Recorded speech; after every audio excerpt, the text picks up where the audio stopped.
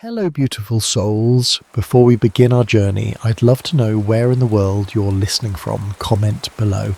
And if you're enjoying these immersive bedtime stories, don't forget to subscribe to Insomniac's Lore for more adventures to carry you into your dreams. Now, let's sink into the shadows together. Calla Morgan watched the Welcome to Black Hollow sign emerge from the fog like a warning. The peeling paint and weathered wood seemed to say what her mother wouldn't. This move was a mistake. "It has character," her mother said from behind the steering wheel. The forced cheerfulness in her voice painful to hear. Character wasn't the word Calla would use. Haunted maybe. Forgotten. The kind of place where secrets didn't just hide, they festered. The divorce had been final for exactly 27 days when her mother announced they were leaving Seattle. A fresh start, she'd called it. As if a small town in the middle of nowhere could erase the memory of finding her father with his research assistant. Black Hollow emerged from the mist like a town trapped in amber. Victorian houses with Widow's Walk stood sentinel over narrow streets. Shops with hand-painted signs lined the main street. No chain stores, no familiar logos. Just local establishments with names like Blackwood Apothecary and Clips Antiques. The Morgans' new home sat at the edge of town, backing up to a forest so dense it seemed to swallow the sunlight. Their realtor had called it a historic gem at an unbeatable price. Translation: nobody wanted to live in it. The house groaned when they entered, as if disturbed from a long sleep. Calla's bedroom was on the second floor, with a bay window that faced the woods. That night, as her mother slept off the exhaustion of unpacking, Calla sat at the window, watching the fog curl around ancient trees. Something moved at the forest's edge. A shadow, distinct from the darkness, shifted between the trees. Not an animal, too tall, too deliberate. A person, perhaps, watching. Calla blinked, and it was gone. Black Hollow. High school was a study in social anthropology. By lunch on her first day, Calla had identified the major tribes, the athletes, the academic overachievers, the artsy rebels, and then there were the locals, kids whose families had been in Black Hollow for generations. They were different somehow, quieter, watchful. "You're in my seat." Calla looked up to find a girl with midnight blue hair staring down at her. Her expression wasn't hostile, just matter-of-fact. "Sorry," Calla said, gathering her things. "You're the new girl, the one living in the old Morgan place." "It's the Johnston house, actually," Calla corrected. "We're the Morgans." The girl's eyebrows rose. "Interesting coincidence." She slid into the seat Calla had vacated. "I'm Willow, and you should be careful in that house, especially at night." "Why's that?" "The Morgan estate, Johnston House, borders the Blackwood property. That's Shadowborn territory." "Shadowborn?" A boy at the next table snorted. "Don't mind Willow. Her grandmother fills her head with all the old stories." "They're not just stories," Willow said, her voice dropping. "The Shadowborn are real. Souls trapped between life and death. They can only exist in darkness." "Right," Calla said, backing away slowly. "Thanks for the warning." But that night, as Calla stared out her bedroom window again, the forest seemed to breathe with possibilities. The shadows shifted again, but this time she was sure there was someone there. Wrapping herself in a hoodie, Calla slipped out the back door. The air was cold for September, carrying the scent of pine and something older, like earth and stone. The forest swallowed sound, her footsteps muffled by decades of fallen leaves. What had seemed like a short distance from her window stretched into a disorienting walk. Just as Calla was about to turn back, the trees opened up to reveal a clearing, and in it, the skeleton of what must have once been a grand estate. The Blackwood property. Moonlight streamed through broken windows and collapsed sections of roof, painting the ruined mansion in silver. Despite its decrepit state, there was a strange beauty to it, a sense of frozen time. You shouldn't be here at night. Calla whirled around, heart thundering. He stood at the edge of the clearing, a boy about her age with features so finely drawn they seemed almost unreal. His eyes caught the moonlight, reflecting it back like polished silver. He wore dark clothes that seemed to blend with the shadows around him. "This is private property," he said, his voice low and melodic, with an accent she couldn't place. Something old-fashioned, like he'd stepped out of another time. "I'm sorry," Calla said, finding her voice. "I'm new in town. I live just through those trees." "The Morgan place." It wasn't a question. "Johnston House," she corrected automatically. "But yes, that's the one." A smile touched his lips, there and gone in an instant. Names change. The land remembers. "I'm Calla." He hesitated, as if weighing whether to offer his name in return. "Ash," he finally said. "Do you live around here?" she asked, though something told her the answer was complicated. His smile was sad now, in a manner of speaking. He glanced at the sky. "You should go home, Calla Morgan. Night isn't safe here." "Because of the Shadowborn?" The words slipped out before she could stop them. He went very still. "What do you know of such things?" "Nothing," she admitted. "Just something a girl at school mentioned." Ash's silver eyes studied her face. "Some legends exist for a reason. Go home, Calla. Lock your doors and windows, and don't come back here." But even as he said it, something passed between them, a recognition, a connection that hummed like electricity in the air. And Calla knew, with absolute certainty, that she would see him again. The next day at school, Calla found Willow in the library during free period. "The boy who lives near the old Blackwood estate," Calla said without preamble. "Ash, what do you know about him?" Willow's eyes widened. "You've seen him?" "Last night." Willow glanced around, then lowered her voice. "There is no boy living near the Blackwood estate. No one has lived there for over 100 years. "But I met him," Calla insisted. "He was real." "Was it dark? Could you see through him at all?" "What? No. He wasn't a ghost, if that's what you're asking." Willow didn't look convinced. "What did he look like?" "Tall, dark hair, silver eyes."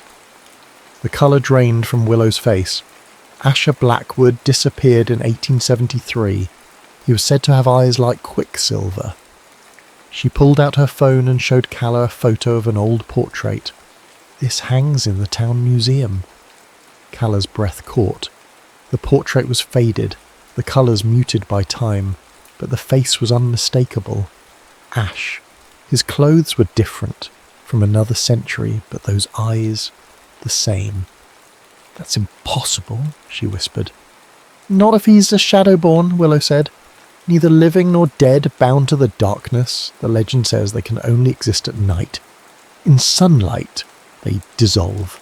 Calla remembered how Ash had glanced at the sky, his urgency in sending her home. "I'm going back tonight," she announced. "That's a terrible idea," Willow said, but Calla could see the curiosity in her eyes. "But if you do, be careful. The Shadowborn are drawn to the living. They feed on life energy." "I'll be fine," Calla said, but a shiver ran through her. Feed on life energy? Surely that was just part of the legend. But when night fell and Calla returned to the ruins, she couldn't shake Willow's warning. The moon was hidden behind clouds tonight, the forest darker, more forbidding. "I didn't think you'd come back." Ash materialized from the shadows, startling her. Tonight he seemed more substantial, less a part of the darkness. "You told me not to," Calla said, "yet here you are."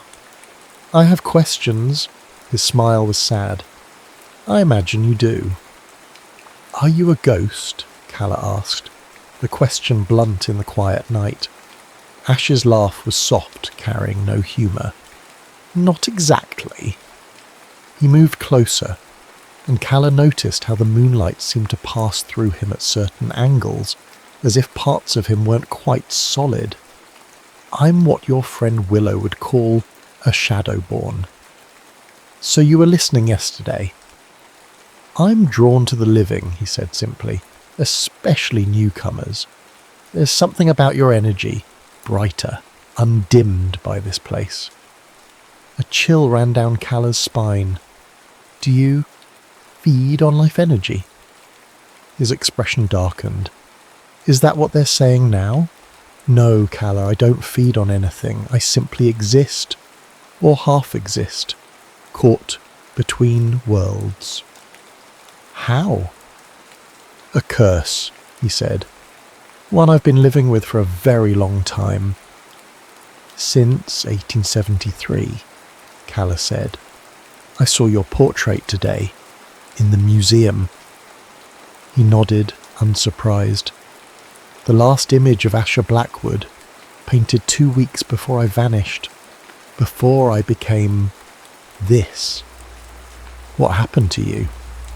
Ash turned toward the ruined mansion. Let me show you something. He led her through what had once been grand entry doors, now hanging precariously from rusted hinges. Inside, moonlight filtered through gaps in the roof, illuminating a grand staircase that must have once been magnificent. Now it was in decay, whole sections missing. This was my home, Ash said, his voice distant. The Blackwood estate. My father built it when Black Hollow was still new, just a handful of families carving civilization from wilderness. He guided her through rooms filled with broken furniture, peeling wallpaper, and the debris of decades. In what must have been a parlour, a cracked mirror hung askew on the wall. As they passed it, Calla noticed something strange. Her reflection appeared, but Ash cast no image. You have no reflection, she breathed. One of the many inconveniences of my condition, he said with a wry smile. They continued to a small room at the back of the house. Unlike the others, this one seemed preserved, as if time had left it untouched.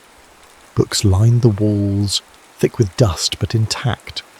A desk sat in the centre, papers still arranged as if their owner had just stepped away. My study, Ash said. The heart of the curse. He gestured to a large book open on the desk. The pages were yellow with age, the ink faded but still legible.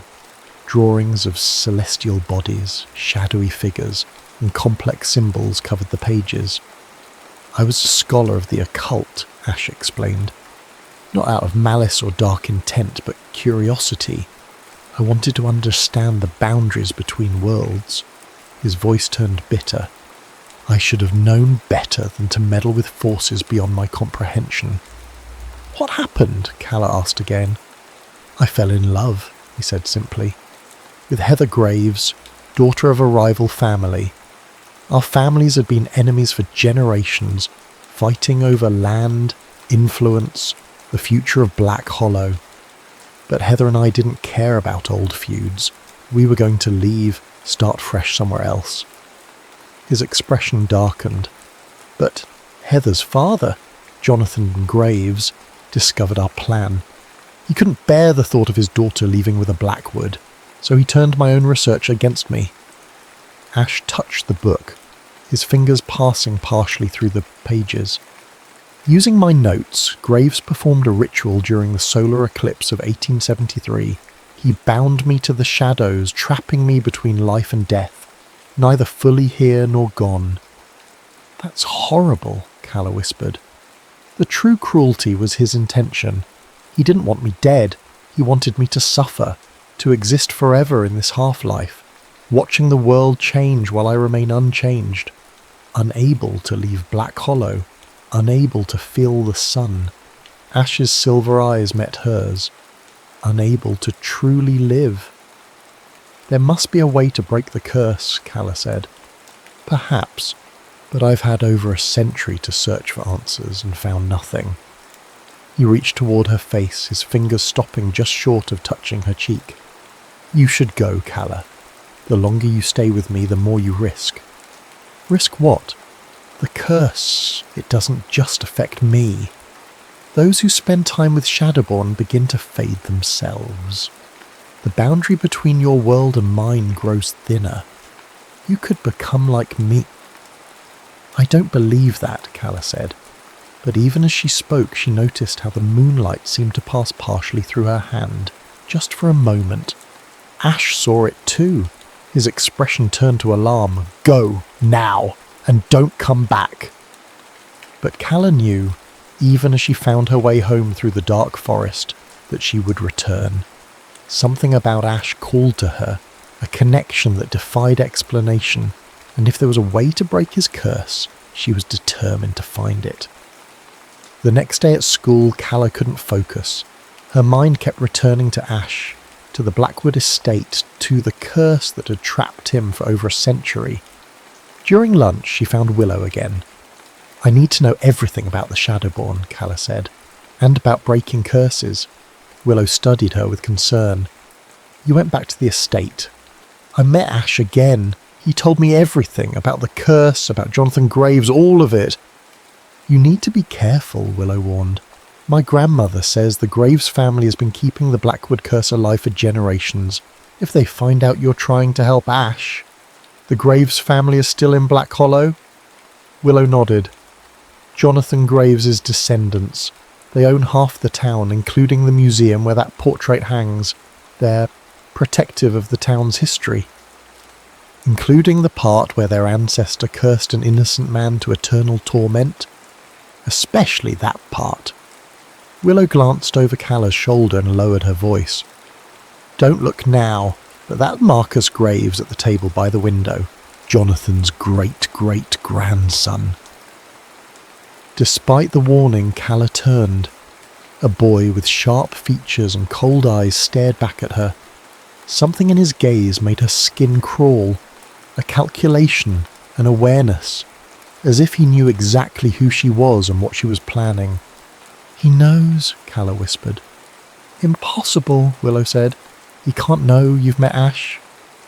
But when Marcus Graves approached their table, his smile didn't reach his eyes. "You must be Calla Morgan. I've heard you've taken an interest in local history." "Just trying to learn about my new home," Calla said carefully. "Admirable. Black Hollow has a fascinating past." He extended a business card. "My father runs the Historical Society. If you'd like a tour of the museum, call that number. We'd be happy to share our perspective on things." After he walked away, Calla studied the card. "Jonathan Graves Historical Society," it read, with an emblem that looked strangely familiar, similar to one of the symbols she'd seen in Ash's book. "That wasn't a friendly invitation," Willow said. "That was a warning." That night, Calla waited until her mother was asleep before slipping out to the forest again. The path to the Blackwood estate seemed shorter now, as if the woods themselves were facilitating her return. Ash was waiting, his form more substantial than before, his silver eyes troubled. "You shouldn't have come back." "I think the Graves family knows I've met you," Calla said. "Marcus Graves approached me at school today." Alarm flashed across Ash's face. "Then you're in danger. The Graves have maintained the curse for generations. They won't let anyone threaten it." "Why? Why keep the curse going after all this time?" "Power," Ash said simply. "The curse doesn't just trap me. It feeds the Graves family. Their influence over Black Hollow is supernatural in nature. They draw strength from my imprisonment." He moved closer, and Calla felt a strange pull, as if gravity worked differently around him. "And now they'll see you as a threat." "Why me? What can I do against a century-old curse?" Ash's expression softened. "You don't feel it. The connection between us, she did feel it, had from the moment they met. A resonance like two tuning forks vibrating at the same frequency. Every curse has a weakness," Ash continued. "Jonathan Graves knew that when he cast it. That's why the Graves family has been vigilant all these years, preventing anyone from getting close to me. But you He reached for her, his hand passing partly through hers, creating a strange tingling sensation. "You're different. Special." "I'm nobody special," Calla protested. "Your name, Morgan. It's not a coincidence." Ash guided her back to his study, to the ancient book. He turned several pages, revealing a family tree. The Morgan family was one of the founding families of Black Hollow, rivals to both the Blackwoods and the Graves. They left the area in the 1920s after a mysterious sire claimed their estate, the very house you now live in. Calla stared at the family tree, tracing the branches with her finger. The last name listed was Eleanor Morgan, born 1902. "My grandmother's name was Eleanor," she whispered. "She died when I was little. Mum never talked much about her family history." The Morgans were practitioners, like the Blackwoods and the Graves, but they believed in balance, in using their knowledge to heal rather than harm. Ash's voice grew urgent. "If you're a Morgan by blood, you might be the key to breaking the curse." "How?" "There's a ritual," Ash said, turning more pages in the book. "Can only be performed during a total solar eclipse, when day becomes night, when barriers between worlds are thinnest." "When's the next eclipse?"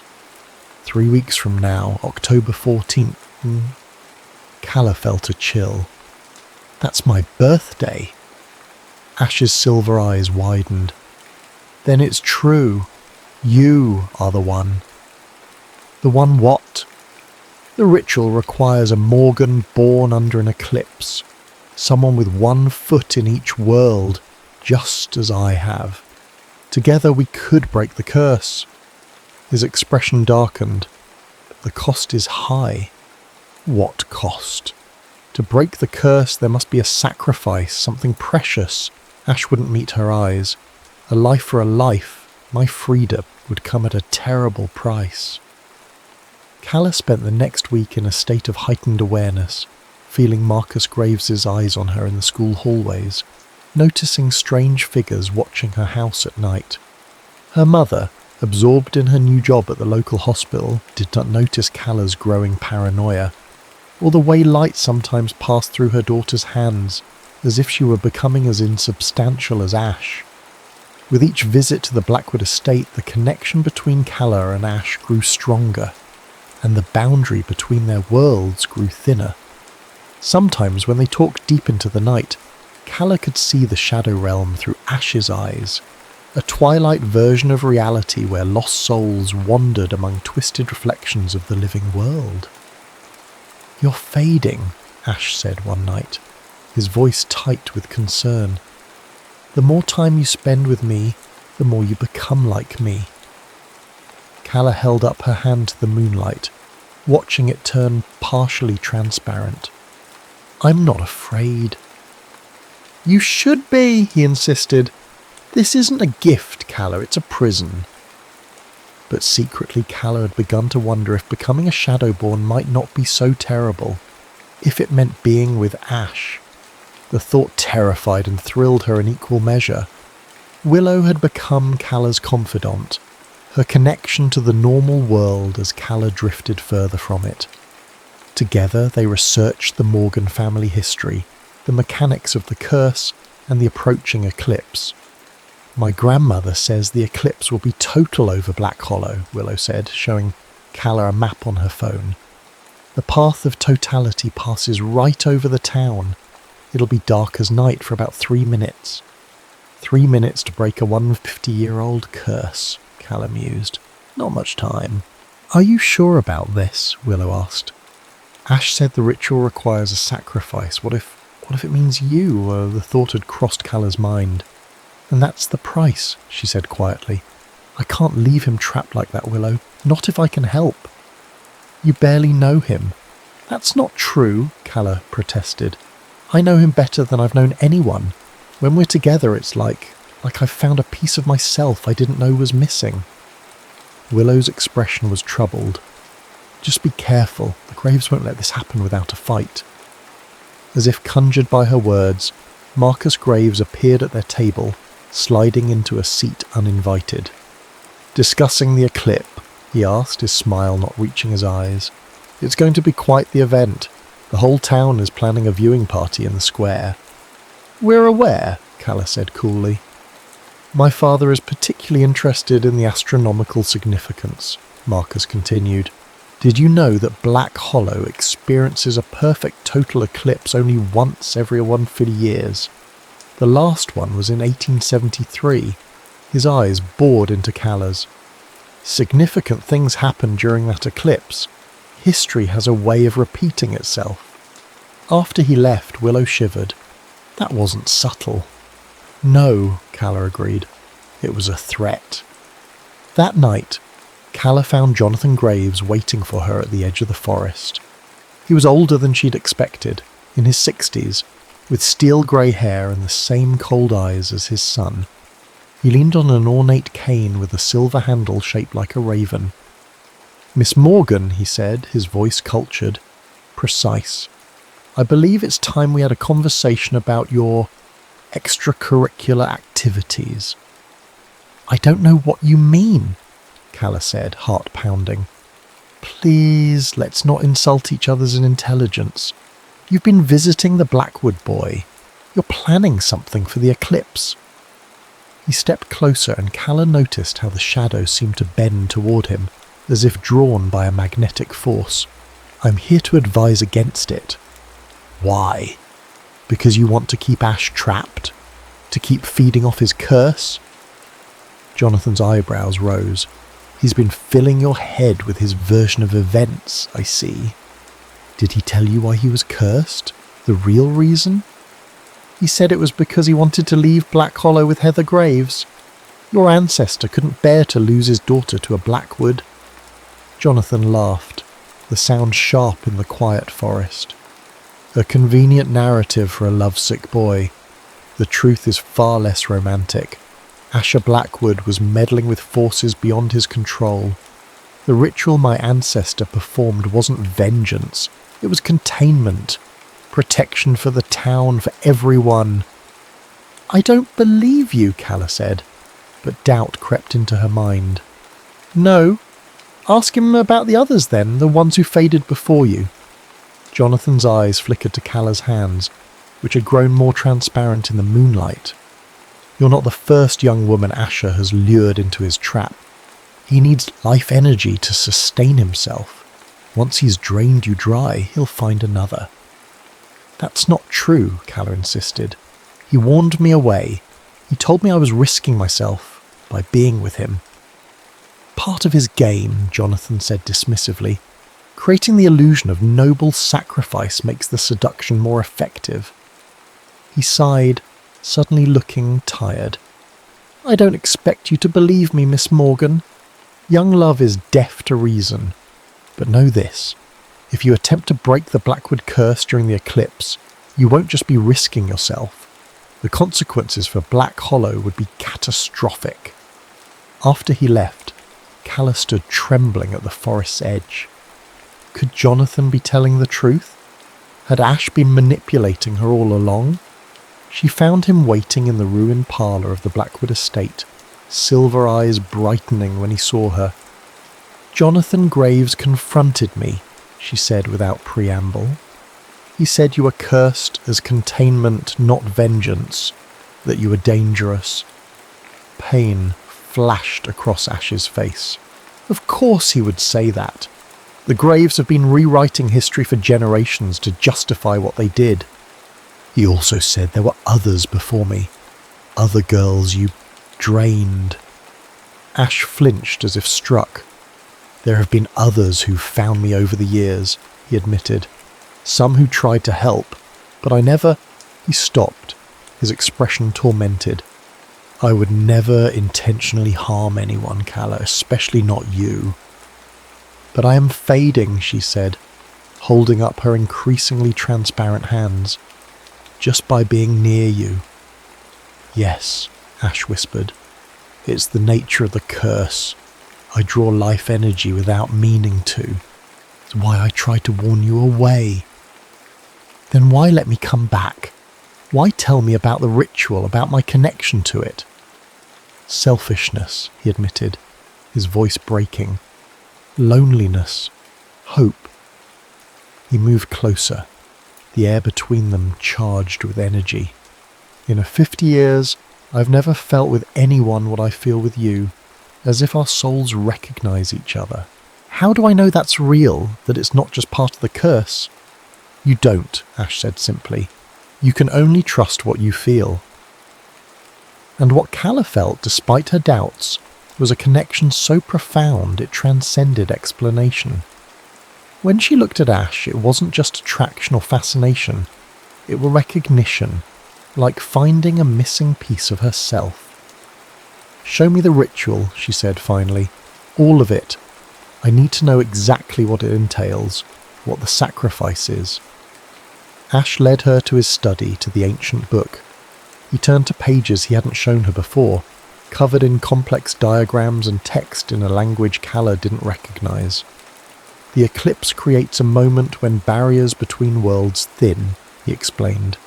When light becomes darkness and darkness light. In that moment, the curse can be broken. His finger traced symbols on the page, but magic demands balance. A soul trapped between worlds can only be freed if another takes its place. Calla's breath caught. Someone has to become a Shadowborn in your place. Yes, Ash said, his voice tight. That's the sacrifice. A willing soul must offer itself to the darkness. And you expected that to be me, Calla said, understanding dawning. That's why you've been reluctant to explain, because the ritual would trap me as you've been trapped. I would never ask that of you, Ash said fiercely. Never! I'd rather remain cursed for eternity than see you suffer my fate. Then why tell me about the ritual at all? Because there might be another way. Ash turned to a different page, showing a variation of the ritual. If the person performing the ritual has strong enough ties to both worlds, like you, a Morgan born under an eclipse, they might be able to break the curse without a direct exchange. Instead of a soul for a soul, an offering of something equally precious. What kind of offering? Ash's expression was grave. That's the unknown.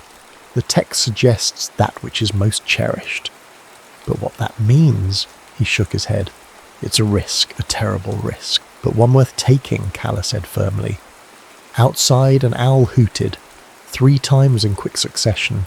Ash went still, listening. What is it? Calla asked. A warning, Ash said. The graves are coming, you need to go. How do you know that? The forest tells me things. One advantage of being bound to this place for so long. He guided her toward a hidden exit at the back of the estate. Go home, Calla, be careful, the graves won't stop until the eclipse has passed.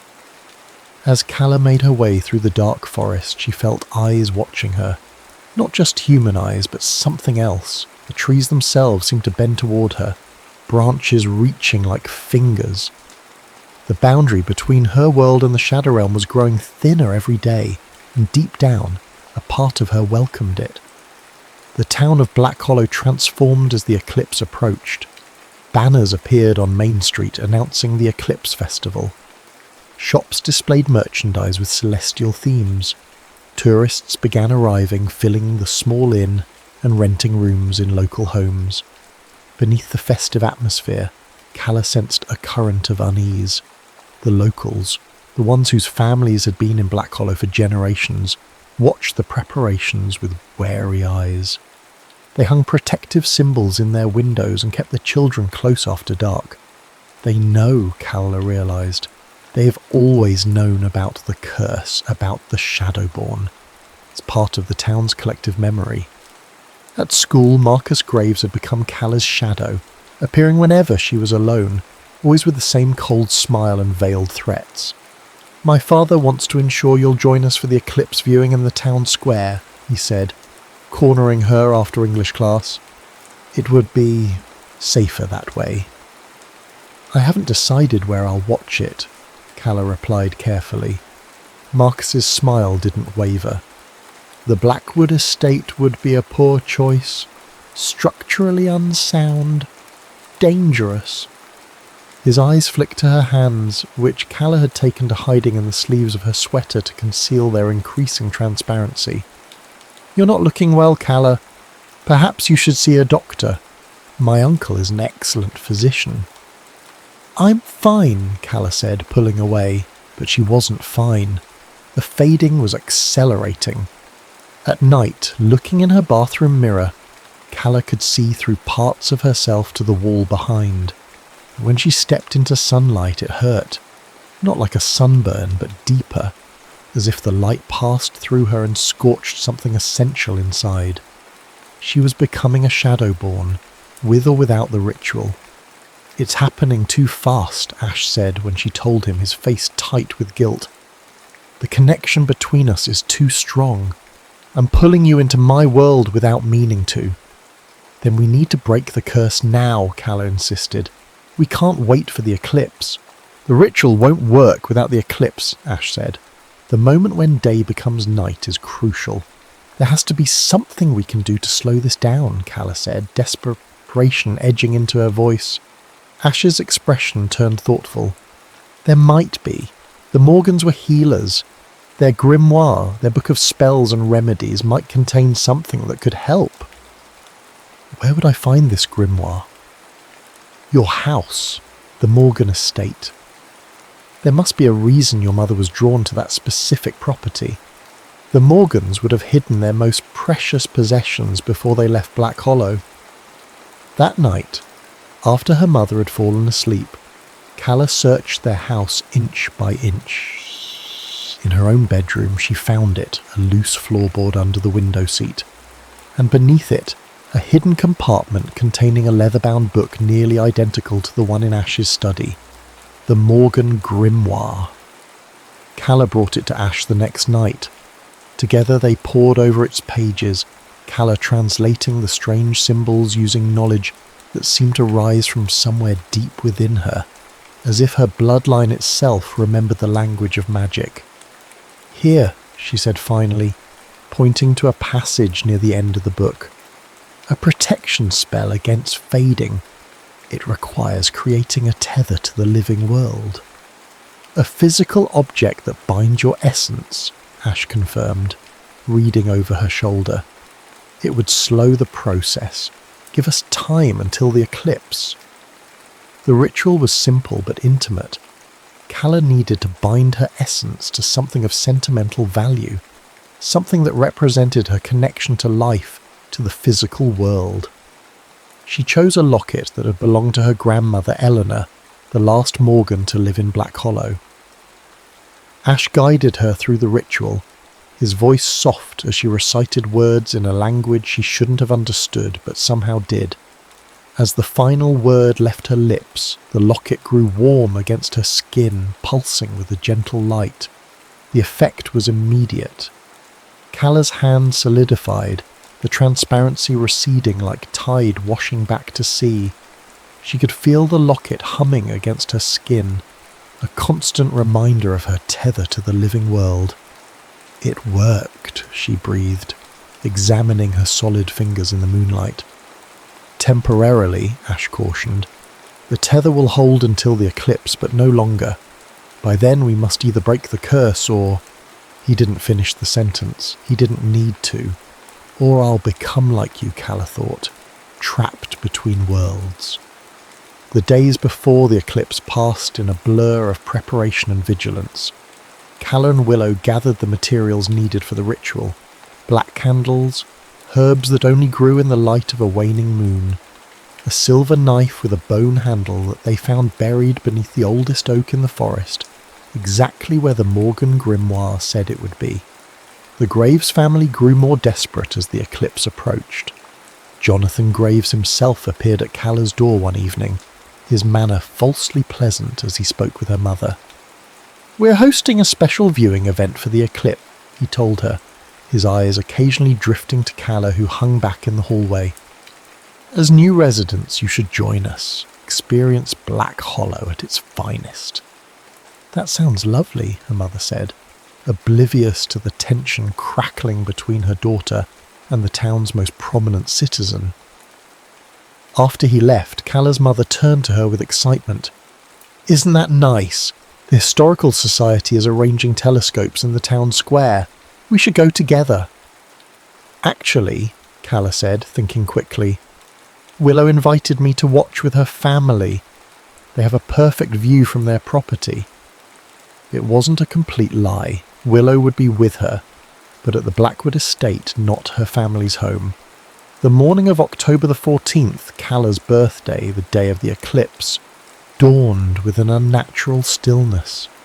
Birds fell silent. The air hung heavy and expectant.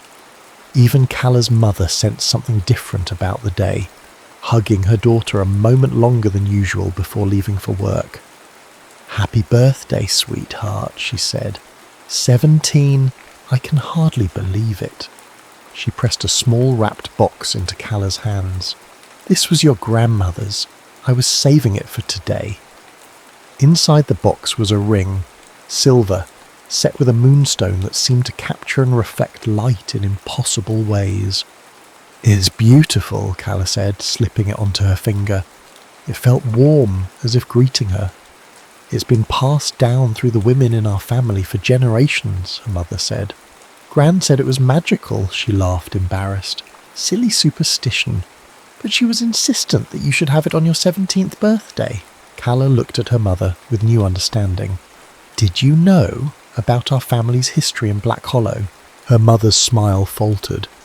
"Gran had stories about the Morgans being special, having certain abilities. I never put much stock in it." She hesitated. "But when the opportunity to move here came up, it felt right somehow. Like we were supposed to be here. Or like we were called back," Calla thought. The eclipse was scheduled for 3:42 p.m. By noon, clouds had gathered over Black Hollow, turning the day prematurely dark. Calla met Willow at the edge of the forest, both of them carrying backpacks filled with ritual supplies. "The whole town feels weird," Willow said as they made their way toward the Blackwood estate, "like it's holding its breath." "The barrier between worlds is thinning," Calla said. The knowledge came to her naturally now, rising from some ancestral memory in her blood. "During the eclipse, the shadow realm and our world will briefly overlap." They found Ash waiting in his study, more solid than Calla had ever seen him. As the eclipse approached, his power grew. "The graves will try to stop us," he warned as they set up the ritual.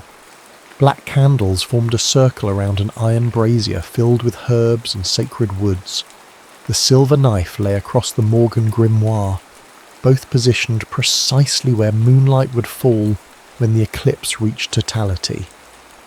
"How?" Willow asked, nervously glancing toward the broken windows.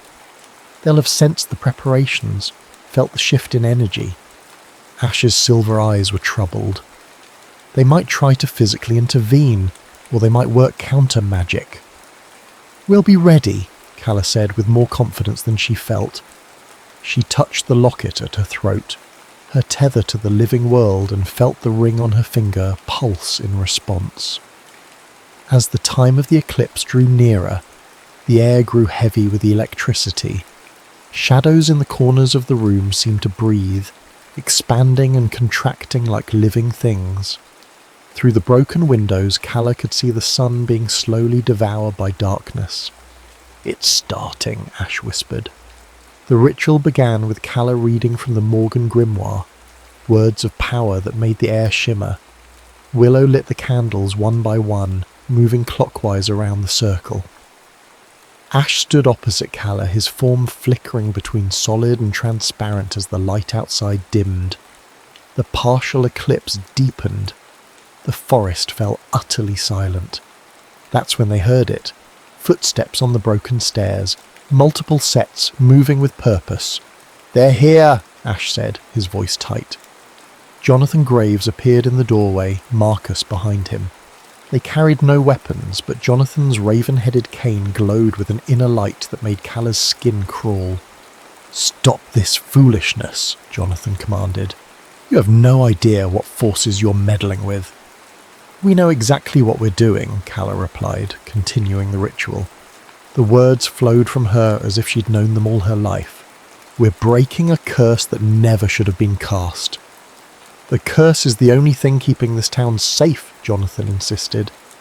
"Asher Blackwood was experimenting with opening doorways between worlds. My ancestor stopped him before he could tear the veil completely." "That's a lie," Ash said, his voice echoing strangely as the Shadow Realm pressed closer. "I never sought to harm anyone. Your ancestor cursed me out of jealousy and spite." "Believe what you will," Jonathan said, "but I cannot allow this ritual to proceed." He raised his cane, and a pulse of energy knocked Willow backward, extinguishing half the candles. Marcus began a counter-chant, his voice merging with his father's in dissonant harmony. Outside, the eclipse moved toward totality. The room darkened further, shadows writhing along the walls like living entities. Calla felt the Morgan ring pulse on her finger, responding to the ancient magic filling the air. Without conscious thought, she removed it and placed it in the centre of the ritual circle on top of the grimoire. The ring flared with light, cutting through the shadows. The counter-chant faltered. "What are you doing?" Jonathan demanded, a note of fear in his voice for the first time. "Breaking the curse," Calla said, her voice transformed, resonating with power that came from somewhere beyond herself. "Not just Ash's curse, but the one your family has kept over this town for generations." The eclipse reached totality. Darkness fell over Black Hollow, absolute and complete. In that moment of perfect darkness, when day became night, Calla completed the ritual with a single phrase from the grimoire. "That which is most cherished, freely given, breaks all chains." She picked up the silver knife and, before anyone could stop her, made a swift cut across her palm. Blood, her Morgan blood, fell onto the ring, onto the grimoire. The droplets seemed to hover in the air, suspended in the moment between moments. "No!" Jonathan cried, lunging forward, but it was too late. Light erupted from the centre of the ritual circle, not sunlight or moonlight, but something older, purer. It engulfed Ash first, his form solidifying completely as he gasped in shock. Then it spread outward, washing over Calla, over the graves, over the entire Blackwood estate. In that blinding moment, Calla saw the true nature of the curse, not just Ash's imprisonment, but a web of dark magic that had ensnared the entire town for generations, feeding the Graves family's power while keeping everyone else in stasis, trapped in patterns they couldn't escape. As the light faded and her vision cleared, Calla saw Ash standing before her, fully corporeal, no longer shifting between worlds. His silver eyes had darkened to a human blue. The locket at her throat had gone cold. Jonathan and Marcus Graves stood frozen in expressions of disbelief and rage. "What have you done?" Jonathan whispered. "Broken the curse," Calla said simply. "All of it." The ring on the grimoire had been transformed. The moonstone now held a shadow at its centre, a tiny piece of darkness preserved in light. "The sacrifice," Ash said in wonder, looking at the ring. "Not a soul for a soul, but a piece of the Shadow Realm bound in stone," Calla finished. "The Morgan ring was meant for this, to hold what couldn't be destroyed, to create balance." Jonathan Graves seemed to age before their eyes, the unnatural vitality draining from him. "You don't understand what you've done," he said, his voice breaking. "Our family protected this town." "You imprisoned it," Ash countered. "Use my curse to maintain your control." The eclipse was ending, light returning to the world. Ash stepped toward the broken window, hesitating at the edge of a sunbeam slanting through the glass. "It's really over?" he asked, looking to Calla. She nodded, her heart full. "Try it." Slowly, Ash extended his hand into the sunlight. It remained solid, warm with life. A smile of pure joy transformed his face as he stepped fully into the light for the first time in 150 years. Outside, birds began to sing again, their voices rising in a chorus that seemed to celebrate the breaking of chains. A wind swept through the forest, carrying away the stagnant energy of a century and a half of darkness. Black Hollow would never be the same, neither would Calla. 1 month after the eclipse, Black Hollow celebrated its first true harvest festival in 50 years. Main Street was transformed with strings of lights and autumn decorations, the usual somber mood of the town replaced by genuine joy. Children played in piles of leaves without their parents constantly looking over their shoulders.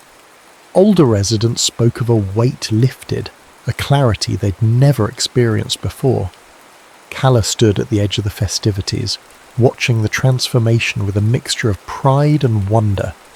The Morgan ring hung on a chain around her neck now, a shadow at its centre, a reminder of what had been sacrificed and what had been saved. "Quite the change, isn't it?" Ash said, peering at her side. He still moved with the silence of a Shadowborn, though he was fully human now. "Are you adjusting?" Calla asked, studying him in the warm glow of the streetlights. His features remained the same, the fine bone structure, the thoughtful eyes, the gentle smile that appeared only for her, but there was a vibrancy to him now, a presence in the world that had been missing before. "Slowly," he admitted. "After 100 years of night, daylight can be overwhelming." He glanced up at the stars, visible despite the festival lights. "I miss certain aspects of the Shadow Realm, the quiet, the way time flowed differently." His hand found hers. "This is better. Being able to touch you without fearing I'll pull you into darkness." Their fingers intertwined, solid and warm. No risk of fading, no boundary between their worlds. Not far away, Jonathan Graves sat alone on a bench, watching the celebration with hollow eyes.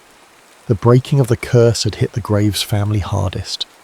Without the power they'd drawn from Ash's imprisonment, their influence over the town had diminished.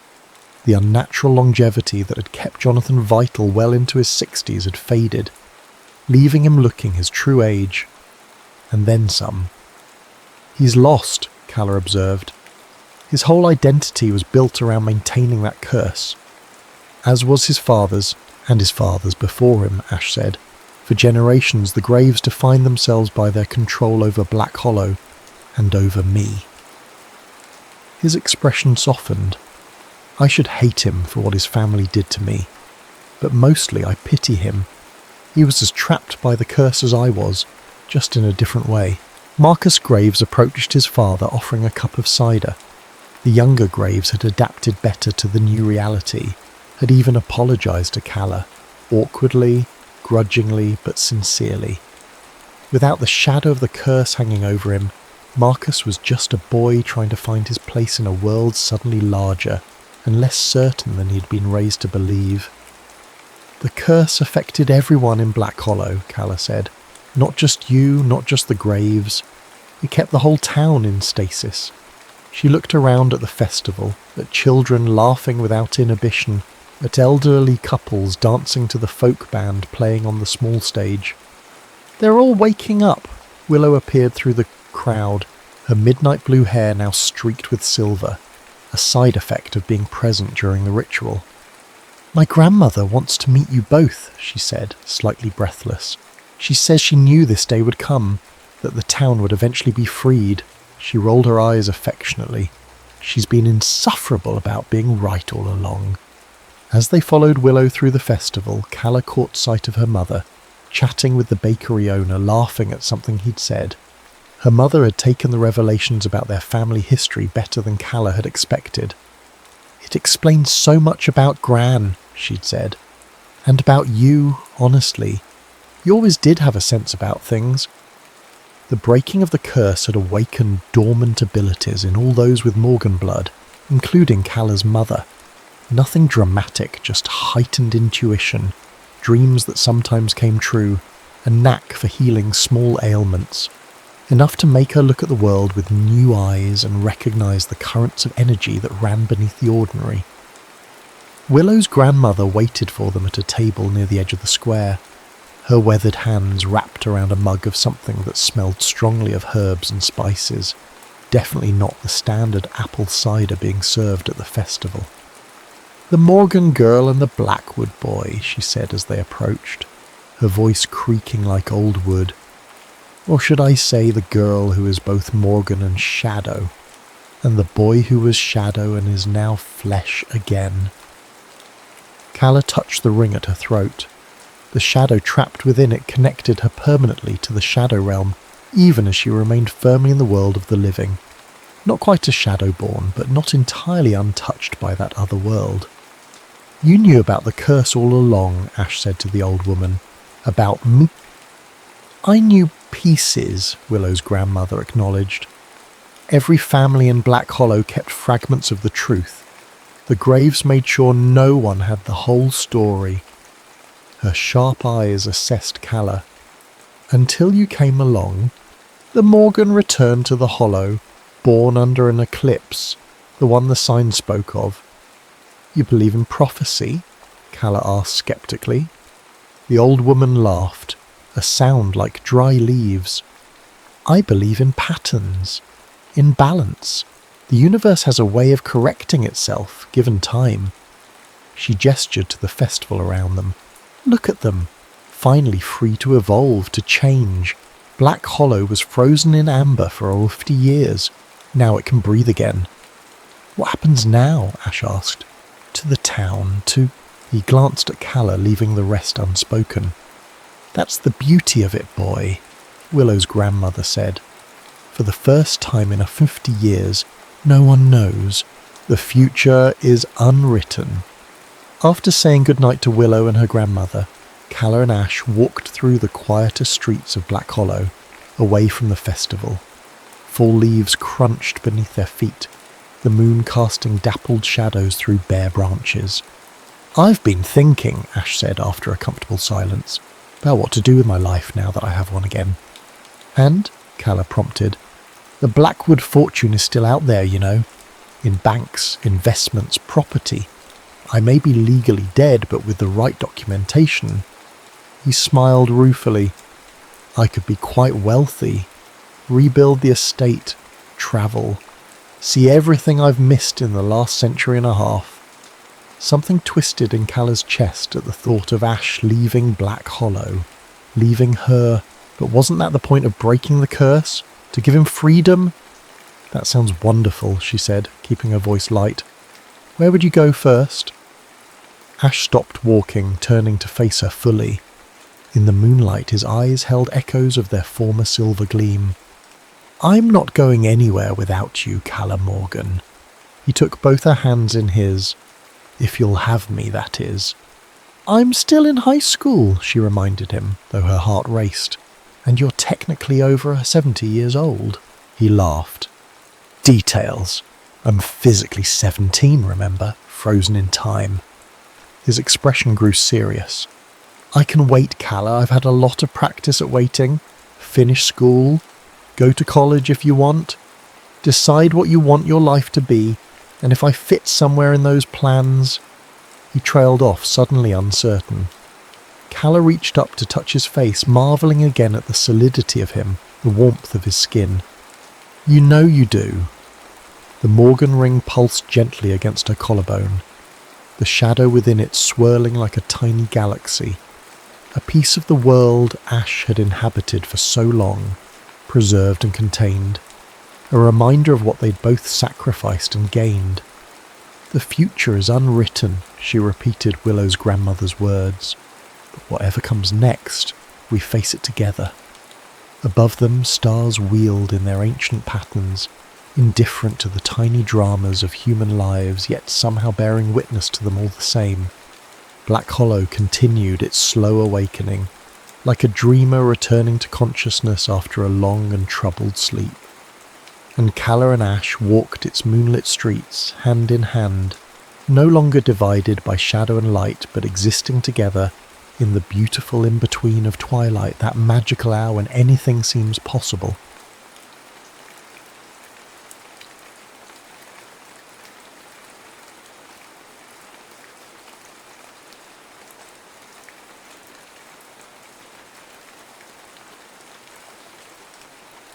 Louis Doyle's fingers danced across the console of Astralis 5, the experimental spacecraft's cabin humming with the quiet intensity of cutting-edge technology. The holographic displays cast a blue glow across his features as he ran through the pre-jump checklist for the third time. At 32, he had already logged more test flights than pilots twice his age, but today's mission carried stakes that made his palms sweat beneath his flight gloves. Reading normal on all fractal alignment matrices called Malcolm Park from the co-pilot's chair. At 35, Malcolm's salt and pepper temples betrayed the stress of their profession, but his eyes still held the eager spark that had drawn Louis to him as a friend and colleague years ago. Malcolm, if these calculations are even slightly off— "They're not," Malcolm interrupted, shooting Louis a knowing look. "I triple-checked them myself. We'll be back in time for Sophia's ultrasound tomorrow." The mention of his wife and their unborn daughter brought a smile to Louis's face. The image of Sophia that morning flashed in his mind, standing in their kitchen, her honey-brown hair catching the sunlight, one hand resting on her swollen belly, while the other held their 3-year-old son Oliver on her hip. "Promise you'll be careful," she'd whispered against his lips as they parted. "Emma and I will be waiting for you." "Initiating fractal expansion sequence," Louis announced into his comm, pushing the thought away. "Quantum space-time dynamics. This is Astralis 5. We are go for FTL jump in T-minus 60 seconds. The response from mission control was immediate. "Copy that, Astralis 5. All systems are nominal. Proceed with jump protocol." Louis exchanged a glance with Malcolm. "Ready to make history?" Malcolm grinned. Just another day at the office. But it wasn't.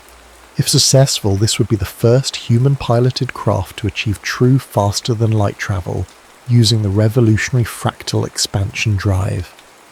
The technology promised to compress the space ahead of the vessel while expanding it behind, creating a sort of bubble that could slip between the conventional laws of physics. "Fractal field generator at maximum capacity," Louis reported, watching the readings climb. "Initiating jump in 3, 2, 1.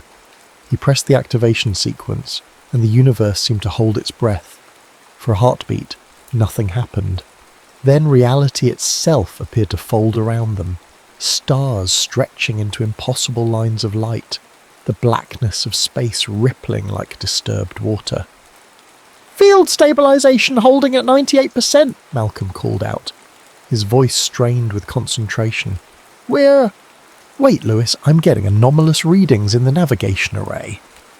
Louis's fingers flew across the controls. What kind of anomalous? "The fractal pattern is destabilizing. It's like something's pulling at the edges of our field." A warning klaxon blared through the cabin as red indicators flooded the displays. Louis felt his stomach drop as he recognized what was happening. "Gravitational interference," he muttered, then louder. "Malcolm, we're being pulled off course. There's a massive gravity well directly in our modified path." Malcolm's face paled as he pulled up the stellar charts. "Bayer BH1, we're being drawn toward a black hole." The next moments were chaos as they fought to regain control of their trajectory. The ship's engines whined in protest as Louis pushed them beyond their designed limits, attempting to break free from the inexorable pull. "Thrusters failing," Malcolm shouted over the growing cacophony of alarms. "Field integrity dropping below 60%. Louis made a desperate decision. We need to shut down the fractal drive and attempt a conventional emergency jump out of here. As his fingers moved to execute the command, a strange calm settled over him. Time seemed to slow, each second stretching into minutes. Through the viewport he could see the terrible beauty of Bayer BH1, a perfect circle of absolute darkness rimmed with the ghostly light of dying stars being consumed. "Louis," Malcolm's voice seemed to come from very far away. "Something's happening to our chronometric readings. The time dilation effect is—" Before Malcolm could finish, a blinding flash of light engulfed the cabin. When Louis could see again, a new presence appeared on their sensors, an unknown vessel, its design unlike anything in Earth's registry. It moved with impossible grace, positioning itself between Australis 5 and the black hole. "Are they helping us?" Malcolm whispered. As if in answer, their communications array lit up with an incoming data packet. Not words or images, but pure mathematics, equations of such complexity and elegance that Louis felt a chill run down his spine. "It's a correction to our fractal field formula," he realised with sudden clarity. "They're showing us how to compensate for the gravitational distortion." Working with frantic precision, Louis integrated the new calculations into their navigation system. The alien vessel maintained its position, seemingly holding back the full force of the black hole's pull. "Field reforming," Malcolm reported, wonder in his voice. "Fractal integrity at 105%, how is that even possible?" Louis didn't answer, focusing entirely on executing their escape. With the alien mathematics guiding their path, Australis 5 slipped free of the gravitational well and made the jump back toward Earth. The return journey seemed deceptively normal. Their instruments showed they had been gone for less than 6 hours, enough time for some concern at mission control, but nothing catastrophic. It wasn't until they approached Earth orbital space that the truth became clear. "Louis," Malcolm's voice cracked as he stared at the dating display. "According to mission control, we've been gone for 52 years. Louis felt the world fall away beneath him. 52 years. Sophia would be 78 now, Oliver 55, and Emma, his unborn daughter, would be 52 years old, older than he was. As Australis 5 docked with the gleaming orbital station that hadn't existed when they left, Louis stared out at an Earth that looked both familiar and alien. The blue-green marble still spun serenely below, but new orbital structures and unfamiliar spacecraft patterns told of decades of advancement. "What do we do now?" Malcolm asked quietly. Louis unbuckled his harness with numb fingers. "We go home," he said, "whatever's left of it." The descent to Earth felt surreal. Louis stared out the shuttle window at the transformed skyline of New Seattle, where impossibly tall structures of transparent materials caught the sunlight like crystalline forests. Air traffic moved in precise three-dimensional patterns that would have been chaos in his time, but now seemed to follow some intricate dance only these future pilots understood. The medical and psychological evaluations had taken 3 days. 3 days of poking, prodding, scanning, and endless questions while he and Malcolm tried to grasp the enormity of what had happened. The time dilation effect near Bayer BH1 had slowed their subjective experience to a crawl while decades rushed by on Earth. They were living relics, perfectly preserved specimens from the 2120s. "Your cellular structure shows no abnormalities," the chief medical officer had explained, her eyes constantly darting to her neural interface rather than meeting Louis's gaze directly. "Physically, you're both exactly as you were when you left. Your chronological age is 84, but biologically you're still 32. Now, as the shuttle descended toward the landing pad of what had once been downtown Seattle, Louis clutched a small holographic projector in his hand. It contained the current information about his family, data that the officials had reluctantly provided after his insistence. Sophia was alive. She had remarried 15 years after his disappearance, to a man named Thomas Mathis. They'd had no children together, but Thomas had helped raise Oliver and Emma. Thomas had passed away 7 years ago. Sophia now lived in a life extension community in what used to be called Bellevue. Oliver was married with 3 children and 4 grandchildren. Emma had married twice with 4 children and 3 grandchildren. Louis had 11 grandchildren he had never met, some of whom were now older than he was. The shuttle touched down with barely a whisper, and Louis stepped out into a world he no longer knew. A sleek transport pod waited to take him to Sophia. Malcolm had family to find as well, a younger sister who was now an elderly woman living in Tokyo. "We'll meet soon," Malcolm had promised before they parted. "We're probably the only people in the world who understand what the other is going through." The transport pod moved silently through the city, its automated systems requiring no input from Louis. He watched the unfamiliar landscape blur by, catching glimpses of everyday life in 2177. People dressed in fabrics that seemed to shift and change with their movements. Many had visible tech integrated into their bodies, subtle glowing lines beneath the skin, eyes with pupils that adjusted mechanically, hands with extra digits that looked both natural and artificial. When the pod finally stopped, Louis found himself before a sprawling complex of elegant buildings integrated with the natural landscape. Trees grew through and around structures in a harmony of design that would have been impossible in his time. A young woman, perhaps in her 20s, waited at the entrance.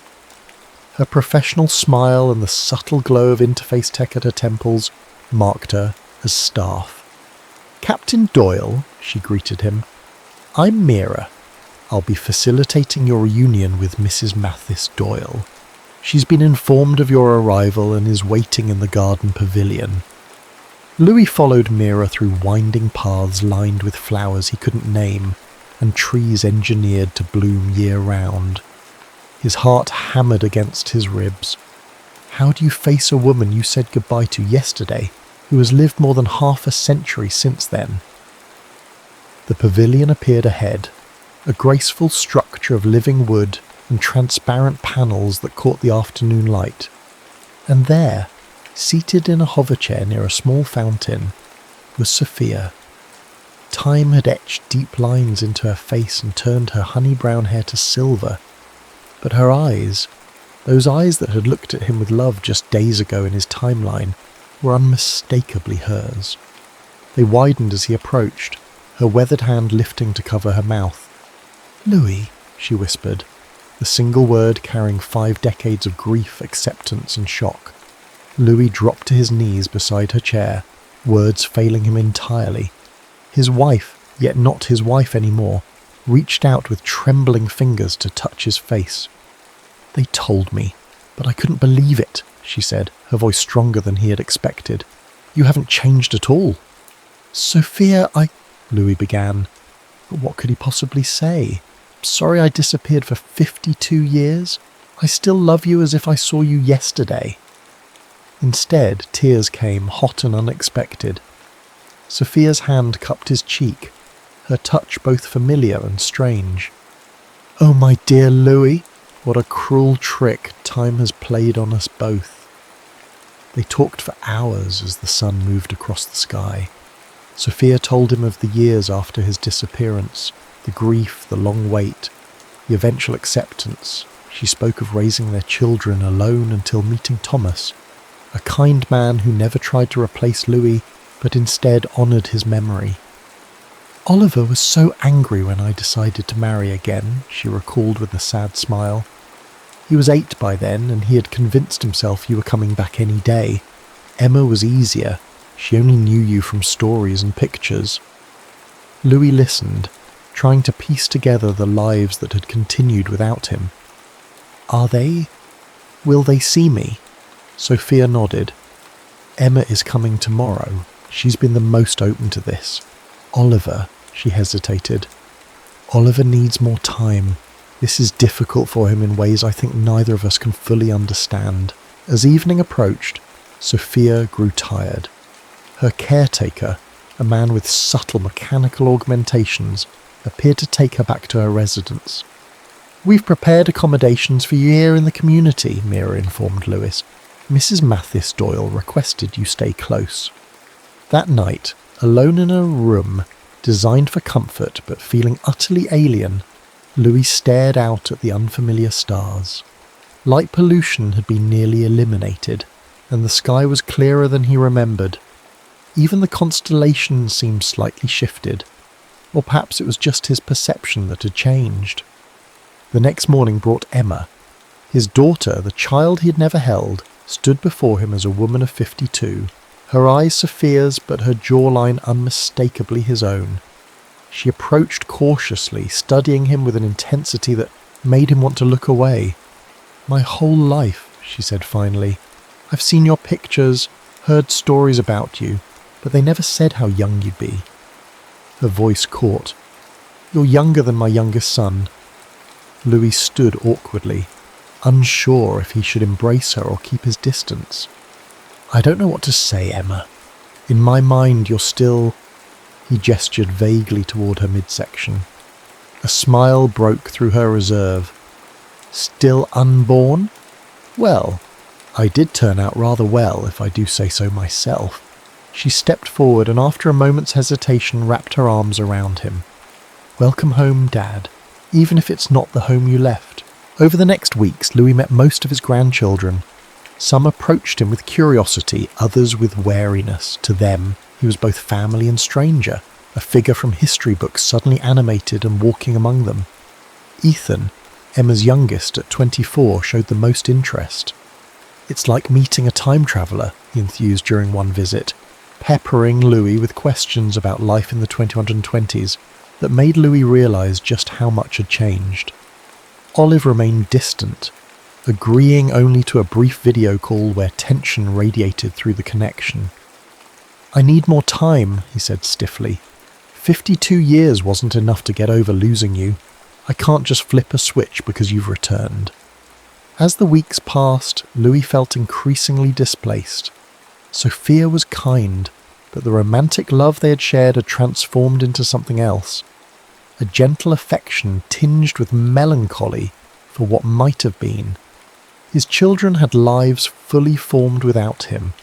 His grandchildren viewed him more as a curiosity than a grandfather. He had no place in this future. No job. His piloting skills, once cutting edge, were now hopelessly outdated. No purpose beyond being a living reminder of a past most had forgotten. It was during this time of growing despair that Ethan arrived one day with a colleague. Grandpa Louis, this is Dr. Jasmine Patterson, Ethan said, introducing a striking woman with dark curls and keen, intelligent eyes. She's a geneticist at the New Pacific Research Institute.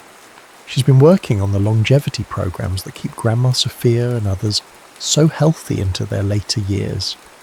Jasmine extended her hand, her grip firm and confident. Captain Doyle, your grandson hasn't stopped talking about you since your return. From a scientific perspective, your case is fascinating. Louis shook her hand, noting the lack of visible tech enhancements that had become so common. Just Louis, please. I'm not sure Captain applies anymore.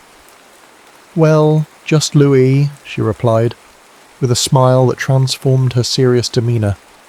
I have about 1,000 questions for you, if you don't mind. Your unique temporal situation presents implications for my research that I never anticipated having the opportunity to explore. There was something refreshing about Jasmine's directness. Unlike others who tiptoed around him as if he might shatter, she looked at him with clear-eyed curiosity and, to his surprise, genuine interest in who he was rather than what had happened to him. Ask away, De Patterson, he found himself saying. It's not like I have a busy social calendar these days. She laughed, a warm, genuine sound that seemed to brighten the room. Call me Jasmine, and don't worry, I won't subject you to all 1,000 questions today, maybe just the first 100 or so. As they talked, something inside Louis began to stir, a feeling he had thought lost in the void of Bayer BH1. For the first time since his return, someone was looking at him not as a relic of the past, but as a man with a future. You're avoiding the gravitational constant question, Jasmine accused, pointing her fork at Louis across the table of the small cafe that had become their regular meeting spot over the past month. Louis couldn't help but smile. I'm not avoiding it. I'm just not convinced your theory about chronometric entropy makes sense. That's because you're thinking in linear terms, she countered, her eyes bright with the thrill of intellectual challenge. The mathematics we've developed since your departure suggest time isn't as straightforward as we once believed. Their debates had become the highlight of Louis's weeks. What had begun as research interviews had evolved into something more. Conversations that ranged from the technical aspects of time dilation to philosophy, art, and the small details of daily life that revealed the true character of a changing world. Jasmine, at 25, represented the best of this new era, brilliant and forward-thinking, yet with a respect for history that many of her peers lacked. Her work in longevity genetics had given her a unique perspective on time and aging that resonated with Louis's unusual situation. "Maybe I am stuck thinking linearly," Louis admitted, watching the way the afternoon light played across her features. "In my mind, it still feels like 2125 was just a few months ago." Jasmine's expression softened. "How are things with your family? Has Oliver agreed to meet in person yet?" Louis shook his head. "Baby steps. He's agreed to bring his wife for a visit next month. His children, my grandchildren, are still keeping their distance. And Sophia? Louis paused, searching for the right words. "She's been wonderful, more understanding than I have any right to expect. But we both know we can't go back to what we were. Too much life has happened for her." Jasmine nodded thoughtfully. "Time creates different kinds of distance. Physical distance can be bridged, but temporal distance..." She trailed off, then reached across the table to touch his hand briefly. "I can't imagine how difficult this is for you." The simple gesture of comfort sent an unexpected warmth through Louis. He'd grown comfortable with Jasmine, but this was the first moment he recognised that his feelings might be evolving beyond friendship. The realisation troubled him deeply. How could he contemplate feelings for another woman when Sophia, his wife, the mother of his children, was still alive? The fact that over 50 years had passed for her, but only months for him, created an ethical and emotional quandary he hadn't prepared for. That evening, Louis found himself walking the peaceful grounds of the life extension community, his thoughts in turmoil. He was so distracted that he nearly collided with Sophia, who was enjoying the evening air in her hover chair. "Louis," she greeted him with a knowing smile, "you look like a man carrying the weight of the universe. Walk with me." He fell into step beside her slow-moving chair, the familiar scent of the jasmine flowers she had always loved filling the air between them. The irony of the scent wasn't lost on him. "Ethan tells me you've been spending considerable time with Dr. Patterson," Sophia observed after they had walked in silence for several minutes. Louis felt a flush of embarrassment, like a teenager caught passing notes in class. "She's been helping me understand this new world." "Is that all she's been helping you understand?" He stopped, turning to face the woman who had been his wife in another lifetime. "Sophia, I would never..." "Louis Doyle, don't you dare finish that sentence," Sophia interrupted, her aged eyes flashing with the same spirit that had captivated him when they first met. "Do you think I expect you to live the rest of your life alone? You're 32 years old. And I'm 78, she finished for him. "I've lived a full life, Louis. I've loved 2 good men. I've raised our children. I've held our grandchildren. And yes, I mourned you, deeply and completely." Her voice softened. "But I also moved forward, because that's what living requires." Louis knelt beside her chair. "I still love you, Sophia. That hasn't changed for me." She reached out to stroke his cheek, her touch gentle. "I know you do, my dear, and I love you. The you I remember, and the you kneeling before me now. But we both know it's not the same love we shared before. It can't be." Tears welled in Louis's eyes. "I feel like I'm betraying you." "No," Sophia said firmly. "The only betrayal would be denying yourself the chance at happiness because of misplaced loyalty to a past that's gone for everyone but you." She took his hand, her grip still surprisingly strong. "I've seen how you look when you talk about Jasmine. Reminds me of how Thomas used to look at me, like he couldn't quite believe his good fortune." Louis didn't know what to say.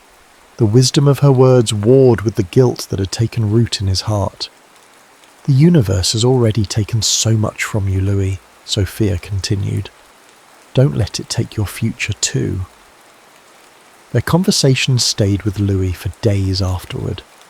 He went through the motions of his increasingly structured life, meetings with specialists helping him integrate into modern society, visits with Emma and her family, virtual reality sessions to update his piloting knowledge in case a suitable position became available. But his thoughts kept returning to Jasmine and to Sophia's blessing that felt both liberating and terrifying. When Jasmine called to invite him to a symposium on quantum temporal mechanics, Louis nearly declined. But Sophia's words echoed in his mind. "Don't let it take your future too." "I'd be delighted," he heard himself say instead. The symposium was held in what had once been the Seattle Art Museum, now transformed into a combined cultural and scientific hub. As Louis and Jasmine entered the grand hall, he became acutely aware of the curious glances directed their way. By now, the story of Australis 5 and its time-displaced pilots had become public knowledge, making Louis something of a reluctant celebrity. "Ignore them," Jasmine murmured, seeming to sense his discomfort. "They'll find some new fascination next week." The lectures were largely beyond Louis's understanding, despite his background in aerospace engineering.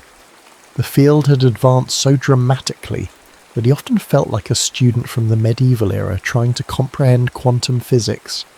But watching Jasmine in her element, asking incisive questions, debating points with the presenters, her face animated with the joy of scientific discovery, stirred something profound in him.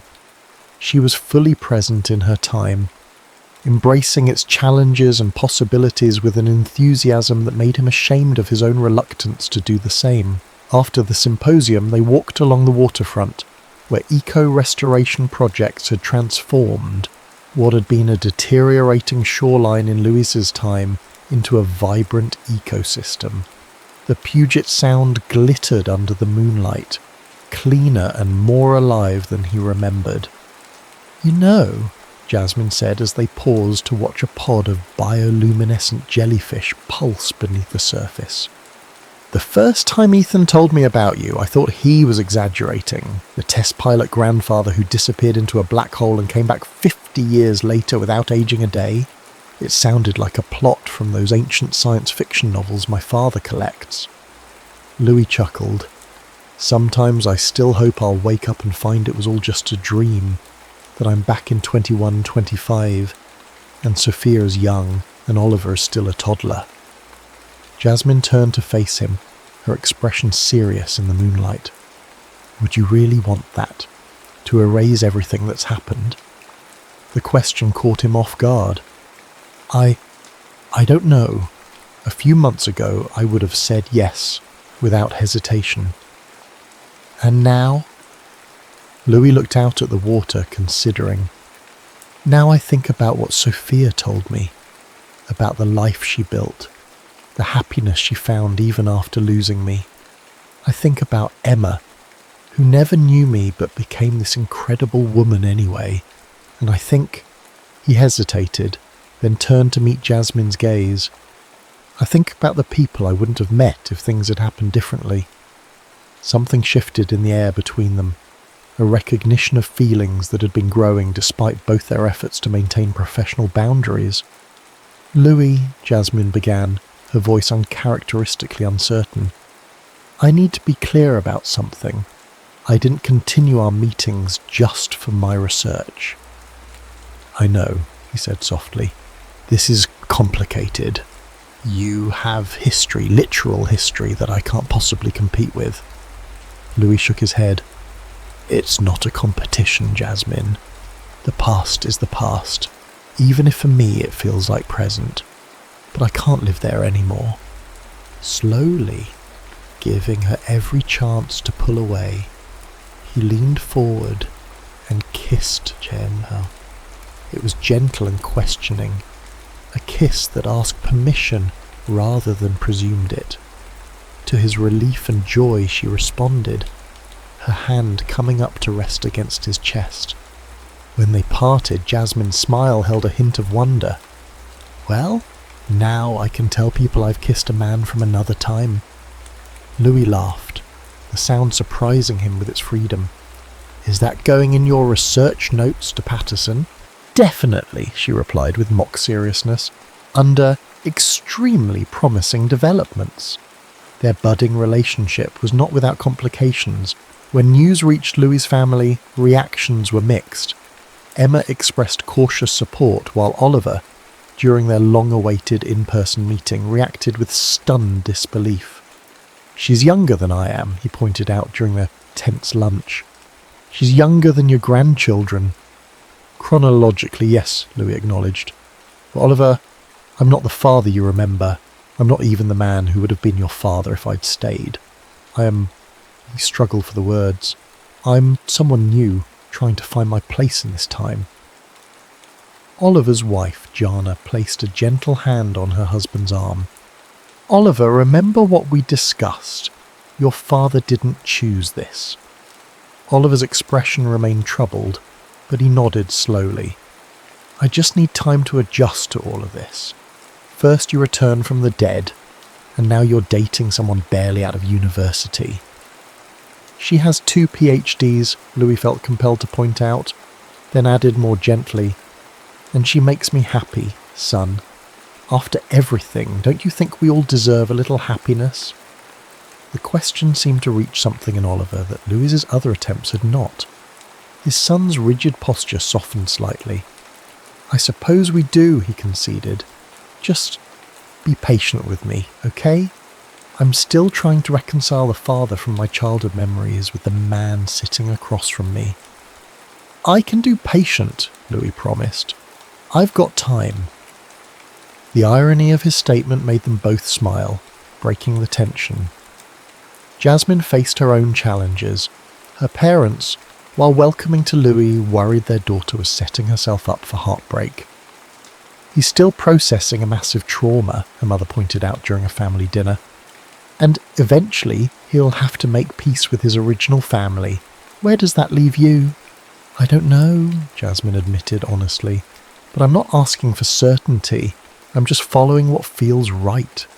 As winter turned to spring, Louis and Jasmine settled into a relationship that defied conventional categorization. They were partners in exploring, he learning a new world, she seeing her familiar one through fresh eyes. The gap in their chronological ages became less relevant than their shared curiosity and growing affection. One afternoon, as they picnicked in a floating garden that drifted above Lake Washington, one of the marvels of 2177's architectural innovations, Jasmine broached a subject they'd been circling for weeks. "The New Pacific Institute is funding an expedition to Europa," she said, trying to sound casual but unable to hide her excitement. "They're looking for specialists in extreme environment adaptation, which is basically what I've been studying for the past 3 years." Louis set down his glass of synthesized wine, another modern innovation he'd grown to appreciate. "Europa? Jupiter's moon?" She nodded. "The subsurface ocean has shown remarkable potential for supporting modified human habitation. We're talking about establishing the first permanent research base." The implications were clear. "How long would you be gone?" 3 years, Earth time," she replied, watching his reaction carefully. "But here's the thing, they need a pilot with experience in gravitational anomalies. The Jupiter system is tricky to navigate, even with AI assistance. Your experience with Bayer BH1 makes you uniquely qualified." Louis stared at her, stunned. "Are you saying—" "I'm saying," Jasmine continued, taking his hand, "that if you wanted to apply, I have it on good authority that the mission director would be very interested." The prospect was dizzying. To return to space, to have purpose again, using the very skills that had once torn him from his time, felt like a gift he hadn't dared hope for. "What about your research here? What about—" He hesitated. "What about my family?" Jasmine squeezed his hand. "My research can continue there. Better, in fact, with access to completely new environments. As for your family," she looked at him with understanding, "that's a decision only you can make. But Louis, they've built lives that will continue with or without your daily presence. The question is, what life are you going to build?" As Louis considered her words, He gazed out at the Seattle skyline, at once familiar in its geography and utterly transformed in its details. In that moment, he realized something profound. He had been given not just a second chance at life, but at love, at purpose, at future. Whatever he decided about Europa, he would no longer be merely a visitor from the past. He would be a participant in the present, with all its complications and possibilities.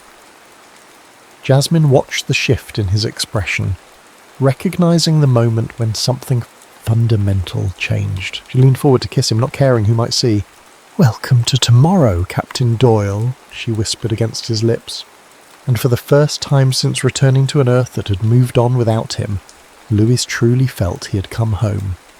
3 months later, Louis stood in Sophia's garden, watching as the afternoon sunlight filtered through the genetically modified cherry trees that bloomed year-round. At 79, Sophia had begun to show signs of slowing down. The life extension treatments could only do so much, but her mind remained sharp as ever. "So you've made your decision," she said, more statement than question. Louis nodded, taking a seat on the bench beside her hoverchair. "I have. The Europa mission leaves in 6 weeks. Jasmine and I will both be going." Sophia smiled, reaching out to take his hand. Her skin felt paper-thin against his, the contrast between his artificially preserved youth and her natural aging more pronounced than ever. "You know, when Thomas asked me to marry him, I almost said no," she confessed, her eyes distant with memory. "I felt like I was betraying you, even though you'd been gone for 15 years by then. Oliver was so angry about it. He was still holding on to the hope you'd return."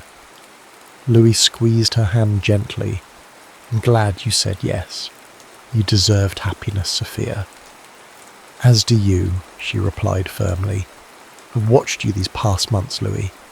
When you first returned, you were a ghost, present in body, but your spirit was still trapped in 2025. Now," she gestured to his face, "now I see life in your eyes again."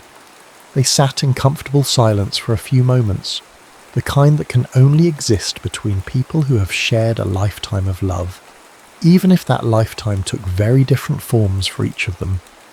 "I wanted to ask you something," Louis said finally. "Something important." "Anything, dear." Louis took a deep breath. "Your blessing. Not just your acceptance or your understanding, but your true blessing. For whatever future Jasmine and I might build together." Sophia's eyes filled with tears, but her smile was radiant. "Oh, Louis, you've had that from the moment I saw how she looks at you, and how you look at her." She reached up to touch his cheek. "Our time together exists in a different world now, but it was real and precious. Nothing can diminish what we shared. But love isn't meant to be preserved like a museum piece. It's meant to grow, to change, to find new expressions." Louis leaned forward to embrace her, careful of her fragility. "I will always love you, Sophia. Always." "I know," she whispered against his shoulder. "And I will always love the young man who promised to come home to me after his test flight. But we're both different people now. You have centuries ahead of you, Louise. Live them fully." As they parted, Louis felt a weight lifting. The last lingering threads of guilt that had bound him to a past he could never reclaim. The weeks that followed were a whirlwind of preparation. The Europa mission required extensive training, even for someone with Louis' experience. The technology had advanced considerably, and while his intuitive understanding of spaceflight principles remained valuable, the practical applications had transformed. Jasmine threw herself into final research preparations, her excitement infectious as she described the studies she hoped to conduct in Europa's unique environment. They spent long evenings discussing the possibilities, her scientific vision complementing his practical experience in ways that made them ideal mission partners. Oliver finally began to thaw, especially after Louis made it clear that his departure for Europa wasn't an abandonment but an opportunity for both of them to move forward. "I missed your childhood," Louis told his son during a rare moment alone. "I can never get that back, but I can be present for whatever time we have now, and when I return from Europa, I want to know the man you've become, not just the memory of the boy I left behind." Something in those words seemed to reach Oliver in a way nothing else had. "I've spent most of my life angry at you for leaving," he admitted, "even knowing it wasn't your choice. I think I need to finally let that go." Their reconciliation wasn't instantaneous or complete, but it was a beginning.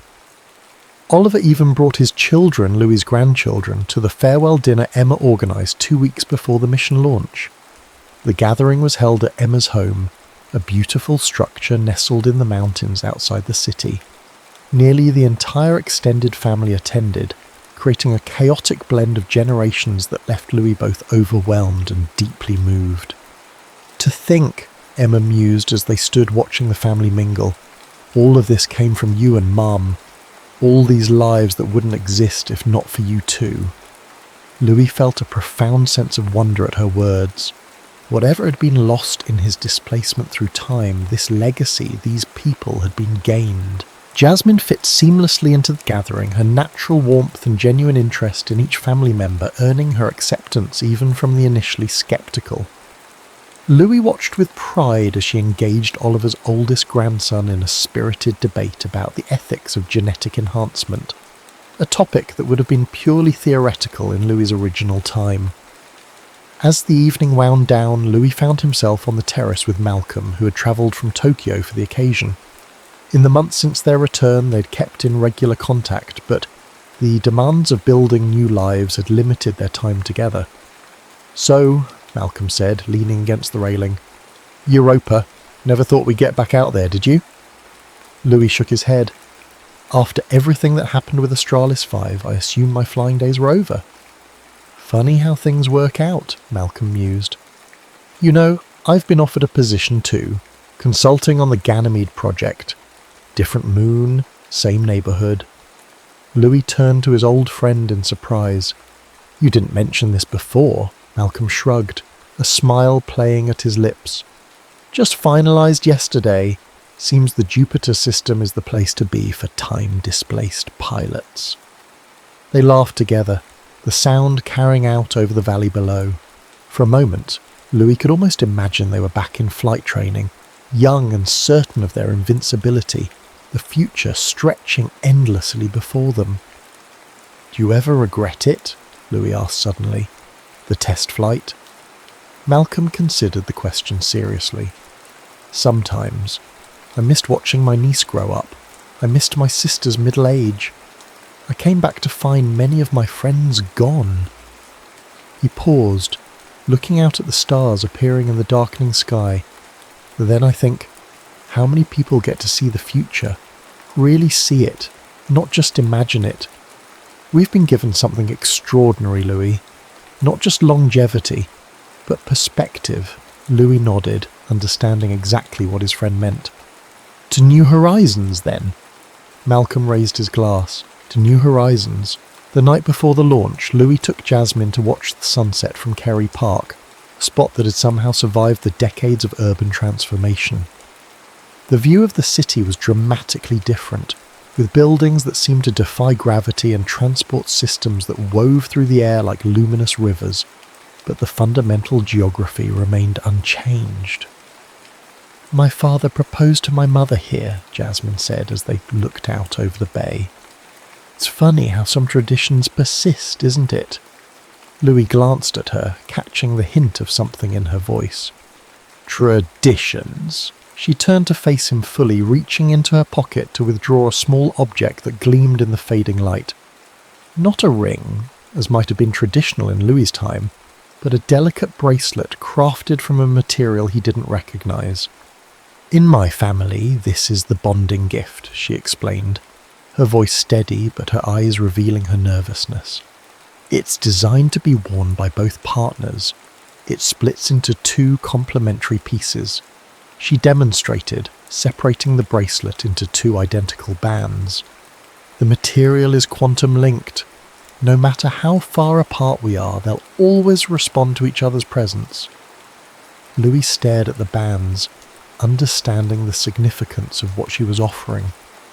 Jasmine, are you asking you to be my partner? Yes, she said simply. Not necessarily in the traditional married sense. That feels too bound to old conventions for what we are to each other. But as my chosen one, the person I want beside me as we explore worlds neither of us has seen before. Louis felt his heart swell with emotion. This woman, who had seen him not as a relic or a curiosity, but as a man worthy of a future, was offering him exactly that, a future unconstrained by the past. I can think of no greater honour, he said, taking one of the bands and slipping it onto his wrist. It adjusted automatically to fit perfectly, glowing with a soft inner light. No greater joy than discovering new worlds with you, both out there and within ourselves. As Jasmine placed the companion band on her own wrist, both bracelets pulsed in unison, their lights synchronizing in a dance of quantum connection. She stepped into his embrace, and as they kissed beneath the stars, Louis felt the final piece of his new life click into place. The launch day dawned clear and bright. The spaceport, located on what had once been an island in the Puget Sound, hummed with activity as the Europa mission prepared for departure.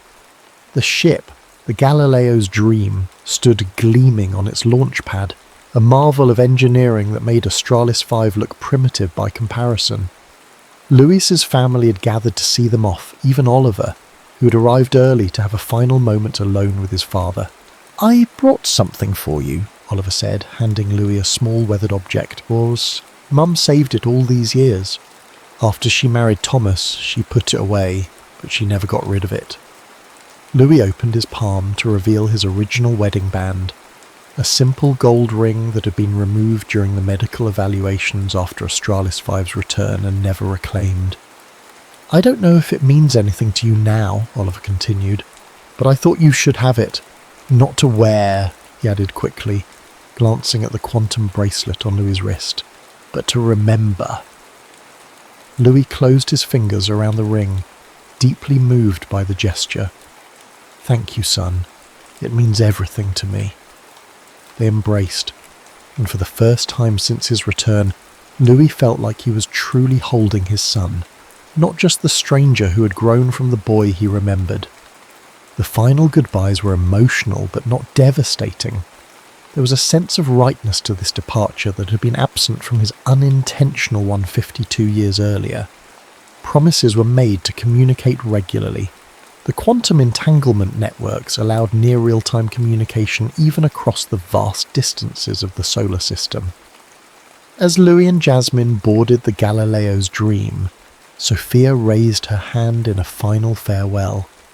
Their eyes met across the distance and volumes were spoken in that silent exchange, acknowledgement of a love that had endured across time even as it transformed into something new. In the cockpit, Louis took his position as lead pilot, the familiar sensation of pre-flight anticipation flooding his system. Beside him, Jasmine prepared her biological monitoring systems, her movements confident and precise. "Ready for another leap into the unknown, Captain Doyle?" she asked, a smile playing at her lips.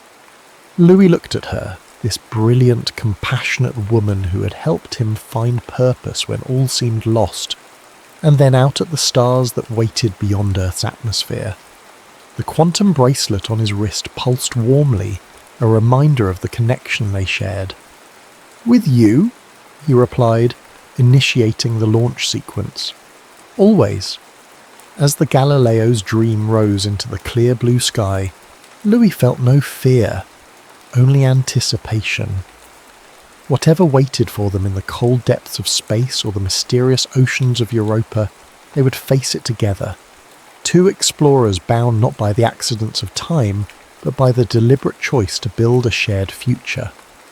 The past could not be changed, but the future remained unwritten. and for the first time since emerging from the temporal distortion of Bayer BH1, Louis looked forward to turning the page.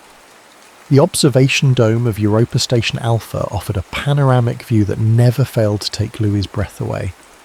Above, Jupiter dominated the sky, its massive presence both beautiful and intimidating, banded clouds swirling in perpetual motion. Below, Europa's icy surface stretched to the horizon, cracked and ridged like a giant puzzle waiting to be solved. 3 years had passed since their arrival, 3 years of discovery, challenge and growth. The research station, buried beneath 20 meters of ice and extending into the subsurface ocean, had become home to 47 scientists, engineers and support staff, all dedicated to understanding the moon's unique environment. Jasmine had thrived here. Her work on adapting human physiology to the high radiation, low gravity environment had led to breakthroughs that would benefit future missions throughout the solar system. The respect she commanded among her peers filled Louis with pride. "Thought I'd find you up here," came her voice from behind him. "Contemplating the infinite again?" Louis smiled as she joined him at the viewport. "Just thinking about how far we've come." "From Australis 5 to Europa," she mused, leaning against him. "Not the journey either of us expected." "Not just that distance," he clarified. "The other kind too." She understood immediately, as she always did. The quantum bracelets they wore pulsed in synchronization, their connection as strong as it had been the day they exchanged them. "I got a message from Emma this morning," Louis continued. "Oliver's youngest granddaughter, my great-granddaughter, just graduated from university. Astrophysics, if you can believe it. She says I inspired her choice, though I've never even met her in person." Jasmine squeezed his hand. "The ripples we create extend far beyond what we can see." Louis nodded, remembering Sophia's last message before her passing 6 months earlier. She had been 91, a remarkable age even with life extension treatments, and at peace with her extraordinary life. "She said she always knew I'd find my way back to the stars," Louis said softly. "Not just back to Earth, but back to where I truly belonged." The intercom chimed, interrupting their moment of reflection. "Captain Doyle, Dr. Patterson, your presence is requested in Subsurface Lab 3. Dr. Dorsey believes they have identified a new form of extremophile bacterium in today's samples." "Duty calls," Jasmine said with a smile. "Race you there?" As they made their way through the station's corridors, Louis marvelled at how seamlessly they had integrated into this community. Here, his unusual temporal displacement was just another interesting fact about him, not the defining characteristic that had overshadowed everything on Earth. The lab was buzzing with excitement when they arrived. Dr. Leon Dorsey, the expedition's chief biologist, looked up from her microscope with barely contained enthusiasm. "You're going to want to see this," she said, gesturing them over. "The new extremophile isn't just surviving in Europa's ocean, it's manipulating its environment in ways that suggest rudimentary intelligence." As Jasmine bent over the microscope, her face lighting up with scientific curiosity, Louis felt a surge of gratitude for the strange, twisted path that had brought him here. The black hole that had stolen his original future had, in its way, given him this one instead. Later that evening, as they prepared for bed in their shared quarters, Louis retrieved a small box from his desk drawer. Inside lay his original wedding ring from Sophia, the one Oliver had returned to him before the launch, alongside a worn photograph of his first family and a small vial of water. "What's that?" Jasmine asked, noticing the vial. "Malcolm brought it back from Earth on the last supply run," Louis explained. "It's from Puget Sound, near where Sophia's ashes were scattered. I thought tomorrow we might take the shuttle to the western ice plains. There's a crevasse there that leads directly to the subsurface ocean. I'd like to pour this into Europa's waters." Jasmine's eyes softened with understanding. "A way of connecting your past to your present." Louis nodded. "Is that strange?" "Not at all," she said, wrapping her arms around him. "It's one of the things I love most about you, your ability to honour what was while still embracing what is." They stood together by the small viewport in their quarters, Jupiter's reflected light casting a gentle glow across the room. At 55, chronologically 87, Louis had noticed the first subtle signs of aging since arriving on Europa. The preserved youth gifted by the time dilation was finally giving way to the natural progression of life. Strangely, he welcomed these changes. They connected him to the normal flow of time, to the rhythm of existence that all living things shared. Jasmine, now 28, had committed to aging alongside him, declining the more aggressive longevity treatments that might have maintained her youth far beyond his lifespan. "Do you ever wonder what happened to them?" Louis asked suddenly. "The aliens who saved us from Bayer BH1? Jasmine considered the question. "Sometimes. The mathematical formulas they shared have revolutionized our understanding of space-time, but we've never encountered anything like their vessel again." "I like to think they're still out there," Louis mused. "Maybe they make a habit of rescuing foolish explorers who venture too close to black holes." "Perhaps we'll meet them again someday," Jasmine suggested. "Space is vast, but time is longer." "Time," Louis repeated with a soft laugh. "My old adversary and strange benefactor."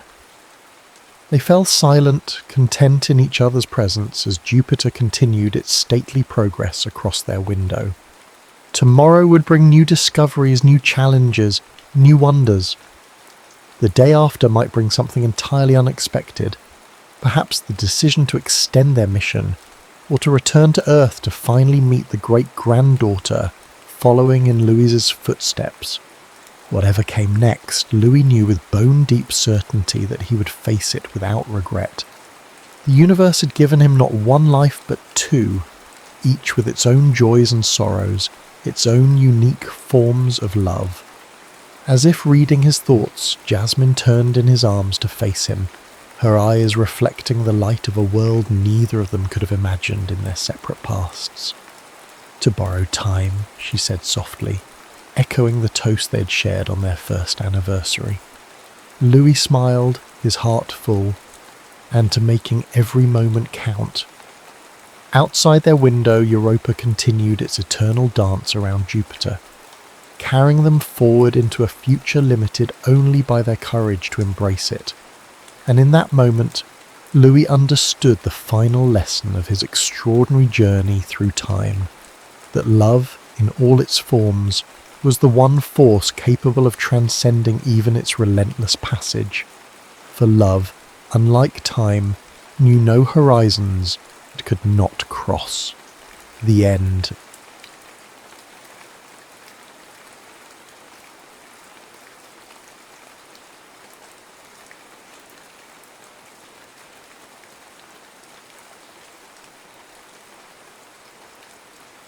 Harvey Davenport squinted against the low autumn sun as he guided his dun gelding down Silver Creek's main thoroughfare. The small Montana settlement had the distinct smell of a town caught between civilization and wilderness, sawdust and manure, whiskey and wood smoke. His back ached from 3 days in the saddle, tracking a man who'd ultimately proven not worth the trouble. The bounty for Carl Weber had barely covered expenses. 15 years of hunting men had taught Harvey one immutable truth. The price on a man's head rarely matched the cost of bringing him in. Mayor Julian Collier's telegram had been cryptic but promising. Urgent matter requiring discretion and experience. Compensation generous. Harvey had learned to read between the lines of such messages, usually a wealthy man wanting revenge without legal entanglements. The mayor's office occupied the upper floor of the general store, announced by a weather-worn sign. Harvey secured his horse and climbed the exterior staircase, boots leaving imprints in a thin layer of dust. "Davenport," Collier greeted him, rising from behind a desk cluttered with papers. The mayor was a slight man with spectacles and thinning hair, the kind who'd never skinned a knuckle in a fight. "Grateful you came so quickly." Harvey removed his hat but remained standing. Your telegram mentioned generous compensation. Indeed. $500 for 3 months' work. Harvey raised an eyebrow. That's steep for a small town. Who needs killing? The mayor blanched. Good heavens, no! I'm not hiring you to hunt anyone. I need protection. For yourself? For our new school teacher, Miss Florence Hart. Harvey stared at the man, certain he'd misheard. A school teacher. She arrived last week from Boston, brilliant young woman educated at Mount Holyoke Female Seminary. The mayor paused, looking uncomfortable. Silver Creek has been under William Tate's thumb for too long. His gang controls everything from cattle to mining claims. Miss Hart represents something Tate can't abide: progress, education, civilization. And you think a schoolmarm can change that? I think education changes everything, Mr. Davenport. But first she needs to survive long enough to teach. Harvey paced to the window, looking down at the street where a group of children chased a rolling hoop. I'm not a nursemaid. No, you're a man with a reputation for staying alive in situations where others don't. Collier opened a desk drawer and removed an envelope. Half now, half when her term ends in December. Harvey weighed the envelope in his palm. It was heavy with coin. Where do I find her? The schoolhouse at the edge of town. You can't miss it. Indeed, he couldn't. The one-room schoolhouse stood alone on a gentle rise, painfully new against the weathered landscape. Fresh-cut lumber still leaked sap from its seams, and someone had planted flowers along the walkway, a futile gesture in the Montana autumn. Through the open door he heard a woman's voice, melodic and clear. Now, who can tell me where we might find the Rocky Mountains on our map? Harvey leaned against the doorframe, observing without announcing himself. The schoolteacher stood before a dozen children of various ages, gesturing to a large cloth map hung on the wall. She wore a practical blue dress, her honey-brown hair swept into a loose knot at her nape. "They're right here," piped a small boy.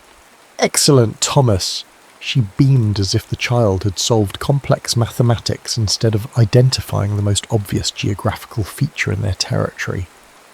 Harvey cleared his throat, and 26 eyes swiveled toward him. 12 pairs belonging to children, 1 to the teacher, and the last his own reflection in the small mirror by the door. "May I help you, sir?" Her smile remained, but caution entered her eyes. "Harvey Davenport, Mayor Collier hired me." Understanding dawned on her face. She turned to her students. "Children, please practice your letters while I speak with Mr. Davenport." She approached with an extended hand. "Florence Hart, I've been expecting you, though I did express to the mayor that this arrangement seems unnecessary." Her grip was firm, her palms slightly chalked from the blackboard. Up close he noticed her eyes, amber flecked with green, direct and unflinching. "Mayor's money, mayor's worries," Harvey replied, removing his hat. "I'll be staying close, keeping watch. Mr. Davenport, I appreciate the concern, but I've come to teach, not cower. These children need education more than I need protection. With respect, Miss Hart, you don't know William Tate. I know men like him exist everywhere, just wearing different clothes. In Boston, they wore fine suits and called themselves businessmen, while exploiting immigrant children in factories."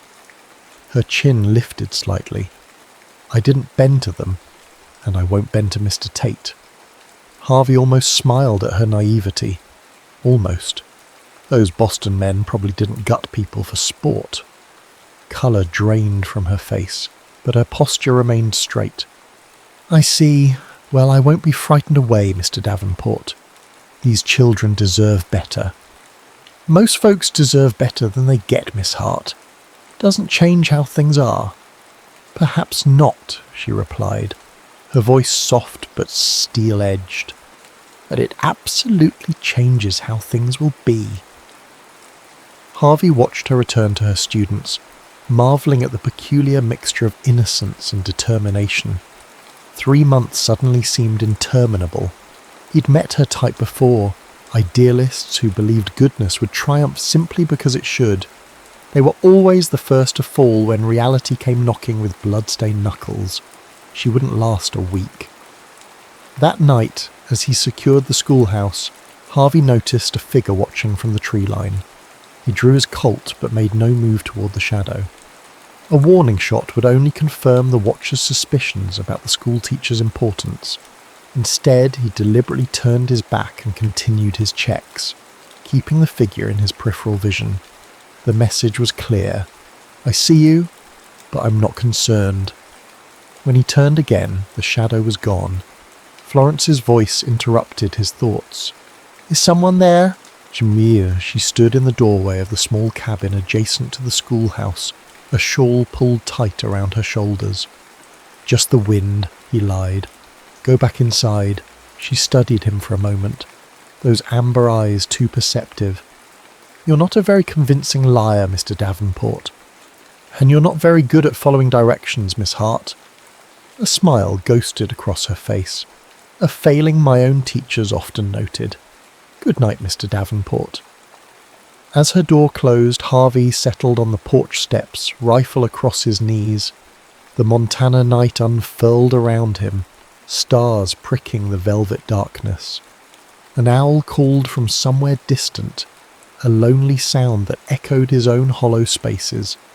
3 months of protecting a woman who believed kindness could overcome cruelty. It was like being hired to shield a candle from a hurricane.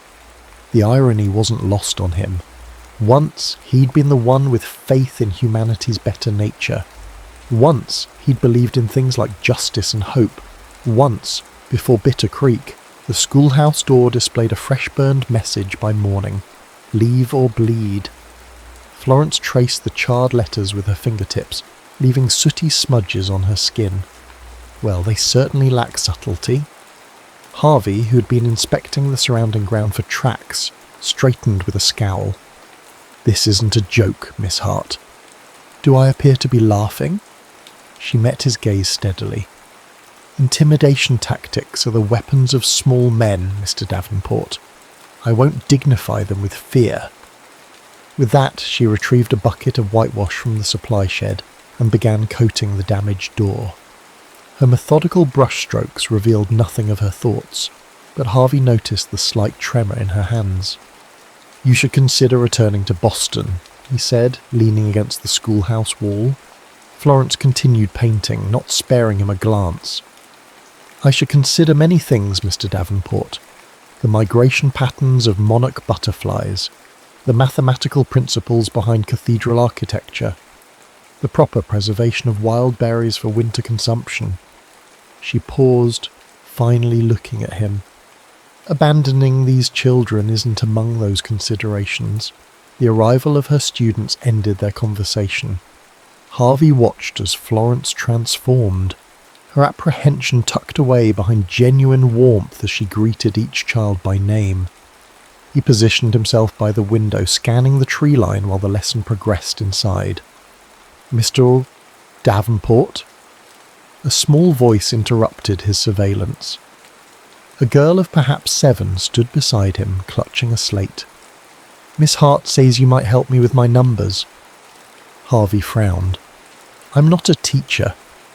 She says you're good at calculating distances and angles, for shooting. The child spoke matter-of-factly.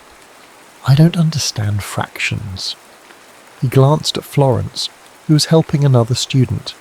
She gave no indication of having orchestrated this interaction. Let me see, he said gruffly, taking the slate to. 20 minutes later, Florence dismissed the children for their midday meal. She approached Harvey, who was still working with the girl. 3/4 of a pie and you eat 1/3 of that amount. What do you have left? He was asking. The child's face scrunched in concentration. Half a pie? How'd you figure that? 3/4 times 1/3 is 1/4, so 3/4 minus 1/4 is half. That's right, you're quick. The girl beamed and hurried off to join her friends outside. Sarah struggles with arithmetic, Florence said, sitting beside him on the bench. Her father's a trapper, rarely home. She helps her mother manage their supplies, so fractions are essential for her. Harvey grunted, uncomfortable with her approving gaze. Shooting requires math. Nothing special about it. Florence gathered papers from a nearby desk. You know, Mr. Davenport, for a man so determined to appear heartless. You have remarkable patience with children. Children are different, he said after a moment. They haven't had time to become monsters yet. And adults have? Most. He stood, eager to escape her scrutiny. I'm going to patrol the perimeter. Over the following weeks, an uneasy routine developed. Harvey kept watch while Florence taught. Occasionally, despite his resistance, he found himself drawn into lessons, explaining tracking methods for geography, demonstrating how to calculate a horse's travel distance for mathematics. The children, initially wary of his scarred face and taciturn manner, gradually began greeting him each morning. One boy even presented him with a whittled wooden horse, crudely carved but recognizable. Mr. Davenport, might I ask a favour? Florence approached him one afternoon as the children departed. Depends on the favour. I need to visit Miller's Crossing tomorrow. There's a shipment of books arriving by stage, and supplies I ordered for our harvest celebration. Harvey frowned. This crossing is 15 miles. Indeed, which is why I've arranged to borrow Mr. Peterson's wagon. We could depart after breakfast and return before dark. We? Unless you plan to abandon your duties for the day, she challenged, a hint of mischief in her eyes. The journey began in awkward silence. Florence attempted conversation several times, only to receive grunts or one-word answers from Harvey. After an hour, she sighed dramatically. This will be a tedious journey if you're determined to remain mute, Mr. Davenport. Not much worth saying. I disagree. For instance, you might tell me how a man with your education, and don't deny it. I've seen you correct grammar in the children's work when you thought I wasn't looking, became a bounty hunter. He glanced at her, surprised by her observation. Life happens. A profoundly uninformative answer. She adjusted her bonnet against the strengthening wind. Very well, I'll begin. I'm the youngest of 4 sisters. My father was a professor of literature who believed women deserved education equal to men's. My mother died when I was 12. I taught in Boston for 3 years before answering the advertisement for Silver Creek. When he remained silent, she continued undeterred. I came west because I was suffocating in Boston drawing rooms, expected to marry a banker's son who thought women should discuss nothing more substantial than fabric patterns and menu planning. Her voice softened. I wanted to build something meaningful. These children deserve futures beyond what their parents could imagine. Harvey felt a reluctant admiration for her conviction. Noble goals don't keep you alive when men like Tate decide you're inconvenient. Perhaps, but fear of dying isn't the same as living. She studied him. What are you afraid of, Mr. Davenport? The question struck too close to truths he kept buried. Before he could form a response, the sky darkened ominously. Storm's coming, he said, grateful for the diversion. We should find shelter. They barely reached the abandoned Thornton homestead before the deluge began. The small cabin's roof leaked in 3 places, but its stone hearth remained sound. Harvey built a fire while Florence arranged their supplies away from the drips. Will it pass quickly? She asked, watching sheets of rain obscure the landscape. No, it's settling in. He gestured to the western horizon, where dark clouds massed like an invading army. We're staying the night. Her eyes widened. That would be inappropriate. Drowning would be fatal. Take your pick. The storm intensified as evening approached. Wind howled through the cabin's gaps, and thunder shook the timbers. They shared a simple meal of bread and jerky, the fire casting long shadows across the weathered walls. Who were you before? Florence asked suddenly. breaking their companionable silence. Harvey stared into the flames. What makes you think I was someone else?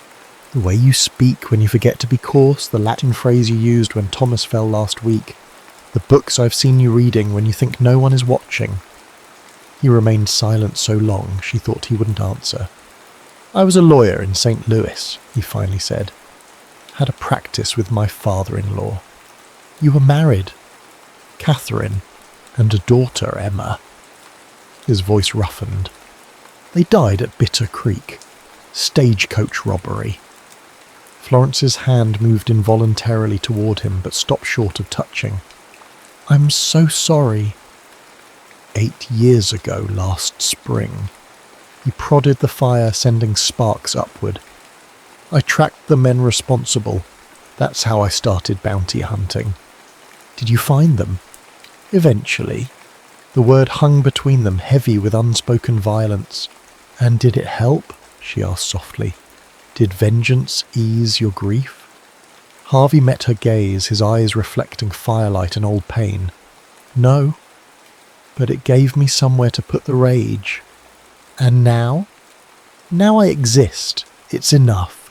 He stood abruptly. You should sleep. I'll keep watch.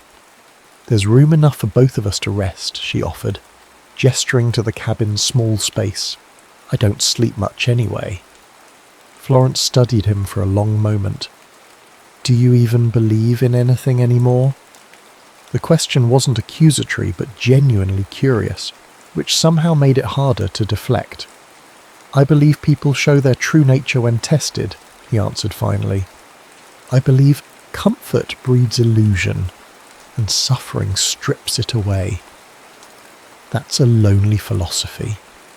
It's a realistic one. She shook her head. Grief doesn't have to define you, Harvey. It can transform you, certainly, but the direction of that transformation remains your choice. It was the first time she'd used his given name, and the intimacy of it disturbed him more than her words. Get some sleep, Miss Hart. Outside, the storm continued its assault, mirroring the turbulence he felt within. Florence's presence was becoming dangerous, not because she needed his protection, but because she made him question the walls he'd built around himself. The rain didn't let up until dawn, and they returned to Silver Creek by mid-afternoon. News of their overnight absence had preceded them, generating knowing looks from townspeople as they passed. Reputation is a luxury I can't afford to lose, Florence murmured, as they approached the schoolhouse. The children's parents must trust me. I'll speak to Reverend Kane, Harvey offered. He can quell the gossip. She smiled gratefully. Thank you. As she unlocked the schoolhouse door, Harvey noticed a folded paper nailed to the frame. He snatched it before she could see. The teacher or the children, your choice. The threat was clear. Tate was escalating. Harvey crumpled the note, his decision immediate. It was time to confront Tate directly. Florence Hart might be willing to risk herself for her principles, but he wouldn't let her risk the children. Some lessons came at too high a price. The Silver Creek saloon reeked of unwashed bodies and spilled whiskey. Harvey entered at dusk, scanning the crowded room for his target.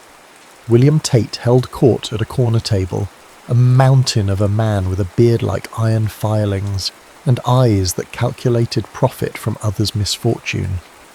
Harvey approached without preamble, stopping just beyond arm's reach. Tate. Conversation died as heads turned. Tate looked up lazily, a reptilian smile spreading beneath his moustache. The schoolmarm's watchdog, he drawled. Come to beg for scraps. Come to deliver a message, Harvey's voice carried in the sudden silence. The teacher and the children are off limits. Tate leaned back, amusement dancing in his cold eyes. Is that, sir? What exactly are you offering in exchange for my generosity? Nothing. I'm telling you how it's going to be.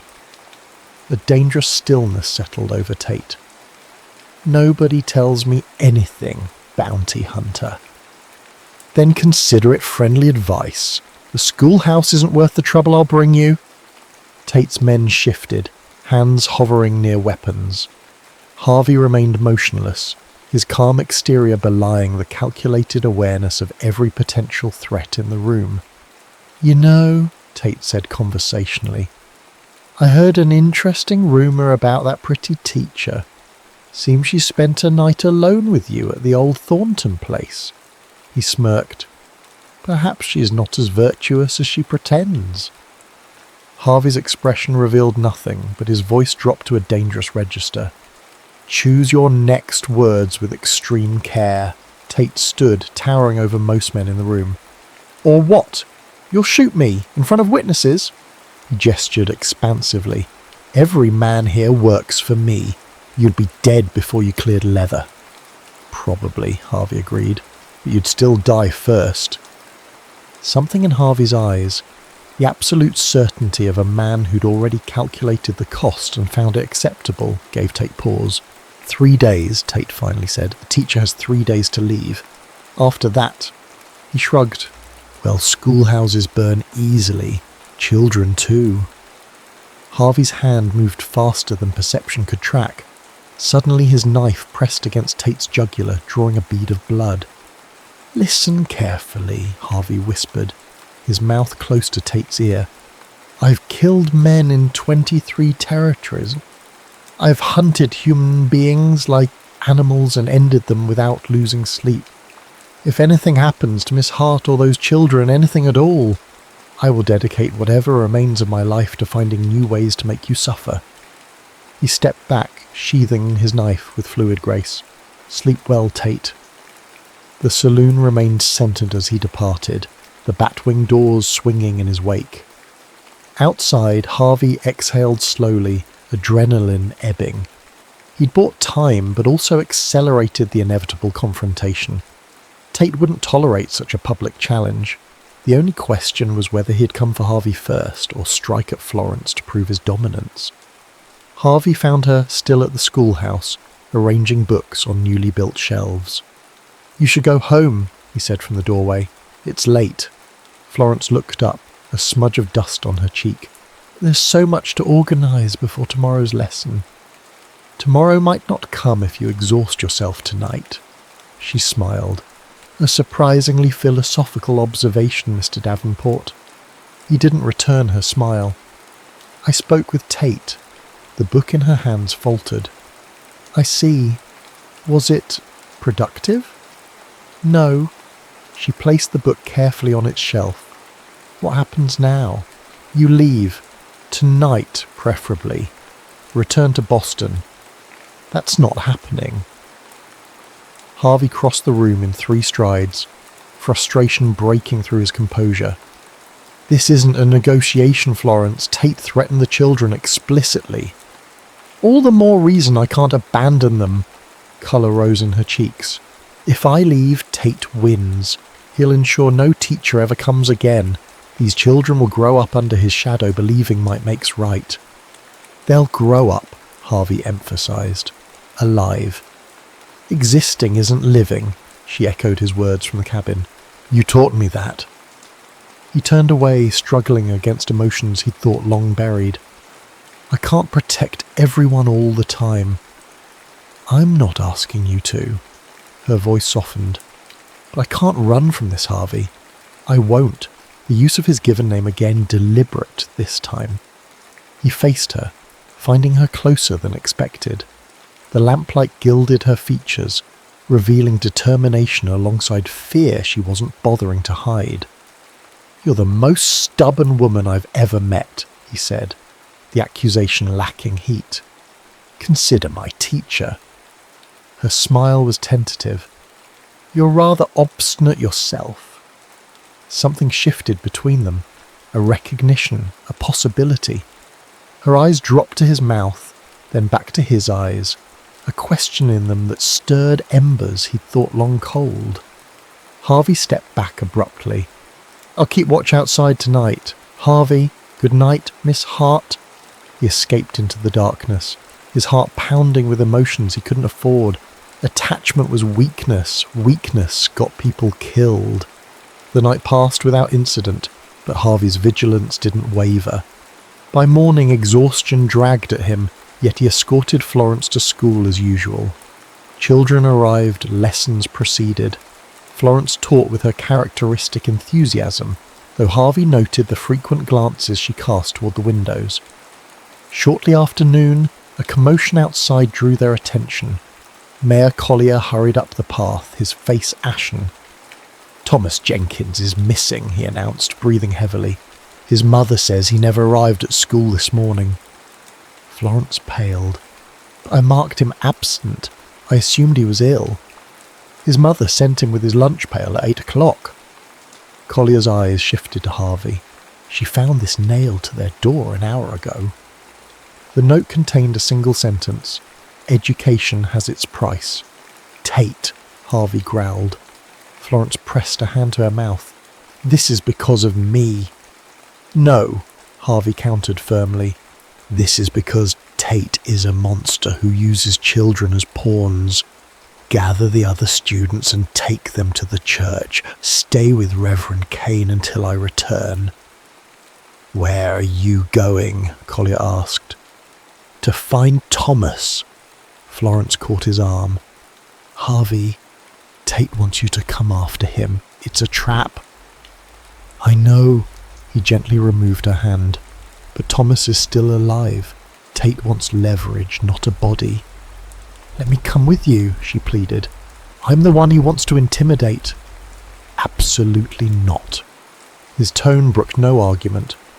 "Your job is to protect the other children. Mine is to bring Thomas back." Her amber eyes shimmered with unshed tears. "Promise me you'll be careful." "I'm always careful." The lie came easily. Harvey tracked Tate's men to an abandoned silver mine 3 miles outside town. The entrance was poorly guarded, an intentional invitation. He dispatched the sentries silently, using the hilt of his knife rather than the blade. This wasn't about killing, it was about the boy.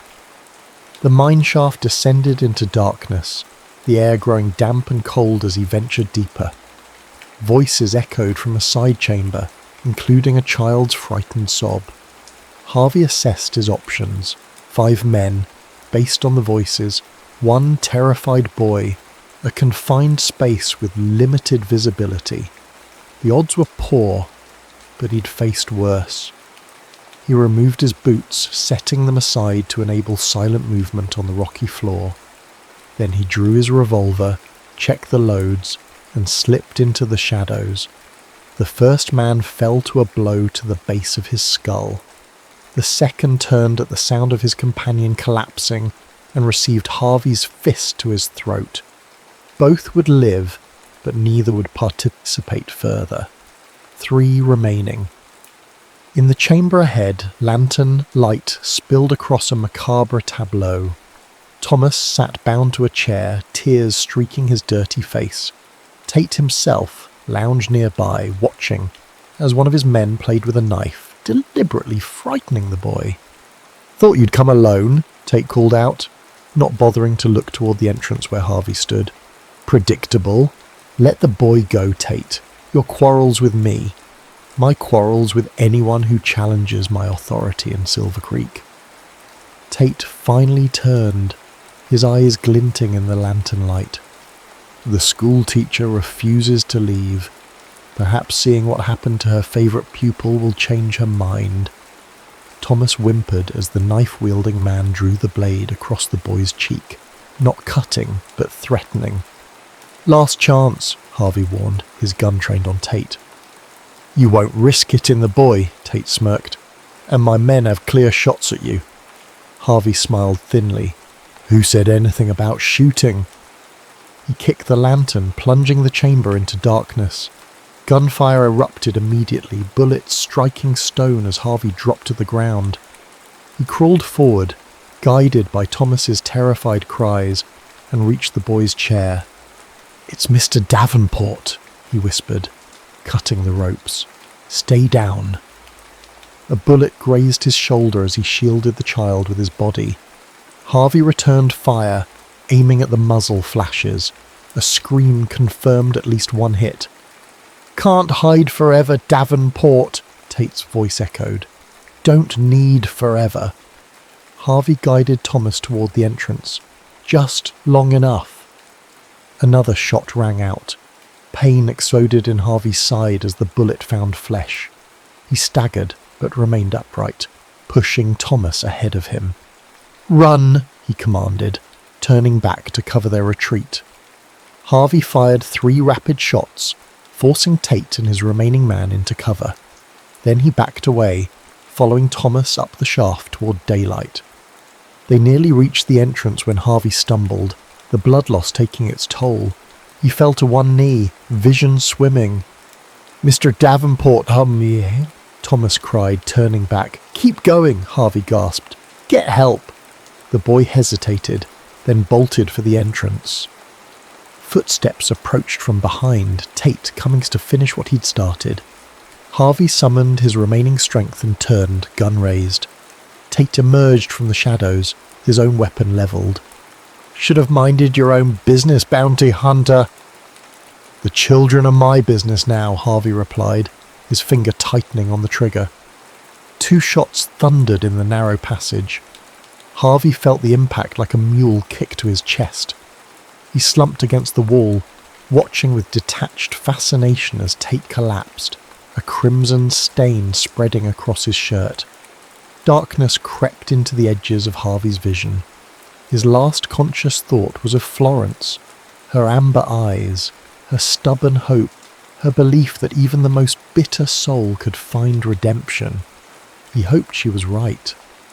Harvey dreamed of Bitter Creek, not the blood and gunfire that haunted his usual nightmares, but the moments before, Catherine's laugh as she tucked a flower behind Emma's ear, his daughter's gap-toothed smile when she spotted him waiting by the stagecoach.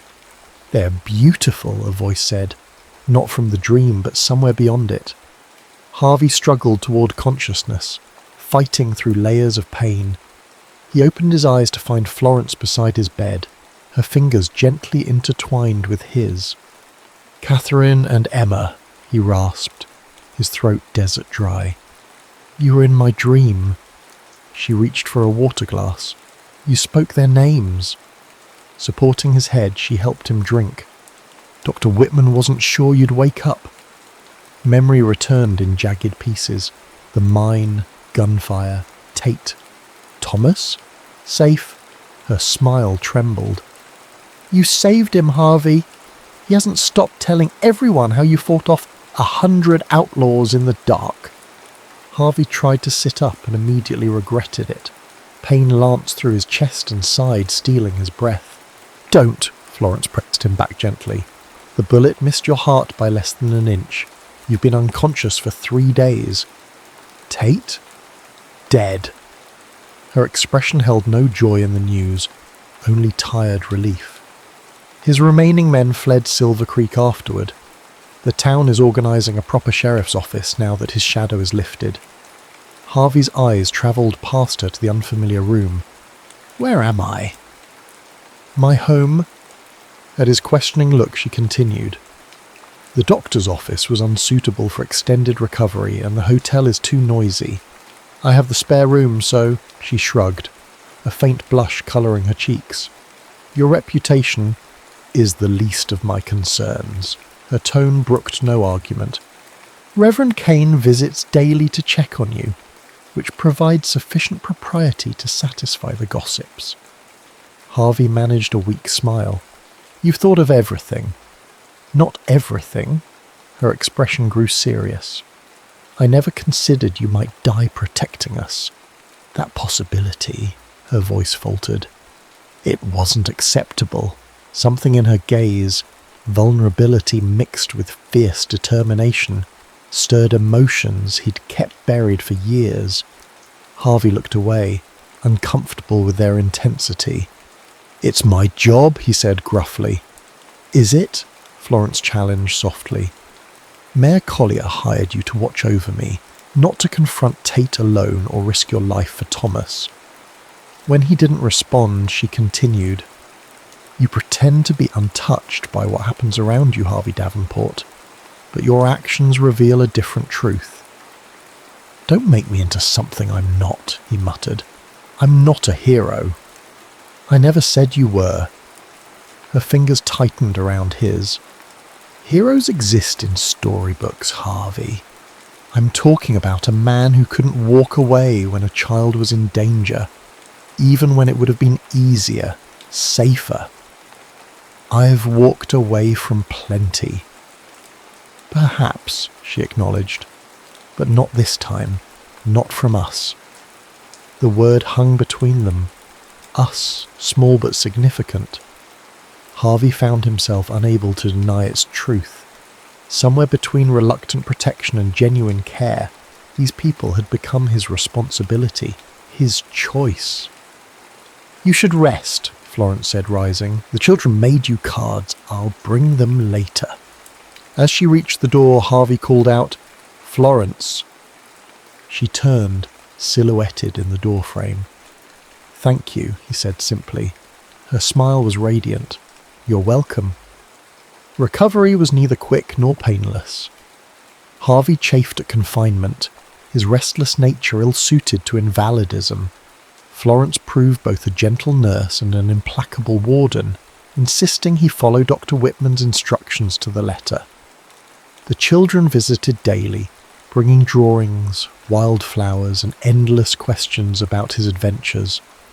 Harvey found himself sharing carefully edited stories from his travels, omitting the violence but preserving the wonder of distant mountains and prairie vastness. You're good with them, Florence observed one evening, after shooing away the last persistent visitor. They adore you. Harvey, now able to sit in a chair by the window, watched a hawk circle above the distant hills. Children are easy. They haven't learned to hide their feelings yet. Unlike certain adults I know, she settled across from him, her hands busy with mending. Dr. Whitman says you can return to light duties next week. Something twisted in Harvey's chest that had nothing to do with his healing wound. I suppose Mayor Collier will be reducing my wages given the threats eliminated. Florence's needle paused mid-stitch. Actually, the town council voted to maintain your position through winter. A security for the school. That seems unnecessary now. Perhaps, she resumed sewing, not meeting his eyes, or perhaps they recognise the value of your presence beyond mere protection. And you? The question escaped before he could reconsider. What do you think? Now she looked up, her expression unguarded. I think you belong here, Harvey. I think you've been wandering long enough. He turned back to the window, unwilling to let her see how deeply her words affected him. I'm not suited for settled life. Aren't you? Her voice held gentle challenge. These past weeks, despite your injuries, you've seemed more at peace than when you arrived. Pain has a clarifying effect, he deflected. So does purpose. She set aside her sewing and moved to stand beside him at the window. You've been running from happiness because losing it once nearly destroyed you. Her insight was too accurate, too raw. Florence, I know about loss, Harvey. Her voice softened. Not like yours, but enough to understand that grief changes us, doesn't have to diminish us. And if I can't be what you need, the question revealed more than he intended. I'm not asking you to be anything other than who you are. She touched his shoulder lightly. But I'm asking you to stop pretending you don't care. Their gazes held, the moments stretching between them like a tightrope. Harvey found himself leaning toward her, drawn by something he'd thought long dead within him. A knock at the door shattered the moment. Florence stepped back, colour rising in her cheeks. That will be Reverend Kane for his evening visit. As she went to answer the door, Harvey remained at the window, his heart pounding with emotions both familiar and terrifying. What Florence offered wasn't just connection, but possibility. A future he'd convinced himself was forever closed to him. But wanting something and deserving it were different matters entirely. By the following week, Harvey had moved back to his room at the hotel, though he took his meals with Florence most evenings. The school thrived, with 3 new families enrolling children, now that Tate's shadow no longer loomed over the town. One crisp October afternoon, Harvey sat on the schoolhouse steps, whittling a small wooden bird while waiting for Florence to finish organising her classroom. The scent of approaching snow hung in the air, a promise of winter's imminent arrival. Mayor Collier approached, his breath fogging in the chill. "Davenport, good to see you on your feet." Harvey nodded acknowledgement. "Something I can help you with, Mayor?" "Actually, yes." Collier looked uncharacteristically hesitant. "The town council met yesterday. We'd like to offer you a position. I'm already employed until December. This would be permanent. Silver Creek needs a sheriff, someone who can maintain order without—" He adjusted his spectacles. "Without Tate's methods." Harvey stared at the man. "I'm a bounty hunter, not a peacekeeper." "You've been more than that these past months." Collier gestured toward the schoolhouse. "What you did for Thomas, for all the children. That's the kind of law this town needs. Firm, but just." "I'm not staying in Silver Creek." "Aren't you?" Collier's gaze was knowing. "Miss Hart seems to think otherwise." Heat rose in Harvey's neck. "Florence doesn't speak for me." "Perhaps not," the mayor conceded. "And she sees what the rest of us do. A man who's found something worth protecting." He placed a sheriff's badge on the step beside Harvey. "Think about it." As Collier departed, Florence emerged from the schoolhouse. "Was that the mayor I heard?" Harvey pocketed the badge before she could see it. "Just checking on my recovery." Her smile suggested she didn't quite believe him. "I was thinking we might visit that new photographer in Miller's Crossing this weekend. The children have been asking for a class portrait before winter sets in." "Makes sense," Harvey agreed.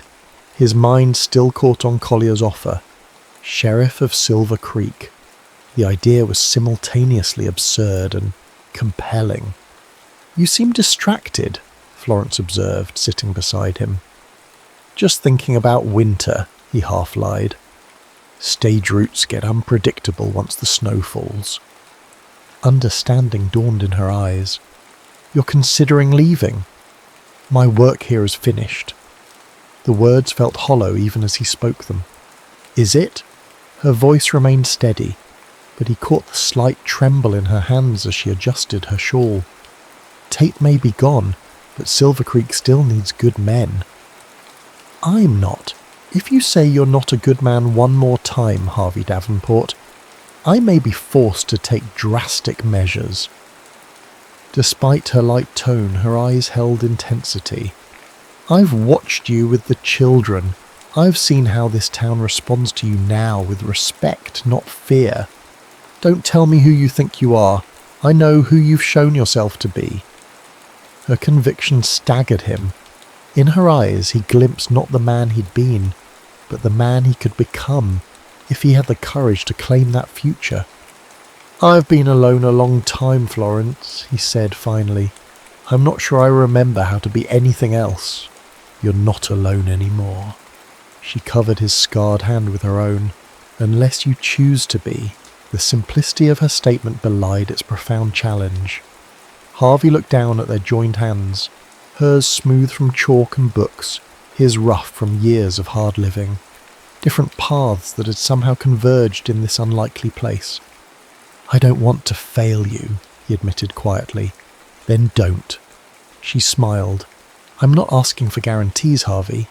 Love isn't about certainties.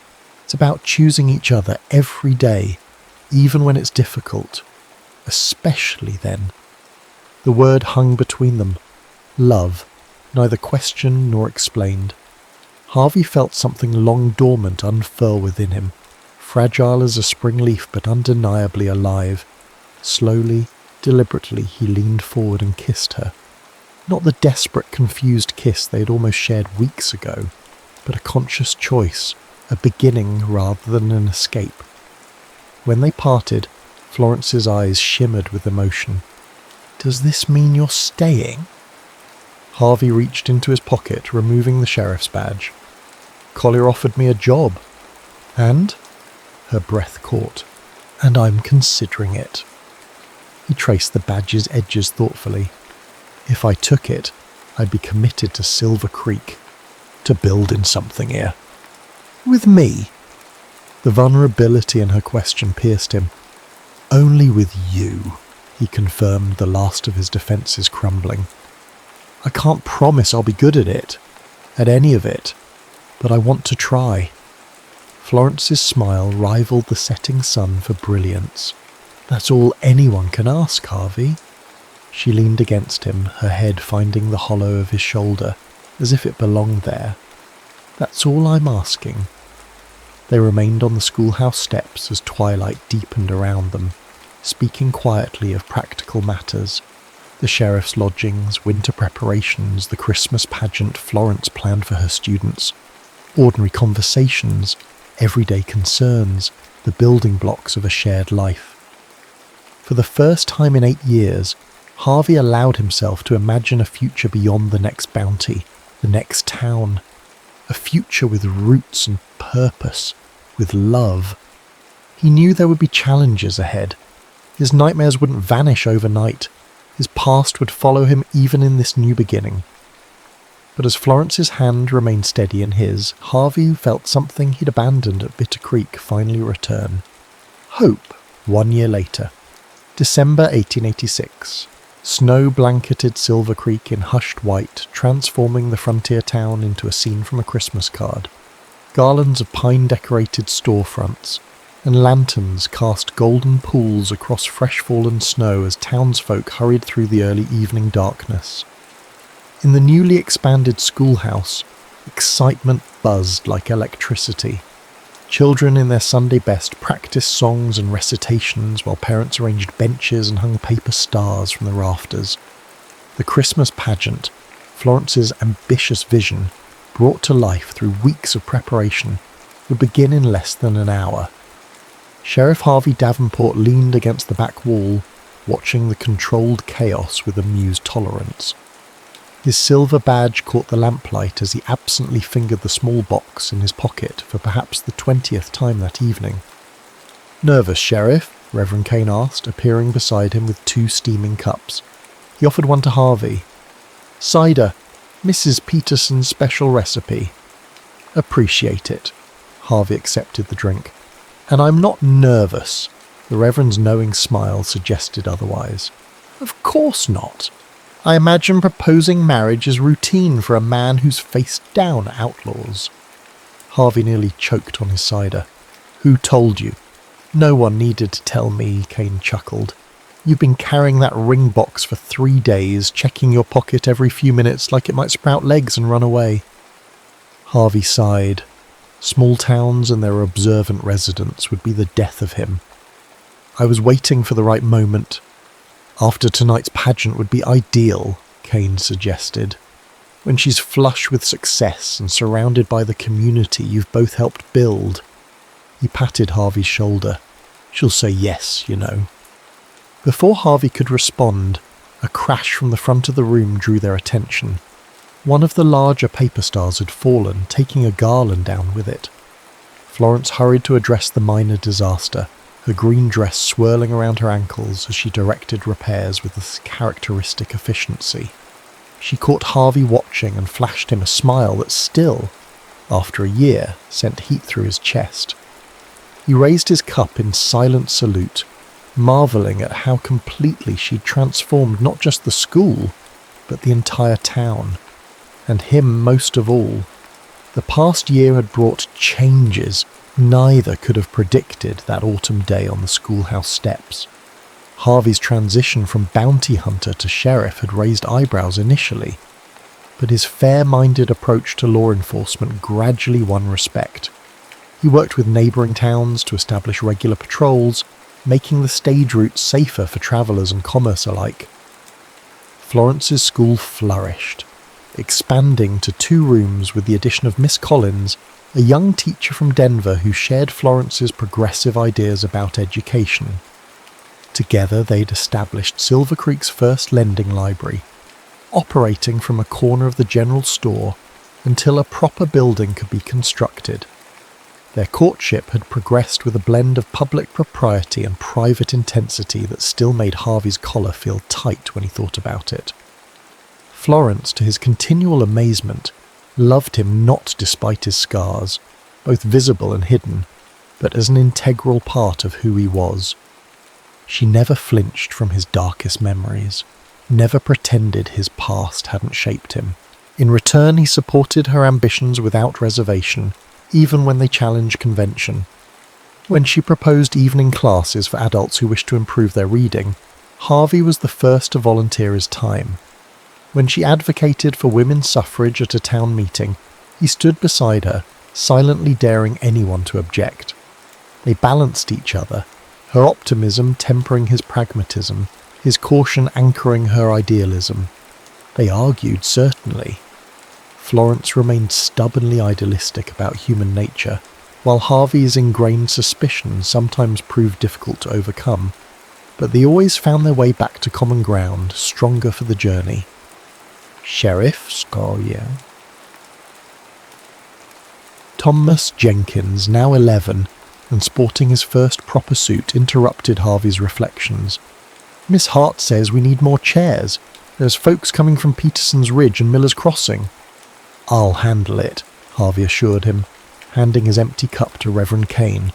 "Tell Miss Hart not to worry." As he organised a group of men to bring additional seating from the church, Harvey marvelled at the change in Thomas.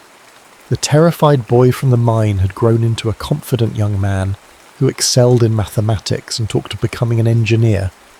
Harvey had begun teaching him to track and shoot, skills still necessary in Montana territory. But Thomas's true passion was for building and design. He'd sketched plans for the schoolhouse expansion that had impressed even the professional carpenter brought in from Helena.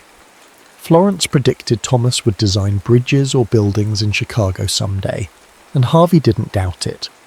The boy had a future limited only by opportunity, not circumstance. Exactly what Florence had envisioned for her students. By the time the pageant began, the schoolhouse overflowed with attendees. Harvey stood at the back, preferring to maintain a view of both the performance and the crowd. Old habits died hard, even in times of celebration. Florence took centre stage, her smile radiant as she welcomed families from 3 communities. Tonight, we celebrate not just the Christmas season, but the power of education to unite us across differences and distances. As she spoke, Harvey surveyed the audience. Ranchers sat alongside shopkeepers.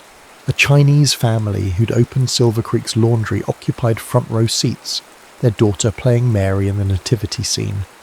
Former adversaries who'd stood on opposite sides during Tate's reign now exchanged friendly nods.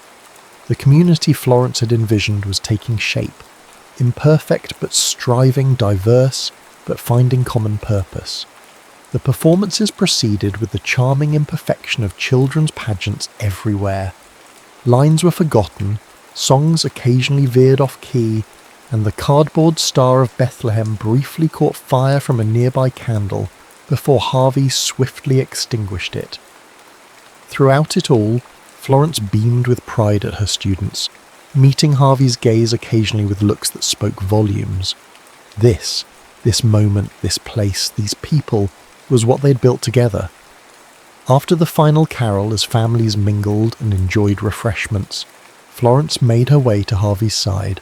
Her cheeks were flushed with excitement, a few strands of honey-brown hair escaping her careful arrangement.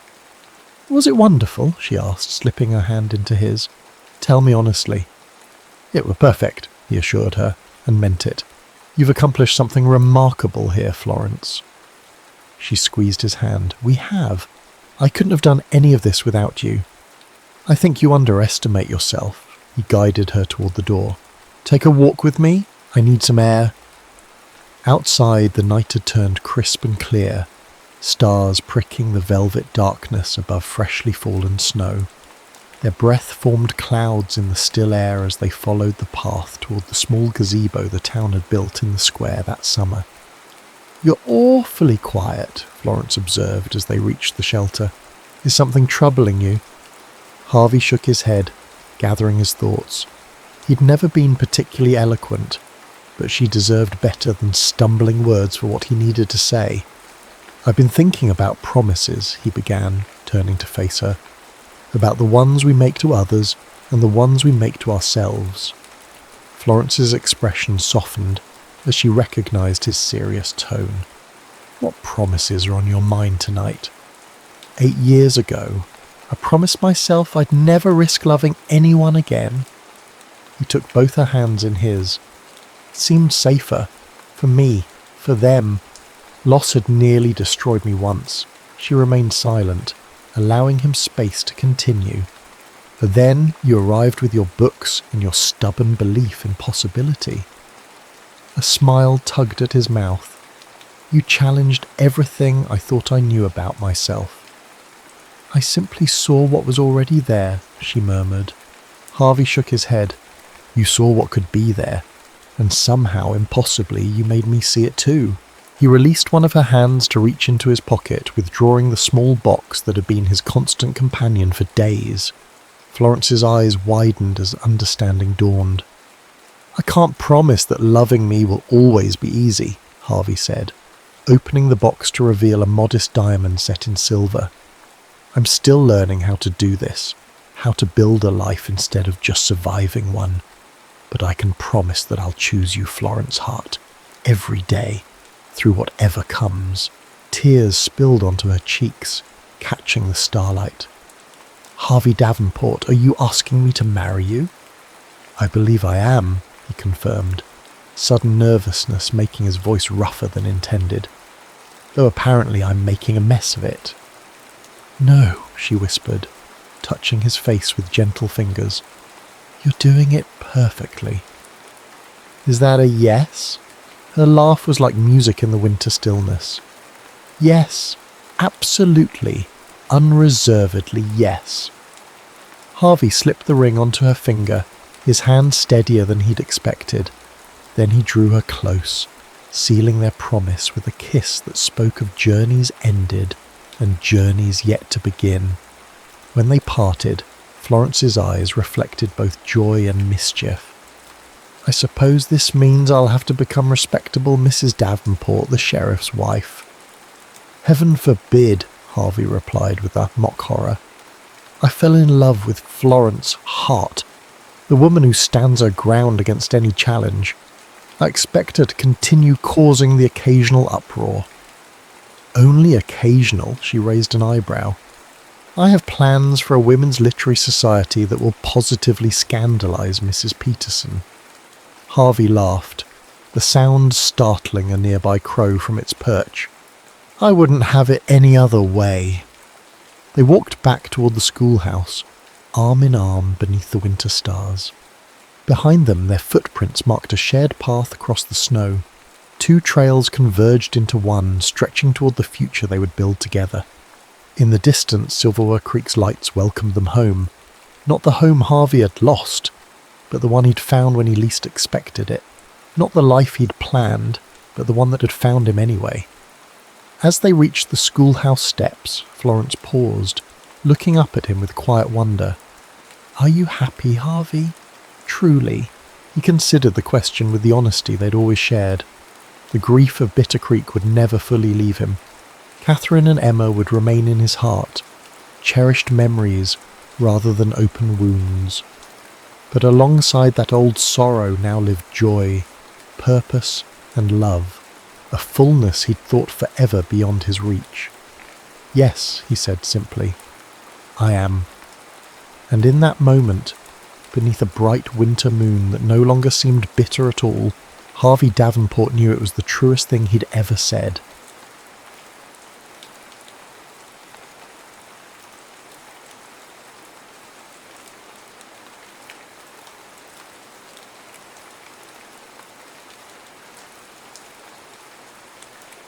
Cherry blossoms fell like snow as Lady Hana Hoshimoto stared at her reflection in the polished bronze mirror. The white Shiramuku wedding kimono draped her slender frame, heavy with the weight of family expectation rather than joy. Today she would marry Lord Ryoji Takeda, the man they called the demon of the battlefield, a marriage forged not in love, but in blood-soaked peace treaties. You look beautiful, my lady, whispered Suzu, her faithful attendant since childhood. as she placed the traditional Tsunokakushi headdress on Hana's elaborately styled hair. The white hood was meant to hide the bride's horns of jealousy, but Hana felt it more aptly concealed her simmering rage. "Beauty is a poor consolation prize for being sold to one's enemy," Hana replied, running her fingers over the calligraphy brush she'd hidden in her obi sash, her one true companion. The Takeda and Hoshimoto clans had waged war for as long as Hana could remember. Their conflict had shaped her childhood, stolen her brothers, and now claimed her future. Her father's words still echoed in her ears. "Your marriage will save more lives than 1,000 samurai could take."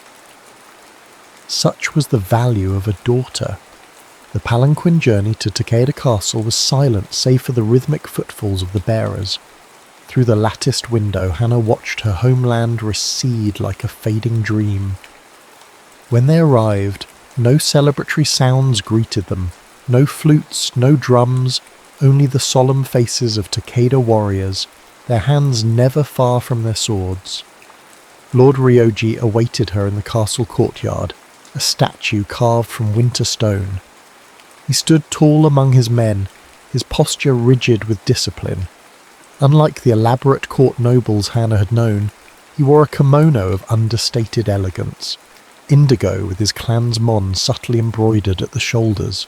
His hair was pulled back in a severe warrior's knot, revealing a face unmarked by emotion, but bearing a thin scar that traced from temple to jaw.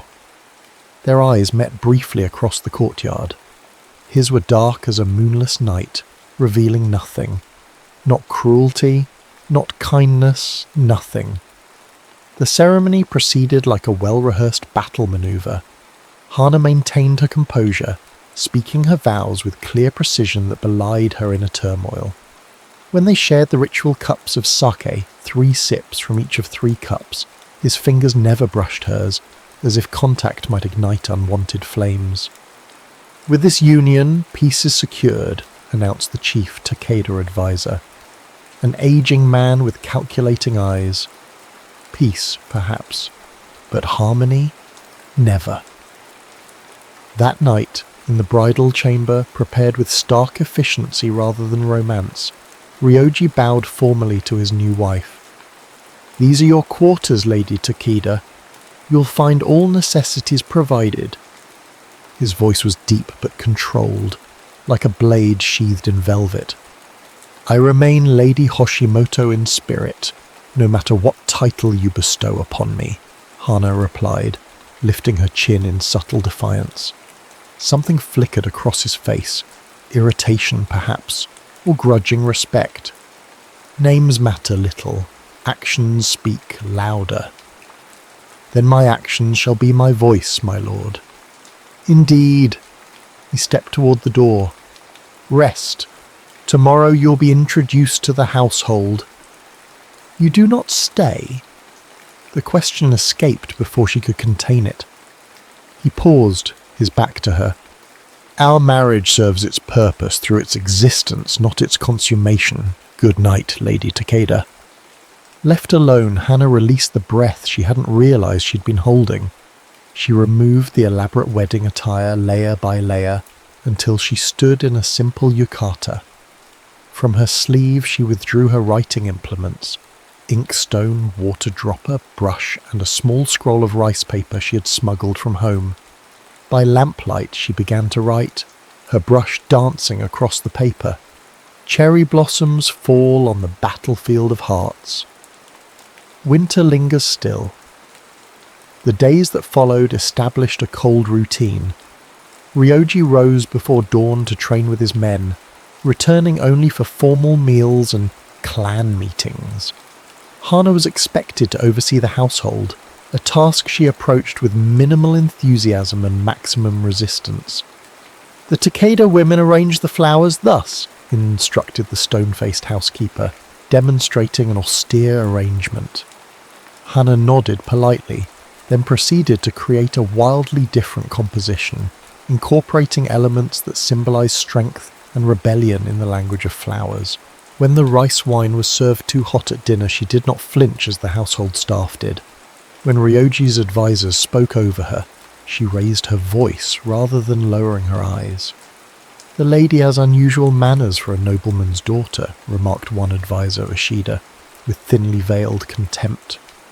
"And you have unusual liberty for a servant speaking in the presence of his master's wife," Hana replied smoothly, pouring tea with exaggerated precision. Ryoji, witnessing the exchange, said nothing, but Hana caught the briefest twitch at the corner of his mouth. The garden became her sanctuary. While Ryoji commanded men in the practice yard, Hana commanded words in her secluded corner beneath an ancient cherry tree. Spring was ending, the blossoms beginning their graceful descent, creating a pink carpet beneath her feet. It was there Ryoji found her one evening, reciting poetry to the falling petals. He had approached silently, a shadow among shadows, but Hana sensed his presence, a ripple in the still pond of solitude. "Do not stop on my account," he said when she fell silent. "I speak to the blossoms, not to an audience," she replied, tucking her writing materials into her sleeve. He stepped closer, moonlight throwing his features into sharp relief. "What do you tell them?" "That they're fortunate. Their beauty lasts but a moment before they die. They need not endure the long winter that follows." Ryoji studied her with that impenetrable gaze. "You believe yourself in winter, Lady Takeda." "I know myself to be in exile, my lord." His jaw tightened. "This is your home now." A cage remains a cage, even when gilded. Yet the caged bird still sings. He gestured to her hidden writing materials. "You may continue your calligraphy. I will provide whatever supplies you require." The unexpected concession startled her. "Why?" Ryoji turned to leave, his profile stark against the night sky. "Even warriors understand the power of words, Lady Takeda. Sometimes they cut deeper than any sword." As he walked away, Hana whispered to the cherry blossoms. Sometimes they heal what blades have severed, but if he heard, he gave no sign. The summer arrived with vengeful heat, scorching the land and fraying tempers within the Takeda stronghold. Hana's reputation spread throughout the household. The foreign bride who would not bend, the Hoshimoto daughter who maintained her pride despite her circumstances. Ryoji's acceptance of her calligraphy had opened a small door. Through it, Hana carefully pushed other freedoms, walks beyond the garden walls, conversations with the village women, books from the family library that had gathered dust since Ryoji's scholarly father had died. On a particularly sweltering afternoon, as Hana returned from the village with Suzu, they encountered a group of Takeda samurai lounging near the castle gate. Their conversation halted abruptly at her approach. "The enemy's daughter returns," one muttered, not quite beneath his breath. Hana continued walking, her pace unhurried, her gaze forward. "They say Lord Takeda has not visited her chambers once," another commented with a sneer. "Perhaps Hoshimoto women lack the fire to warm a warrior's bed." Suzu tensed beside her, but Hana placed a restraining hand on her arm. "Or perhaps," Hana said clearly, stopping to face the men, "the Lord recognizes that negotiations require more finesse than brute force, a concept some find challenging." The samurai rose, hand moving to his sword hilt. "You dare speak to me, woman? Should I be surprised that a warrior fears words from a mere woman?" Hana arched an eyebrow. "Interesting." The tension crackled like summer lightning, but before it could break, a commanding voice cut through the courtyard. "Interesting indeed." Ryoji emerged from the shadows of the gate tower, his presence immediately transforming the atmosphere. The samurai dropped to one knee, head bowed. "Lord Takeda, we were merely disrespecting your lady and, by extension, dishonouring me." Ryoji's voice remained level. but frost edged each word. An interesting choice for men who have sworn loyalty. My lord, forgiveness must be earned, Ryoji interrupted. 20 lashes each, then meditation beneath the waterfall until sunset. The men blanched but dared not protest. Go. After they scrambled away, Ryoji turned to Hana, his expression unreadable as always. Are you harmed? Only my sensibilities, my lord. Their poetry lacks refinement. Something flickered in his eyes. Surprise, perhaps? Most would have hurried past in silence. I'm not most people. Indeed not. He studied her for a moment longer. Join me for tea this evening. It wasn't a request, yet it wasn't quite a command either. As my lord wishes, Hana replied, lowering her eyes to hide their gleam of triumph. That evening, seated across from Ryoji in his private study, Hana observed him over the rim of her tea bowl. The room reflected its occupant, orderly, minimalist, functional. Scrolls of military strategy lined the shelves alongside maps and ledgers. The only unexpected element was a small collection of poetry anthologies, their spines worn with use. You read poetry, she remarked, nodding toward the books. My father believed a warrior should understand beauty as well as battle. Ryoji poured more tea with precise movements. To know what one protects. And what do you protect, Lord Takeda? Order, stability, the people who depend on this clan's strength. Hana set down her cup. Yet you wage war. I ended a war, he corrected, by marrying you. The blunt statement hung between them. A marriage unconsummated has limited political value, Hana said, watching his reaction carefully. His face remained impassive, but his knuckles whitened around his cup. My advisors share your concern. Do they? How flattering to find myself in such esteemed company. They speak of heirs and legitimacy.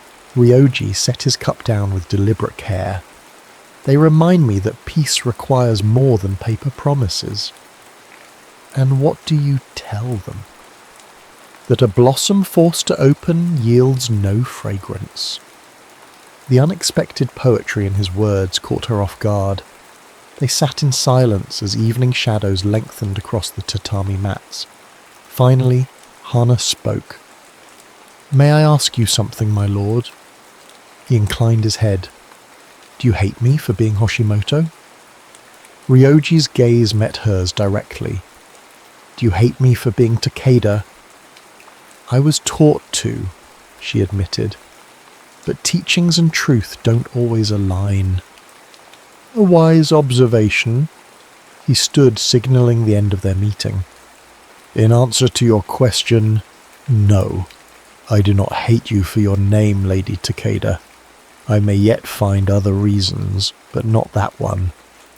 Hana couldn't suppress a small smile. How generous. I am known for my boundless generosity, he replied, his tone so dry that for a moment she thought he might actually be joking. The summer festival arrived, bringing with it the necessity for the lord and lady to make a public appearance as a united couple. Hana donned her finest kimono, azure silk embroidered with silver cranes, while Suzu arranged her hair with pearl-tipped pins. The people will be watching closely, Suzu warned, as she applied a touch of safflower rouge to Hana's lips. They whisper about the cold marriage. Let them whisper, Hana replied, though anxiety fluttered in her chest like caged birds. What happens between Lord Takeda and myself is no one's concern but our own. Yet when she descended to the courtyard where Ryoji waited, something in his expression made her pause. He looked at her, truly looked, as though seeing her for the first time. His customary armour of indifference slipped, revealing something warmer beneath. You honour our house with your beauty tonight, he said, offering his arm. Hana accepted it, feeling the solid strength beneath his ceremonial robes. "And you honour me with your courtesy, my lord." They proceeded to the village square where lanterns hung like earthbound stars and the scent of festival foods perfumed the air. The villagers bowed as they passed, curiosity evident in their furtive glances. Drums began to beat, signalling the start of the dancing. Couples formed circles, moving in time to the ancient rhythms. Hana and Ryoji stood apart, observers rather than participants, until an elderly village woman approached with a deep bow. "My lord, my lady, the dance brings blessings to all who join. Would you honour us?" Hana felt Ryoji tense beside her, and prepared herself for his refusal. Instead, he turned to her with a question in his eyes. Surprised, she gave a slight nod. He led her to the circle, his movements fluid despite his warrior's frame. They joined hands with the villagers, and as the music swelled, Hana found herself moving in perfect counterpoint to Ryoji's steps. He danced with the same precision he brought to swordplay, yet there was something else, a grace that spoke of the boy he must have been before war claimed him. Their eyes met across the circle, and for the first time Hana saw Ryoji smile, a small genuine curve of lips that transformed his stern features. Something shifted between them, subtle as the changing tide. Later, as they walked back to the castle through the moonlit gardens, cherry trees now heavy with summer leaves, their steps slowed by unspoken mutual consent. "You dance well for a fearsome warlord," Hana said, breaking the comfortable silence. "And you move gracefully for someone so stubbornly rooted and defiant," he replied. Hana laughed, a sound so unexpected in the stillness that they both seemed startled by it. They stopped beneath the cherry tree where she often wrote, its branches now a canopy of deep green. "I have read your poems," Ryoji admitted suddenly. Hana stiffened. "You've been in my chambers?" "No, you leave them beneath this tree sometimes. The wind carries them to my window." He reached into his sleeve and produced a folded paper. "This one speaks truth." Hana recognized her calligraphy in the moonlight. Two rivers meet. Neither yields its course yet. One stream emerges. She looked up at him, seeing vulnerability beneath his composed exterior. He stood close enough that she could sense the warmth of his body, could see the subtle movement of his chest with each breath. His eyes held a question he could not, or would not, voice. Hana found herself leaning toward him, drawn by some force beyond rational thought. Ryoji's hand rose, fingertips hovering near her cheek, not quite touching. The moment stretched between them, fragile as spun glass. Then from the direction of the castle a voice called, "Takeda! An urgent message arrives." The spell shattered. Ryoji's hand fell away, his expression closing like a fortress gate. Without a word he turned and strode toward the castle, leaving Hana alone beneath the cherry tree, her pulse racing with what might have been. Autumn painted the landscape in fiery hues, but within the Takeda stronghold a different heat was building. Since the night of the festival, a subtle change had altered the rhythm of life between lord and lady. They no longer avoided each other's company. Instead, they circled like wary dancers, neither willing to lead nor follow. Meals were shared in a silence that had evolved from hostile to expectant. Ryoji began inviting Hana to council meetings, where her insightful observations on northern trade alliances earned reluctant respect from his advisors. In turn, Hana requested his presence when village women brought disputes for resolution, noting how his stern fairness contrasted with her diplomatic compassion. They were building something, not quite partnership, not quite friendship, but something undeniably alive, which made the whispers Hana began to overhear all the more troubling. It started with fragments caught in shadowed corridors. Too soft since the marriage, influence of the Hoshimoto woman, weakness cannot be tolerated. Hana dismissed them initially as the grumblings of samurai uncomfortable with change. But one evening, as she returned from the village, she passed the private room where Ishida, Ryoji's chief advisor, met with several high-ranking warriors. Lord Takeda's father would never have allowed a foreign bride such freedom, a voice hissed. She walks among the common people, spreading Hoshimoto ideas. She sits at council now, another added. Next she'll command our armies from her pillow. Ishida's voice cut through the others. The alliance was necessary, but perhaps Lord Takeda himself has become compromised. His treatment of Hasegawa for merely speaking to his wife was excessive. What do you suggest? Lord Takeda's cousin Masashi has expressed concerns about the direction of the clan. He remains unburdened by emotional entanglements. Hana's blood turned cold. The implication was unmistakable. When? Someone asked. The winter solstice hunt. Accidents befall even the most skilled warriors in the mountain forests. Hana slipped away, heart pounding against her ribs. Her first instinct was to run to Ryoji with this information, but caution stilled her feet. What if he didn't believe her?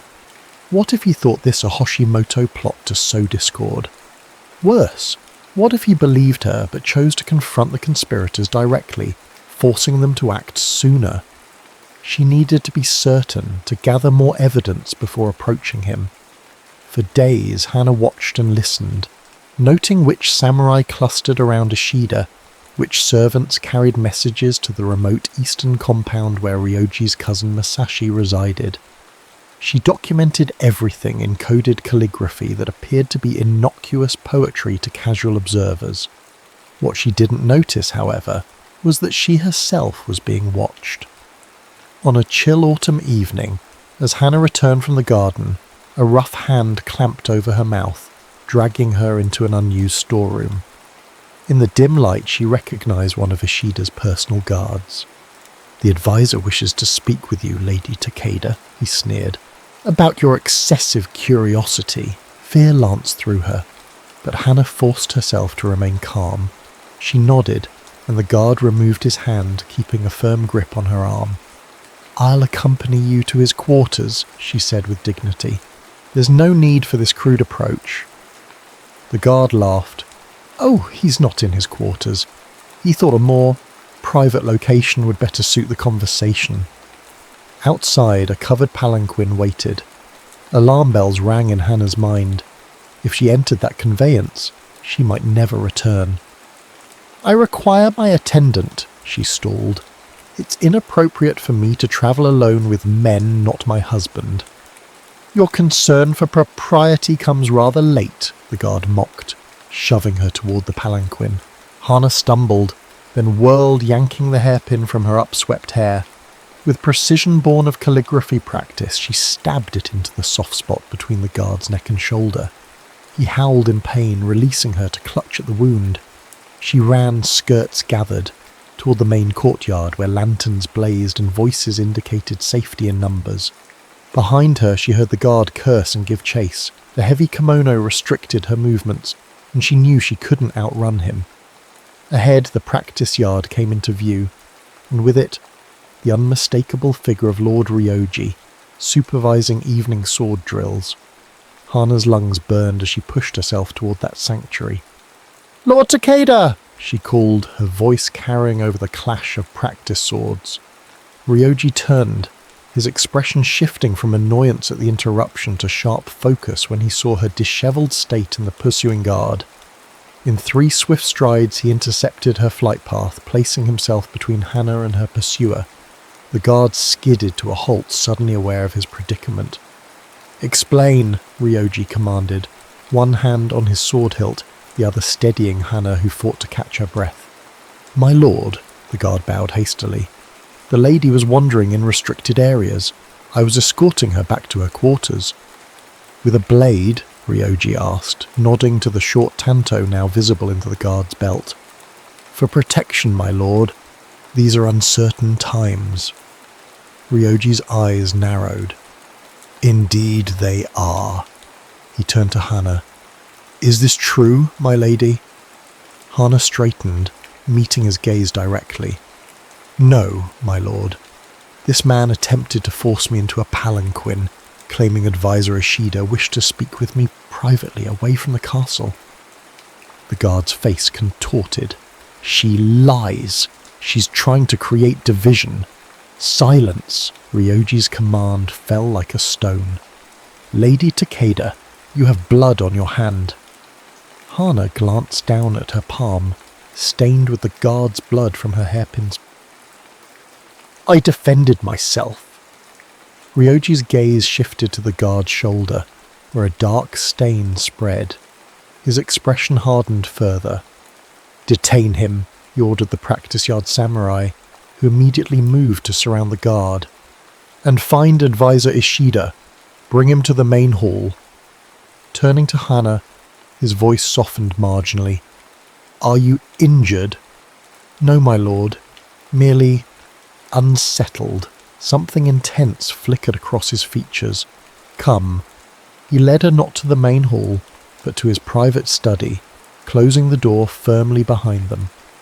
Once inside, his controlled facade cracked, revealing genuine concern.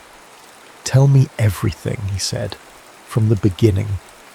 Hana hesitated only briefly before relating all she had overheard. The conspiracy, the planned accident during the winter hunt, Masashi's involvement. As she spoke, Ryoji's expression darkened like storm clouds gathering over mountains. When she finished, silence stretched between them. Ryoji stood at the window, his back to her, tension evident in the set of his shoulders. You've known this for days, he said finally. Why did you not come to me immediately? Would you have believed me? Hana asked quietly. The Hoshimoto daughter, claiming your trusted advisor's plot against you. He turned, and the rawness in his eyes caught her breath. Do you think me so blinded by the past that I cannot see what stands before me now? The question hung in the air, laden with meanings neither had dared voice. I think, Hana said carefully, that trust is a delicate blossom in the garden we have planted. Ryoji crossed the room in decisive strides, stopping directly before her. Then let me be clear, Lady Takeda. I trust you, not because of political necessity, not despite your lineage, but because of who you have proven yourself to be. His declaration, delivered with warrior's conviction, pierced her more deeply than any poetry. Before she could respond, a sharp knock interrupted them. Enter, Ryoji commanded. A senior samurai bowed. My lord, Advisor Ishida cannot be found. His quarters are empty, and his personal guards have disappeared as well. Ryoji's jaw tightened. Alert the gate guards. No one leaves the compound. He turned back to Hana. Seems your suspicions were well founded. Ishida's flight confirms his guilt. And my presence has accelerated their timeline, Hana added grimly. They know I've discovered their plot. Then we must be prepared for them to strike sooner than the winter hunt. As if summoned by his words, distant shouts erupted from the direction of the main gate, followed by the unmistakable clash of steel on steel.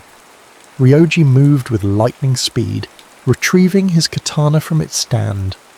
Stay here, he ordered. Bar the door behind me. I will not cower while you face danger, Hana protested. This is not a debate. His voice brooked no argument.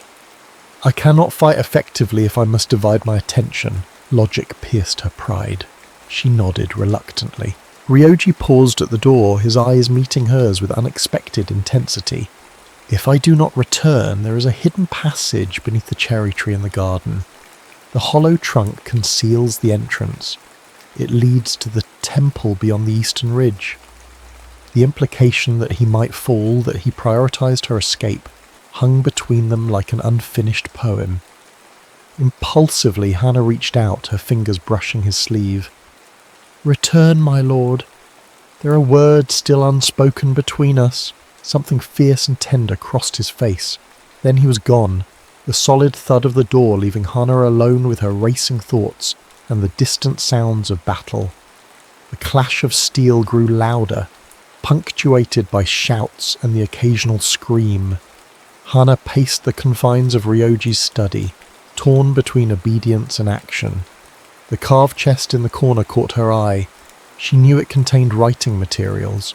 With swift decision, she knelt before it, extracting paper, ink, and brush. If these were to be her final hours, she would leave a testimony.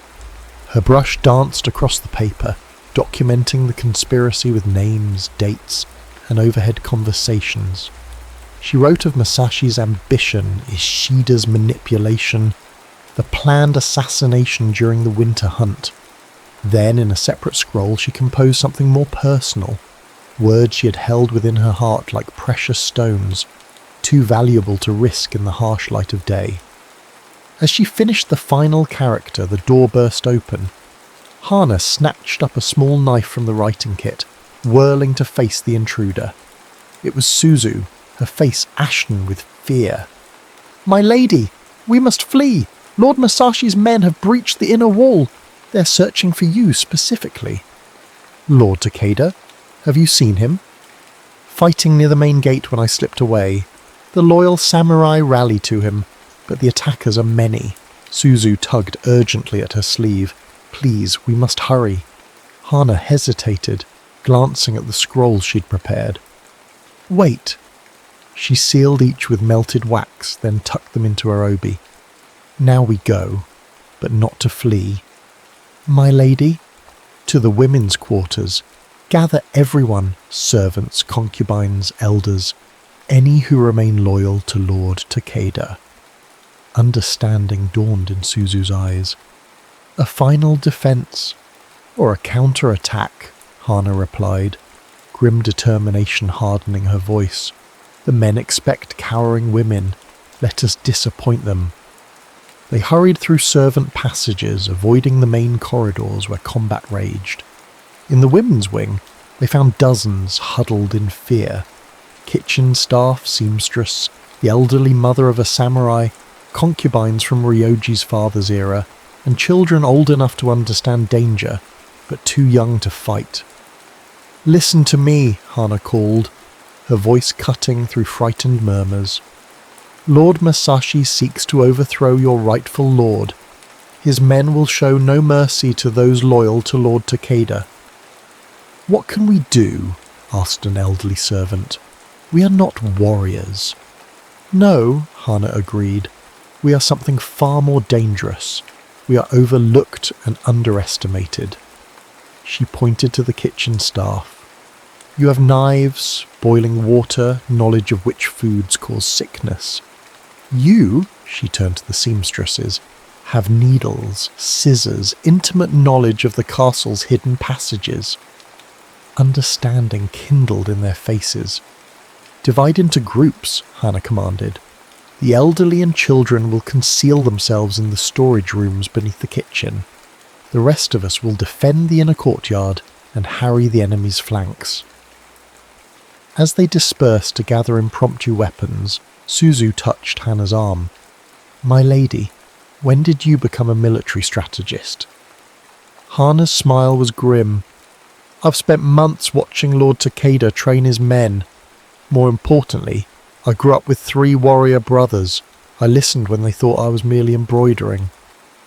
The women's resistance began as Masashi's forces penetrated deeper into the compound. Kitchen staff hurled pots of scalding water from upper walkways. Seamstresses used their knowledge of the castle's construction to redirect attackers into dead ends, where concubines, skilled in entertainment arts, used their heavy hair ornaments as deadly projectiles. Hana, with Suzu at her side, led a group through the garden passages, emerging behind a cluster of Masashi's samurai. With coordinated precision, they attacked with kitchen knives and gardening tools, targeting vulnerable points, ankles, backs of knees, the sensitive flesh beneath arms raised to wield swords. It wasn't honourable combat by samurai standards. It was survival, fought with desperate ingenuity.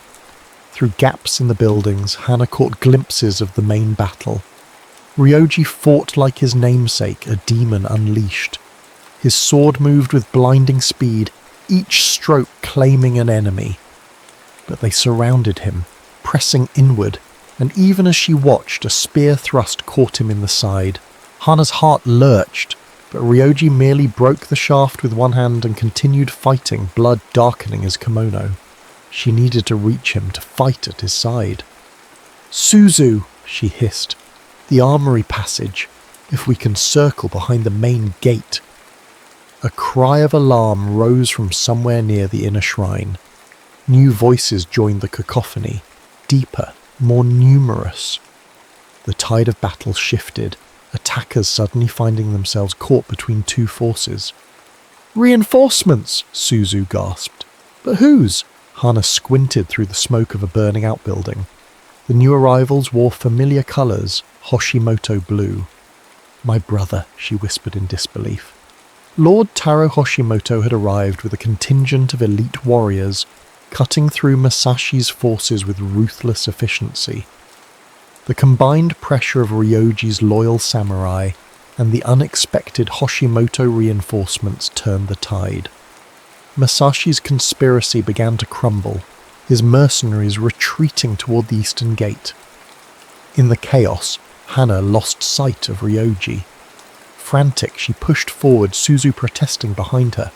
A familiar voice called her name. "Hana!" She whirled to find her brother dismounting from his warhorse, blood splattered but uninjured. "Taro!" Relief and confusion warred within her. "How did you know?" "Your coded message." He clasped her shoulders. "When I received it, I gathered my fastest riders. We've ridden for 2 days without rest." "My message? But I sent none." Understanding dawned. Ryoji had reached out to her family, anticipating this danger. "Where is Lord Takeda?" she demanded. Taro's expression darkened. "Last I saw, pursuing Masashi toward the eastern ridge. He's wounded, Hana." Badly so. She didn't wait to hear more, gathering her kimono and running toward the eastern gate, heart pounding a desperate rhythm. The trail of destruction was easy to follow. Bodies of fallen warriors from both sides, blood-soaked earth churned by desperate combat. Beyond the compound walls, the path wound upward toward the ridge where ancient cedar trees stood sentinel over a small shrine. Hana climbed, lungs burning, ignoring Suzu's pleas to wait for armed escort. The forest grew thicker, autumn leaves creating a crimson carpet that concealed other darker stains. At a fork in the path she hesitated, then spotted a broken branch and footprints leading right. The shrine appeared through the trees, its stone torii gate standing stark against the evening sky. Before it, 2 figures locked in mortal combat, Ryoji and a man she recognized as his cousin Masashi. Both were wounded, exhaustion evident in their movements, yet they fought with the determination of men who knew only one would leave alive. Ryoji's left arm hung useless at his side, blood darkening his sleeve, while Masashi favoured his right leg, a deep gash visible through his torn hakama. "Surrender, cousin Ryoji demanded, his voice strained but unwavering.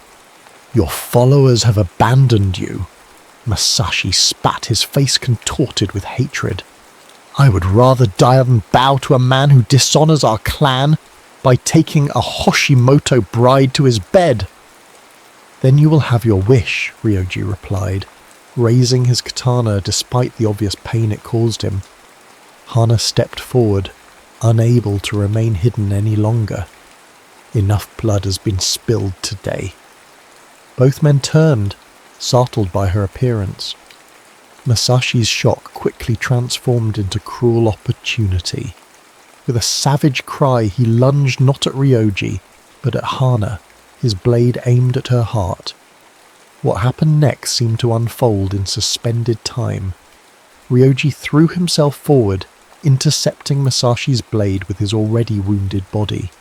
His katana found its mark simultaneously, piercing Masashi's chest with deadly precision.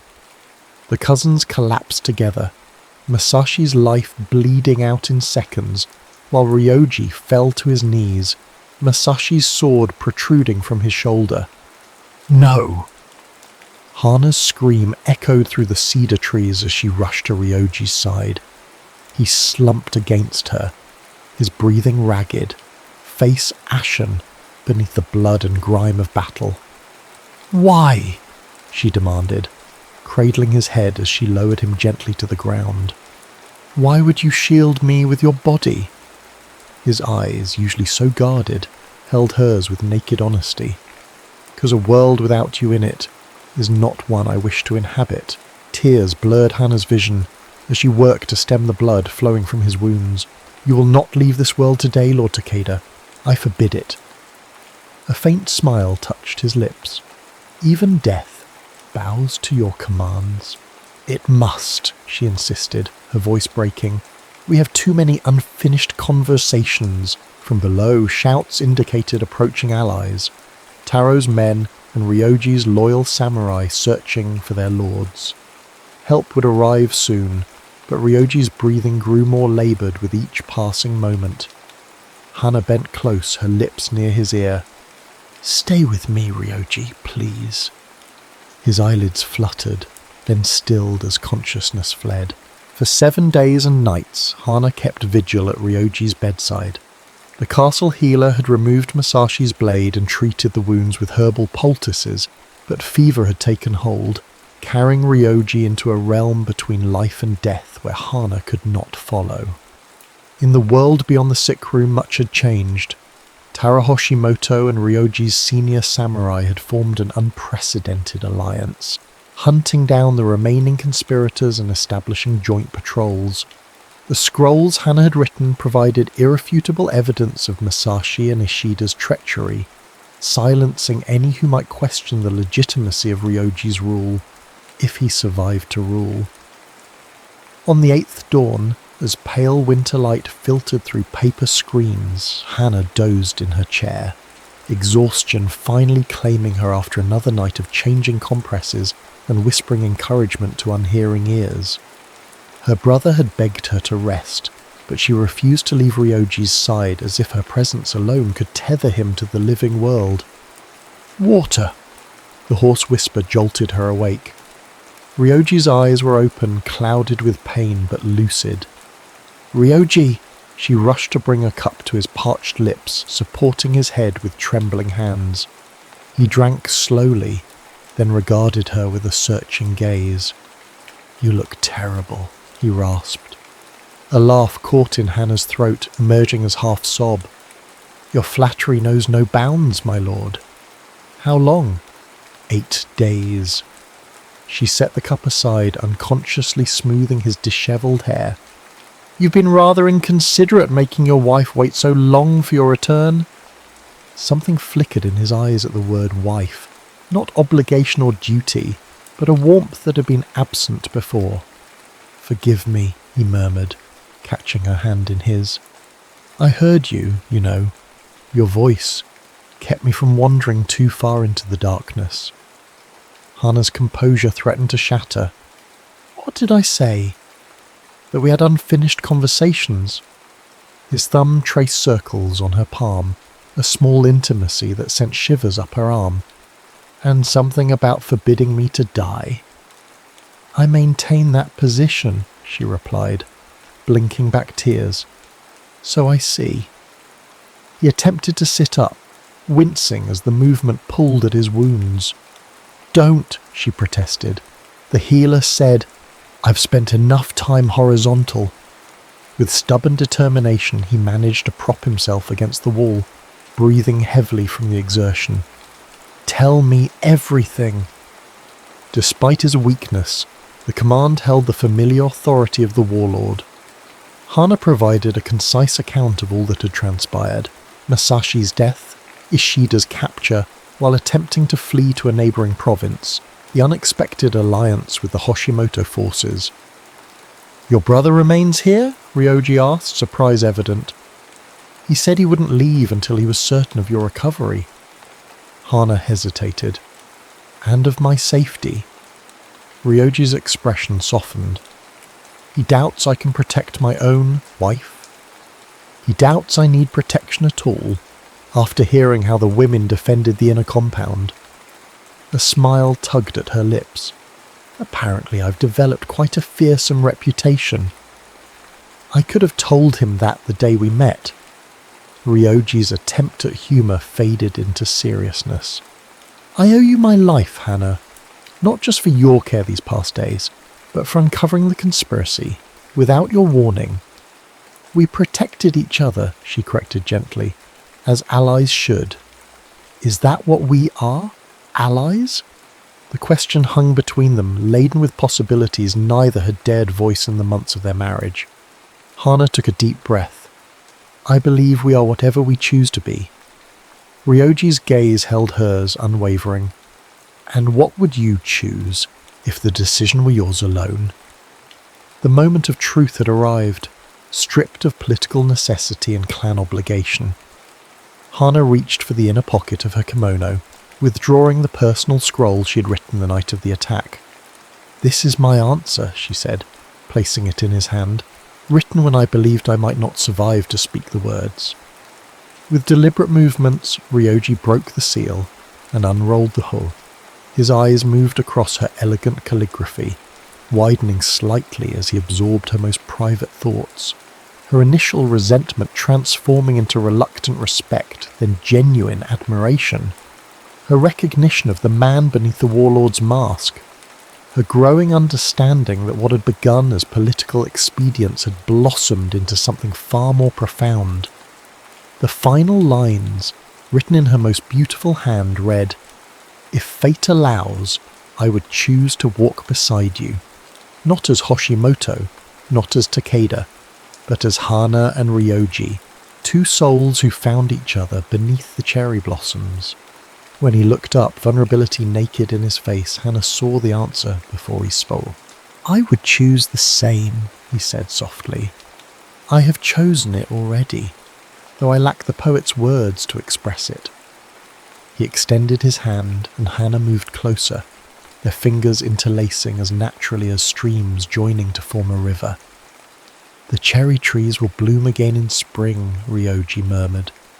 Will you stand beneath them with me, not as my political bride, but as my chosen partner? Yes, Hana whispered, tears finally breaking free.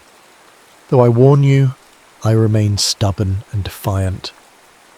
I would expect nothing less. The smile that transformed his face was no longer the fleeting glimpse she had cherished from the festival night, but a full expression of joy, unbound by warrior's restraint. And I remain disciplined and reserved. Most of the time, she teased gently. Most of the time, he conceded, drawing her closer until their foreheads touched, breath mingling in the quiet intimacy of hard-won truth. Winter deepened outside the castle walls, coating the sleeping cherry trees with crystalline frost that sparkled in the pale sunlight. Within, a different kind of frost melted away as Lord and Lady relearned each other, not as political pawns moved by clan strategy, but as man and woman chosen by their own hearts. Taro Hoshimoto departed once Ryoji regained enough strength to stand on his own, but not before the two clan leaders signed a formal alliance that went beyond the marriage contract. The lands that had seen decades of warfare would know peace for generations to come. As the first breath of spring warmed the air, servants prepared a special tea ceremony beneath the cherry trees, whose buds swelled with imminent blossoming. Ryoji, still leaning slightly on a carved walking stick, led Hana to the same spot where they had almost kissed many months before. He knelt carefully, pouring tea with the same precision he brought to swordplay, while Hana prepared ink and paper, not for solitary reflection, but for a joint creation. Together they composed a poem to commemorate their true union, his strong brush strokes complementing her fluid characters. Winter's ice recedes, spring awakens dormant hearts. Cherry blossoms fall, not in death but celebration of two streams now flowing one. As they wrote the final character, the first cherry blossom detached from its branch, drifting down to land upon their joined creation, a blessing from nature itself, upon the love that had grown not despite adversity, but because of it. Ryoji's hand found Hana's, his calloused palm against her softer skin. They say cherry blossoms are the most beautiful because their lives are brief, he observed. But I prefer to think their beauty lies in their return. No matter how harsh the winter, they always find their way back to bloom. Like us, Hana said softly. Like us, he agreed, and sealed their covenant with a kiss beneath the falling petals. No longer the demon of the battlefield and the reluctant bride, but simply Ryoji and Hana, writing their own story beneath the cherry blossom.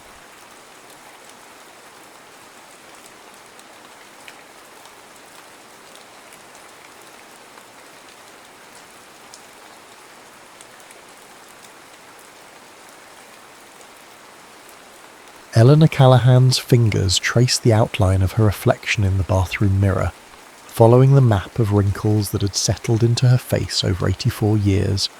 She didn't mind them, these etchings of time. Each line had its own story. Laughter lines from summer picnics with the children, worry lines from David's motorcycle accident in 83, the deep furrow between her brows from the day James forgot her name for the first time. Ellie? James's voice called from the bedroom, unusually clear this morning. Have you seen my watch? The gold one? Eleanor closed her eyes briefly, savouring the sound of her nickname on his lips. These moments of lucidity had become rare treasures, appearing without warning and now appearing just as quickly, like fireflies in the growing dusk of his mind. Coming, love? She called back, quickly dabbing Chanel No. 5 behind her ears, a ritual she maintained, despite knowing he rarely noticed anymore. She found James sitting on the edge of their bed, dresser drawers pulled open, his pyjamas still on but inside out. His white hair stood up in tufts, and confusion clouded his eyes despite the momentary clarity in his voice. The gold watch, he repeated, his hands patting the bedspread. My father's watch, I need it for... Eleanor knelt carefully before him, her knees protesting the movement. For our anniversary dinner tonight, she finished, reaching for his hand. 60 years, James. Can you believe it? His eyes, still that remarkable shade of hazel that had made her stumble over her words at a dance hall in his 63, flickered with something, recognition perhaps, or just the reflection of her own hope. 60, he murmured, squeezing her fingers. Then, who are you? The question no longer stung as it once had. Eleanor simply smiled and pressed her palm against his cheek. I'm Eleanor, your wife, and tonight our family is coming for dinner to celebrate us. James nodded, accepting this information with the placid trust of a child. Eleanor helped him dress, guiding his arms through the sleeves of his favourite cardigan, the navy one with leather elbow patches that their grandson Michael had given him 5 Christmases ago. Before James's diagnosis, he'd been meticulous about his appearance. Pressed shirts, polished shoes, his silver hair always neatly combed. She maintained these standards for him now, a small act of preservation. The doorbell rang as she was adjusting his collar. That'll be Margaret, Eleanor said, kissing his forehead. Our daughter. She's bringing those lemon squares you like. James blinked at her, and for a terrifying moment, Eleanor thought she saw not confusion, but utter blankness in his gaze, as if looking through her into an endless void. Then he smiled, the crooked, charming smile that had once made her knees weak on dance floors and in darkened movie theatres. I like lemon squares, he said simply. Margaret's voice carried up the stairs, followed by the deeper tones of her husband Robert and the excited chatter of their daughters, Lily and Emma. Eleanor guided James toward the door. Dad! Margaret's face lit up when she saw him, and she embraced him carefully. At 57, Margaret had inherited Eleanor's petite frame and James's expressive eyes. Happy anniversary. Thank you, James replied automatically, social graces still deeply ingrained even as other parts of him slipped away. Grandpa! Emma, 16 and luminous with youth, bounded forward. I brought you something! She pressed a small package into his hands. James stared at it, uncertain. Open it, dear, Eleanor encouraged. His fingers moved slowly, methodically unwrapping the gift. Inside was a small digital picture frame, its screen coming to life with a slideshow of family photos. See, Grandpa, Emma explained, standing close. It has all our pictures in it. Look, there's you and Grandma at the beach house, and there's when you taught me to fish. James watched the images flicker past, his expression unreadable. Then, with startling suddenness, he said, Cape Cod, 1988. David fell off the dock. The room went still. Eleanor exchanged a glance with Margaret, whose eyes had widened in surprise. The photo on screen indeed showed their vacation home in Cape Cod, though from a more recent trip. That's right, Dad, Margaret said carefully. You remember David falling in? Mum had to fish him out because you were laughing too hard to help. James nodded, a small smile playing at his lips. He splashed like a seal, all arms. Eleanor felt a familiar tightness in her chest, hope and heartache intertwined. She had learned not to expect these moments of recollection, nor to expect them to last. David arrived 30 minutes later with his wife Tara and their son Michael, now 28, and sporting a beard that made him look startlingly like James in old photographs.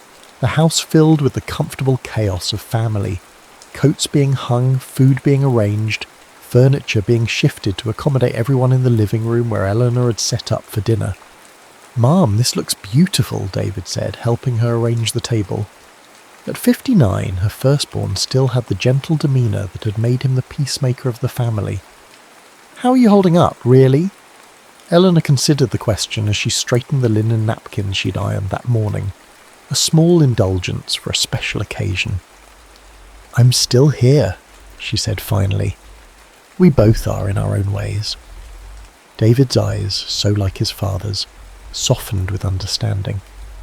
Remember what Dad always said about marriage? Eleanor smiled. It's not about the years, it's about the moments. Yes.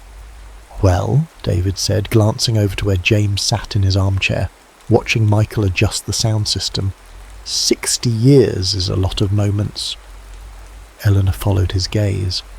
Yes, she whispered, a lifetime of them. What no one mentioned, what had become an unspoken understanding, was that these days, those moments existed only for her. For James, they appeared and disappeared like raindrops on hot pavement, evaporating almost as soon as they fell. Margaret appeared at her elbow. Mum, we found the record. Eleanor turned, her heart quickening. You did? I thought it was lost in the move. Margaret held up a vinyl record in its worn sleeve. Frank Sinatra's Come Fly With Me, their wedding song, the one James had insisted they dance to at every anniversary celebration. It was in Dad's study behind his medical journals, Margaret explained. Michael's setting up Grandpa's old record player now.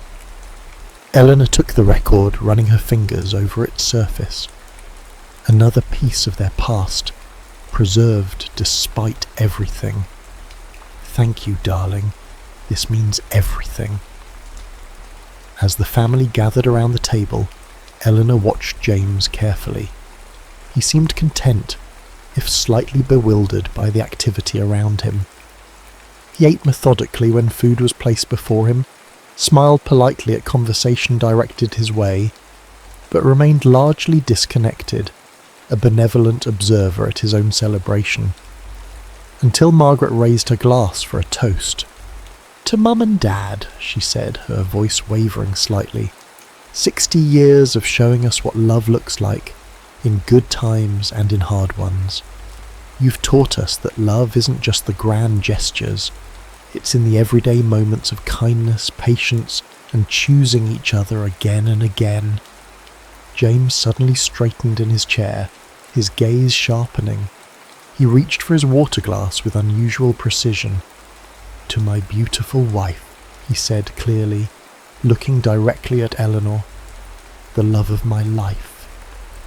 The room fell silent. Eleanor's hand trembled as she raised her own glass, her vision blurring with unshed tears. For this crystalline moment, James was fully present, fully himself. "To us," she whispered. As the evening progressed, Eleanor found herself alternating between host and caretaker, making sure everyone had enough to eat while monitoring James for signs of fatigue or confusion. Yet something about tonight was different. Whether it was the familiar faces, the music playing softly in the background, or some mysterious alignment in the misfiring synapses of his brain, James remained unusually engaged. When Michael suggested they move to the living room for dessert and the sharing of memories, Eleanor braced herself. These moments could be particularly difficult for James, highlighting as they did all that he had lost. But as they settled into their seats, James reached for her hand, his fingers finding hers with surprising certainty. "Dance with me, Ellie," he said. The needle dropped onto the vinyl with a soft hiss, and the rich tones of Sinatra filled the living room. Eleanor stood frozen, James's request echoing in her ears. "Dance with me, Ellie." Words he had spoken hundreds of times throughout their marriage, but hadn't uttered in nearly 3 years. James rose from his chair without assistance, extending his hand with a grace that seemed to shave decades off his stooped frame. The family watched in silent amazement as Eleanor placed her hand in his, allowing him to guide her to the centre of the room where they had pushed back the furniture. "Come fly with me, let's fly away," Sinatra crooned, as James placed his right hand gently at the small of Eleanor's back, taking her other hand in his left, the proper form he had insisted on learning before their wedding, because, as he told her, "I want to lead you right, Ellie, always." They began to move, not with the vigour of their youth, but with a measured dignity that held its own kind of beauty. James guided her through the steps with surprising sureness, his eyes never leaving hers. "The last time we danced," he said softly, for her ears alone, "was at David's wedding anniversary 5 years ago." Eleanor's breath caught. "Yes," she whispered, afraid to break whatever spell had momentarily cleared the fog from his mind. "You wore green, with little rhinestones, and those ridiculous shoes that hurt your feet." A laugh bubbled up from somewhere deep inside her. "They were torture devices. I took them off under the table and you smuggled them out in your jacket pocket." James smiled, a real smile, his eyes crinkling at the corners. "You walked to the car in your stockings. I carried you over that puddle in the parking lot." "You did," Eleanor confirmed, tears threatening again. "You've always carried me over the rough spots, James." They continued moving to the music, unaware that Michael had begun quietly filming them on his phone, that Emma was wiping tears from her cheeks, that David and Margaret were clutching each other's hands so tightly their knuckles had gone white. When the song ended, James held Eleanor for a moment longer, then leaned down and pressed his lips to hers. A proper kiss, not the confused peck he sometimes offered, when prompted. Eleanor closed her eyes, memorizing the feeling. "I've loved you for 1,000 years, he murmured against her mouth, "and I'll love you for 1,000 more." Eleanor pulled back slightly, a small laugh escaping her despite the emotion tightening her throat. "That's from that song Emma likes. The one from the vampire movie." James's eyes twinkled, actually twinkled, with mischief. "Did I get it wrong? I was trying to be romantic." Eleanor cupped his face in her hands. "You've never gotten romance wrong a day in your life, James Callahan." They returned to their seats to enthusiastic applause from the family, James giving a small courtly bow that made the grandchildren giggle. As they settled back into their chairs, Eleanor felt a strange mix of elation and terror. These moments of clarity were precious beyond measure, but they also sharpened the pain of what would inevitably follow, the confusion returning, the light in his eyes dimming once more. "Should we share some memories now?" Margaret suggested. "That's what we planned, right, Mum?" Eleanor nodded, pushing aside her apprehension. "Yes, let's do that." One by one, the family began to speak, sharing stories of James as father, grandfather, husband. David recalled fishing trips where James had shown infinite patience untangling lines and baiting hooks. Margaret spoke of how he had driven 8 hours to her college dormitory when she'd called home homesick and ready to quit. How he had walked the campus with her all weekend until she remembered why she'd wanted to be there in the first place. Michael talked about his grandfather teaching him to change the oil in his first car, and how James had slipped him an extra $20 afterward, whispering, "Don't tell your grandmother I'm undermining your allowance system." Lily remembered being terrified of thunderstorms as a child until Grandpa explained that thunder was just the clouds bowling, and every time we heard it, it meant someone had gotten a strike. Emma, the youngest at 16, spoke last. "When I was little and stayed over, Grandpa would make pancakes in funny shapes. Not just Mickey Mouse ears. He'd try to make pancakes that looked like us, or animals we liked. They were always terrible," she said with a laugh. "Like nightmare-inducing terrible. But he was so proud of them, and he would make up stories about each pancake as we ate them." She turned to James, her expression softening. "You always made me feel like the most important person in the room, Grandpa. You still do." Throughout these recollections, James listened with unusual attentiveness. Sometimes he nodded or smiled in apparent recognition. Other times he looked puzzled, as if hearing about a stranger's life. But he remained engaged, his hand resting on Eleanor's knee, occasionally squeezing gently when a particular memory seemed to resonate. After Emma finished speaking, a comfortable silence fell over the room. Then James cleared his throat. "I'd like to say something," he announced. The family exchanged surprised glances. James rarely initiated conversation these days, especially in group settings that tended to overwhelm him. "Of course, Dad," David encouraged gently. "We'd love to hear from you." James straightened in his seat, and Eleanor was struck by how much he suddenly resembled the man who had stood before classes of medical students for 40 years as a respected professor of cardiology. His shoulders squared, his chin lifted, and when he spoke, his voice carried the authority that had once commanded hospital rounds. "I know I'm not always here," he began, gesturing vaguely toward his head. "I know I forget things, important things, people." His eyes found Eleanor's. "I forget you sometimes, my love, though never for long. Your face might slip away, but the feeling, the knowing that you are my heart, that stays."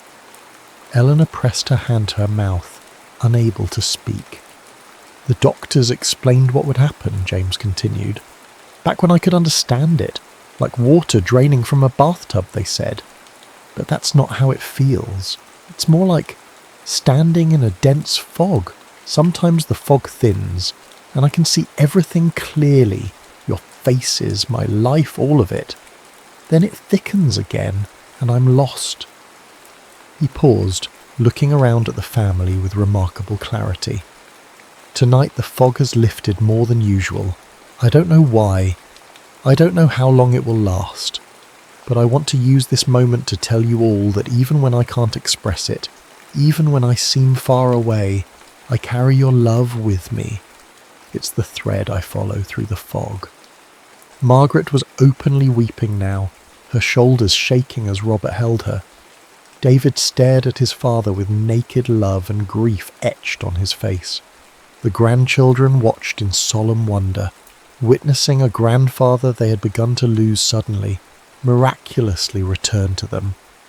"And Eleanor," James turned fully toward his wife, taking both her hands in his. "My Ellie, 60 years isn't nearly enough.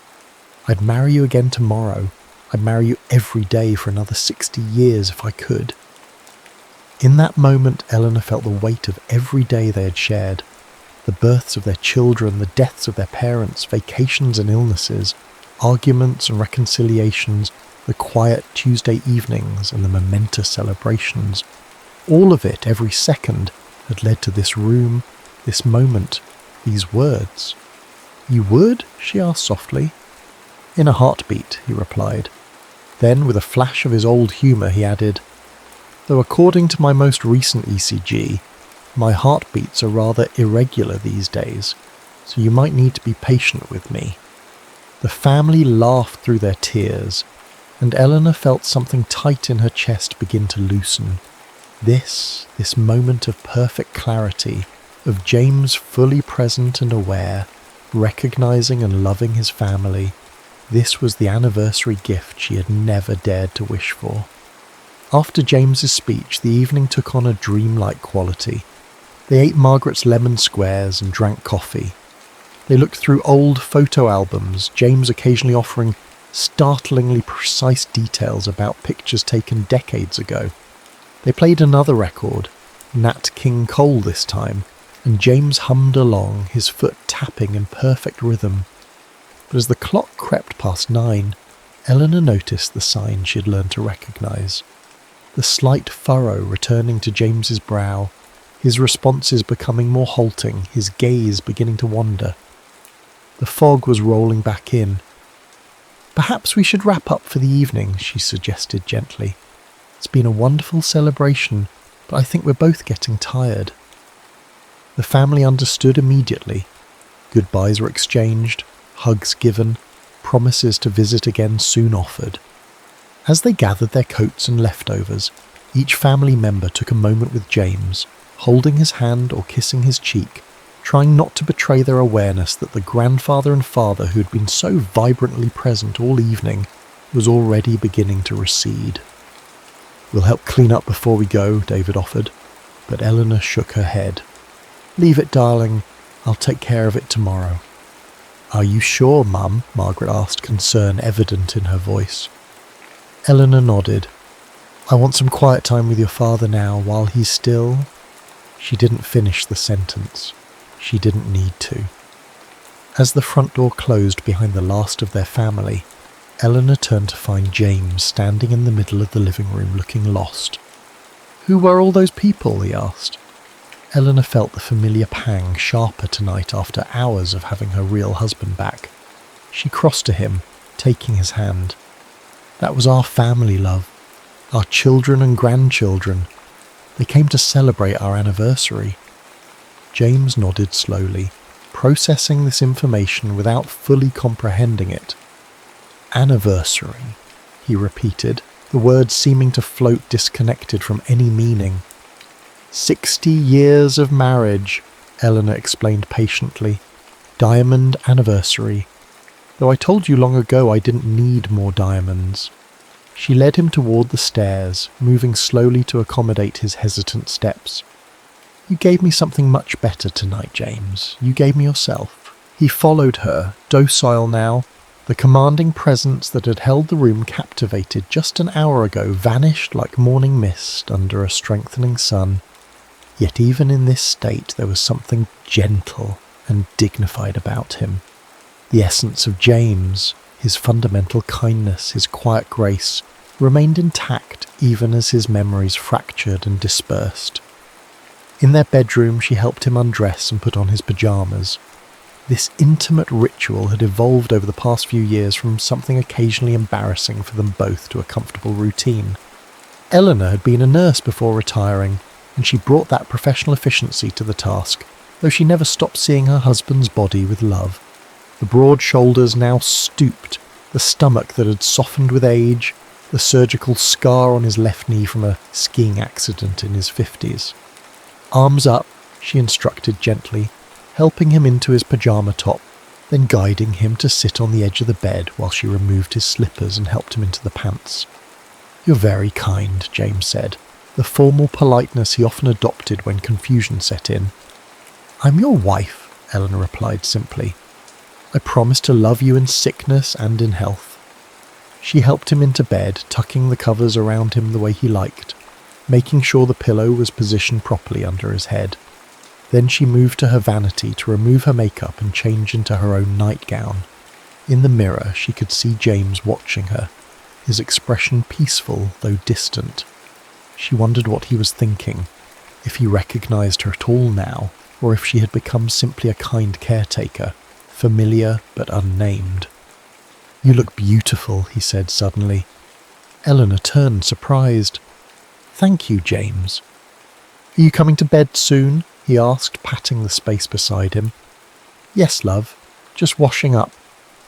When she slipped under the covers a few minutes later, James reached for her hand in the darkness.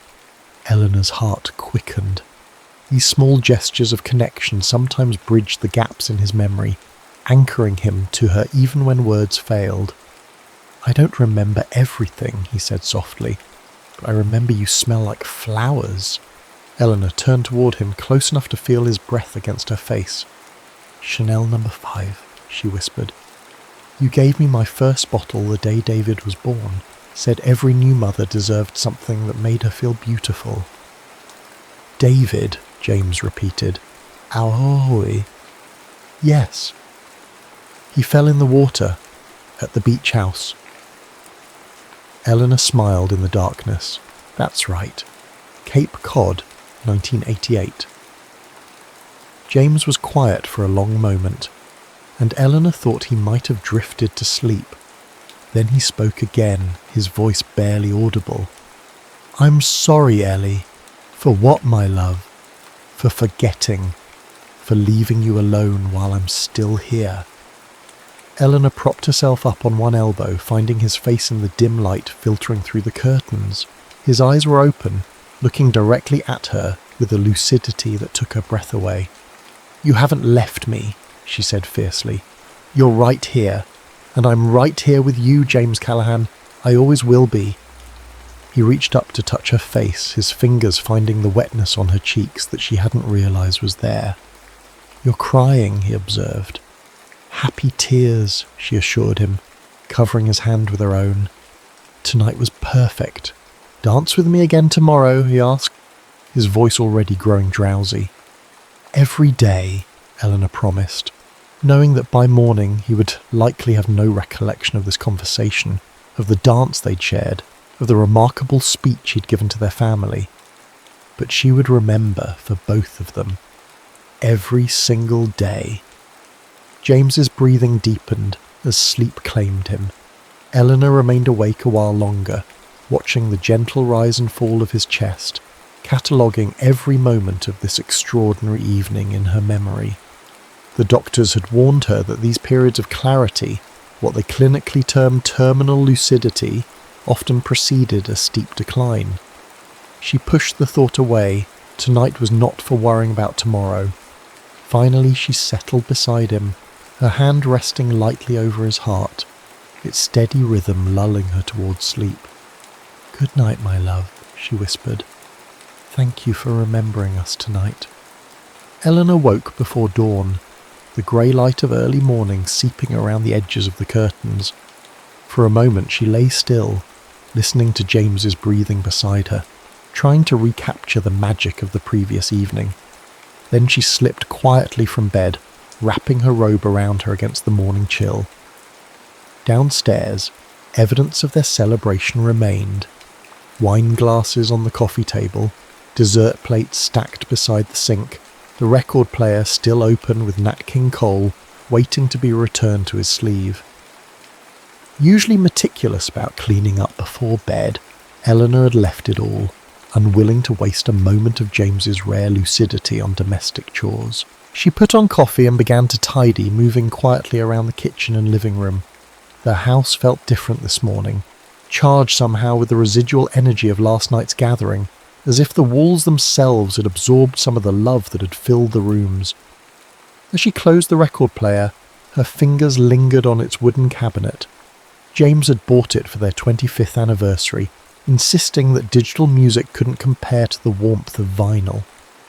Some things are worth preserving the old way, he'd told her then. Some experiences shouldn't be compressed and streamlined. The same could be said for memory, she thought now.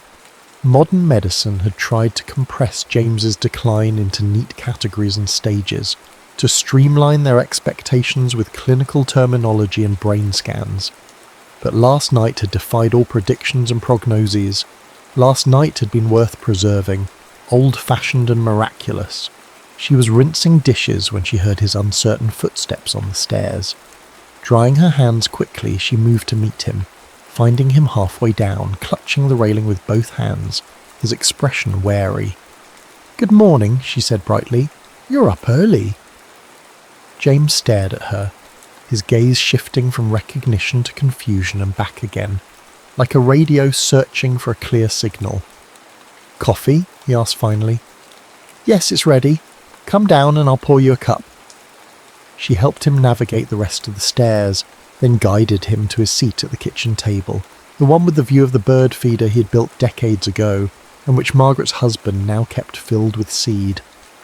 As Eleanor poured his coffee, black with one sugar, the way he'd taken it for 60 years, she studied him surreptitiously, looking for any hint of the man who had danced with her just hours ago, who had spoken so eloquently about love and memory.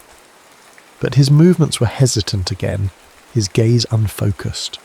The fog had returned, perhaps thicker than before. "There's a cardinal at the feeder," she said, setting his cup before him. "Your favourite." James turned to look out the window, a small smile lifting the corners of his mouth.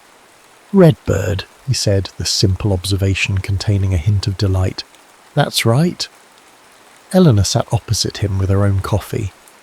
"Do you remember what we did yesterday, James?" He frowned slightly, concentrating. "We had visitors." "Yes, the family came for dinner for our anniversary." "Anniversary," he echoed, the same disconnected repetition as last night. Then unexpectedly, 60 years. Eleanor's heart leapt. "That's right, 60 years of marriage." James took a sip of his coffee, his expression clearing briefly. "Did we dance?" "Yes," Eleanor whispered, her throat tight with emotion. "Yes, we danced to Frank Sinatra." "Come fly with me," James said, nodding as if confirming a fact to himself. "You wore blue." Eleanor looked down at her robe, a faded floral pattern, in pinks and greens. "Last night I wore blue," she agreed. "The same colour as my dress on our first date.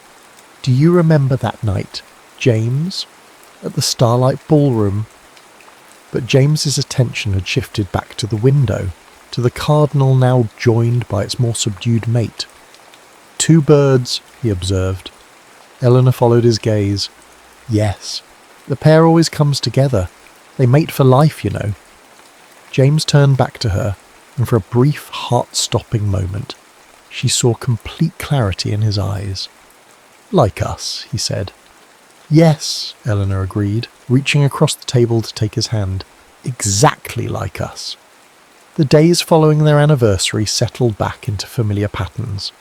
James's remarkable lucidity had indeed been fleeting, though Eleanor treasured the small fragments that seemed to have remained. He sometimes hummed "Come fly with me" when she helped him dress, and once he called her Ellie unprompted, the diminutive sending a shock of joy through her. A week after the celebration, Margaret came by while James was napping, to help Eleanor organise the photographs and mementos from the evening. "Michael put together this album," Margaret had said, placing a leather-bound book on the kitchen table. "He included printouts of the pictures and the video he took of you and Dad dancing." Eleanor opened it carefully, her breath catching at the first photograph. James leading her in their dance, both of their faces illuminated with joy. "Oh, Margaret! It's beautiful." "There's a USB drive in the back with all the digital files," Margaret explained. "And Michael uploaded everything to the family cloud account too. He said to tell you nothing will ever be lost." Eleanor nodded, unable to speak for a moment. Their children and grandchildren had become the keepers of their memories, a role reversal both poignant and necessary. "Has Dad had any more moments?" Margaret asked carefully, setting a cup of tea before her mother. "Like at the party?" Eleanor shook her head. "Not like that night, no, but he's been, I don't know how to describe it, more present somehow, as if part of him remembers remembering, if that makes any sense." Margaret covered her mother's hand with her own. "It does. And Mum," she hesitated, choosing her words carefully. What you do for him every day is the most profound act of love I've ever witnessed. Eleanor looked up from the photo album, meeting her daughter's gaze. It's not a burden, if that's what you're thinking. I know it's not, Margaret assured her, but it's still remarkable, the patience, the dignity you give him. She paused. We've been talking, David and I, about getting you some more help, just a few hours each day, someone to hear while you run errands or have lunch with friends or just take a nap. Eleanor's first instinct was to refuse, as she had previous offers of assistance. She had managed James's care largely alone since his diagnosis, with the family helping for specific outings or appointments. Maybe, she said instead, surprising herself with a concession. Not every day, but maybe a few afternoons a week might be nice. Margaret's relief was palpable. Really? You'll consider it? Eleanor smiled, running her finger over the photograph of her and James dancing. He told me once, years ago, that taking care of yourself is how you take care of the people you love. I think I'm finally ready to listen to his advice. They spent the afternoon looking through the album and talking, their conversation wandering from serious discussions of James's care to light-hearted reminiscences. When James woke from his nap and made his careful way downstairs, he joined them at the table, accepting a cookie from Margaret with a polite thank you, though he showed no particular recognition of his daughter. "Look, Dad," Margaret said, turning the album toward him. "Pictures from your anniversary party."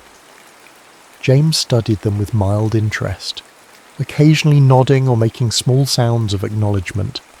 Then he pointed to a photograph of Eleanor. "Beautiful," he said decisively. "My wife is beautiful." Margaret and Eleanor exchanged a glance, both touched by this moment of connection. "Yes, she is," Margaret agreed. "The most beautiful woman in the room, always." James nodded, satisfied with this assessment, then returned his attention to his cookie. After Margaret left, Eleanor and James settled into their evening routine, a simple dinner, some television. Nature documentaries seem to engage him most these days. And then the careful process of preparing for bed. As she helped him brush his teeth, Eleanor thought about Margaret's offer of additional help. Perhaps it was time to accept that she couldn't do everything alone, that allowing others to share the care was not a failure but a practical kindness to them both. "You're quiet tonight," James observed as she helped him into bed, one of those startling moments of perceptiveness that still occasionally emerged from the fog. "Just thinking," Eleanor replied, smoothing the covers around him. "About what?" She sat on the edge of the bed beside him. "About love. About how it changes shape over time but never really diminishes." James considered this, his forehead creasing in concentration. "Like water," he said finally, "in different containers." Eleanor smiled at the unexpected metaphor. "Exactly like that, just James. That's perfect for me." He reached for her hand, his fingers finding hers with surprising accuracy. "Stay with me until I fall asleep?" "Of course." The next morning, Eleanor woke with a sense of purpose. After helping James with breakfast and settling him in his favourite chair with a bird identification book he still enjoyed looking through, she made several phone calls.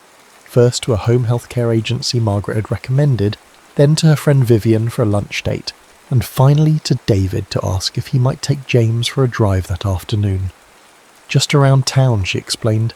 "He always enjoyed your drives together, and I have some errands to run." "Of course, Mum," David agreed readily. "I can come by around 2 if that works." "Perfect," Eleanor said. "And David, thank you." "For what? Taking my dad for a drive? It's nothing." "For understanding," Eleanor said simply. "For helping me see that accepting help doesn't mean I'm giving up." There was a short silence on the line. Then David said, "You've never given up on anything in your life, Mum, least of all Dad." After she hung up, Eleanor joined James by the window. He was studying a page of warblers, his finger tracing the colourful illustrations. "Little birds," he said when she sat beside him. "Yellow ones." "Yellow warblers," Eleanor confirmed. We saw them at the Audubon Sanctuary last spring, remember? You were so excited you almost fell into the pond leaning over the rail. James looked up from the book, a flash of indignation crossing his features. I did not almost fall in, he protested. I was perfectly balanced. The unexpected clarity of his response, coupled with the familiar, stubborn tone that had characterized so many of their good-natured arguments over the decades, made Eleanor laugh out loud.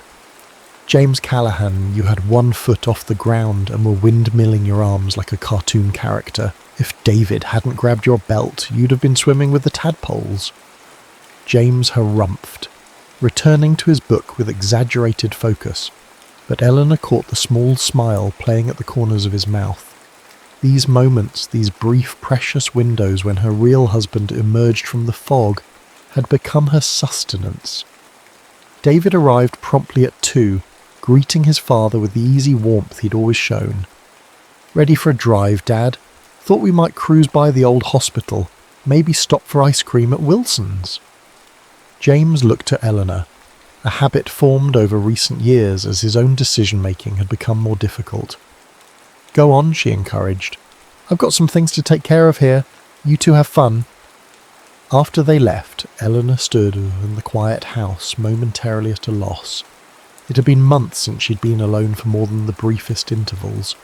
The silence felt both strange and luxurious. She moved through the rooms slowly, seeing their home with fresh eyes. The sunlight streaming through the kitchen windows illuminated 60 years of accumulated life. Photographs crowding the refrigerator door. The collection of painted ceramic birds James had started bringing her from medical conferences around the world. The small crack in the counter from when David had dropped a frozen turkey in 1992. In James's study, largely untouched since his retirement 5 years ago, his medical textbooks lined the shelves alongside mystery novels and biographies. His desk remained organised with the precision that had defined his professional life. Pens aligned, notepad centred, the leather blotter Margaret had given him for his 70th birthday still pristine. Eleanor ran her fingers along the spines of his books, then paused at a small wooden box tucked between volumes on cardiology. She recognised it immediately. The box James had carved during a woodworking phase in his 60s, inspired by a similar piece they'd seen in an antique shop in Vermont. Inside, she found what she knew would be there, a collection of small mementos he had saved throughout their marriage. Movie ticket stubs from their first date, the hospital bracelet from when David was born, a pressed flower from their 20th anniversary trip to Hawaii, a small smooth stone from the beach at Cape Cod. Each item represented a moment he had deemed worth preserving.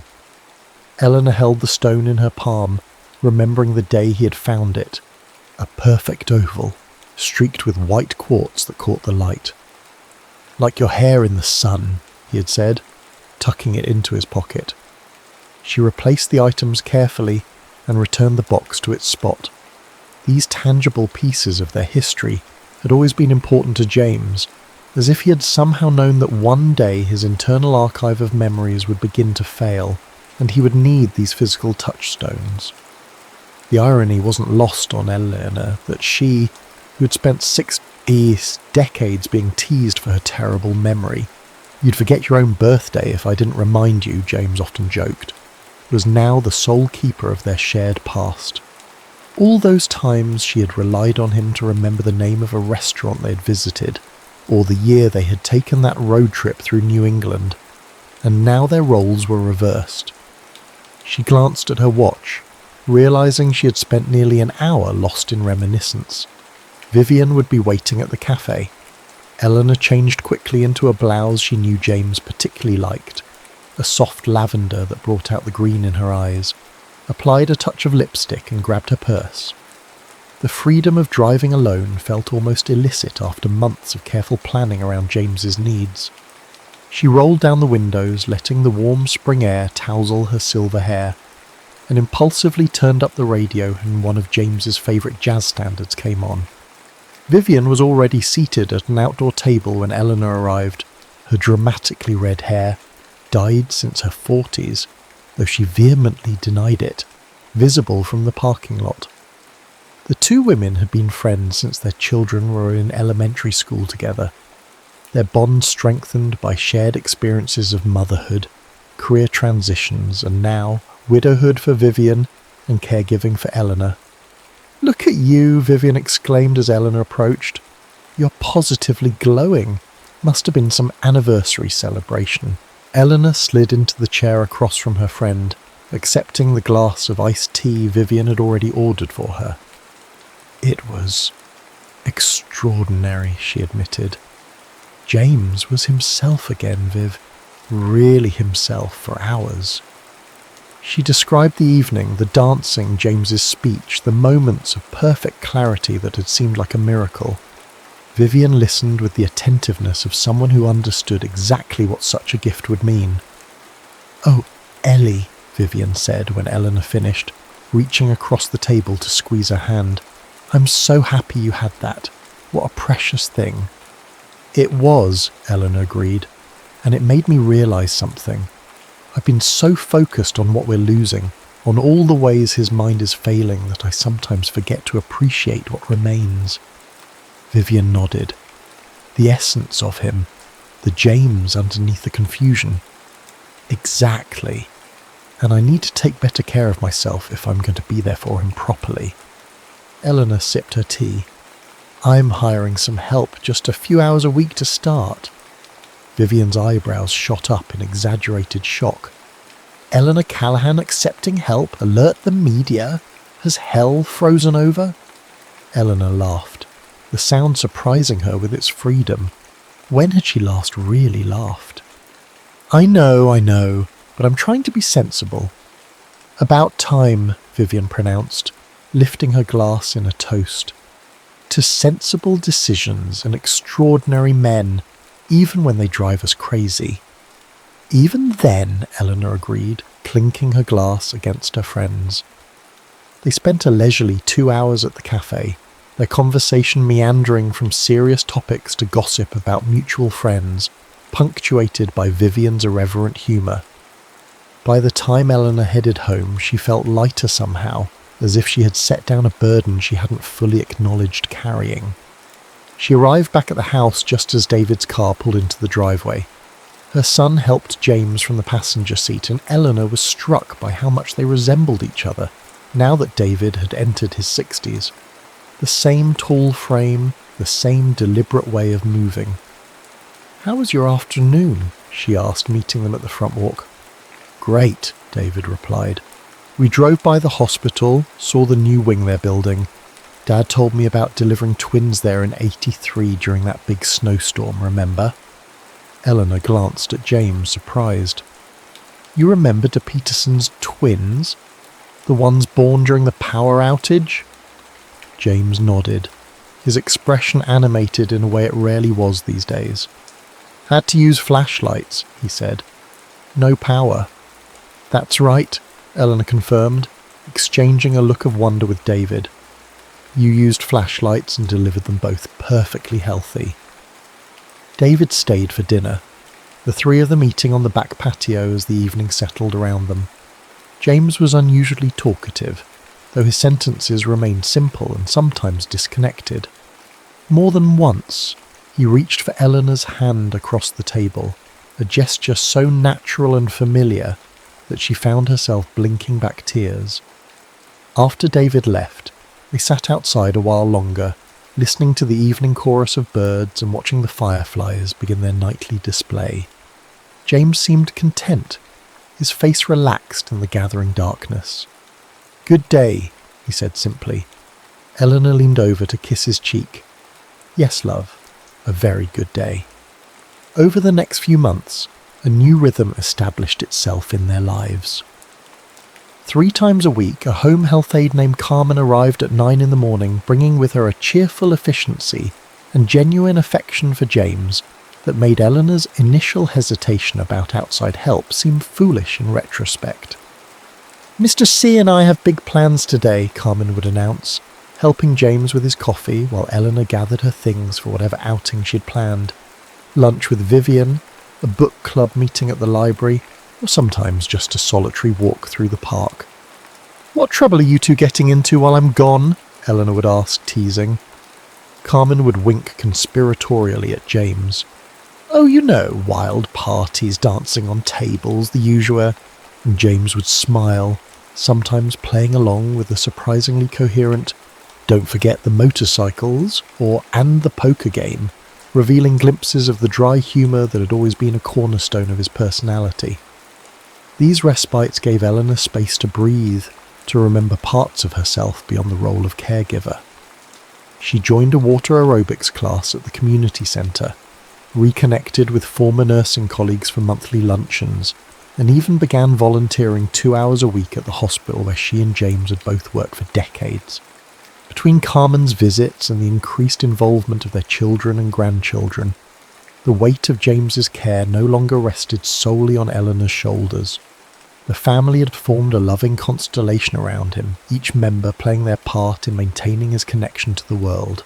David took him to weekly appointments with his neurologist, transforming what could have been stressful medical visits into father-son outings that often included stops at their favourite diner. Margaret came by every Wednesday evening for what she called kitchen table therapy. Simple activities like sorting buttons or folding napkins that engaged James's hands and mind in manageable ways while she caught him up on family news.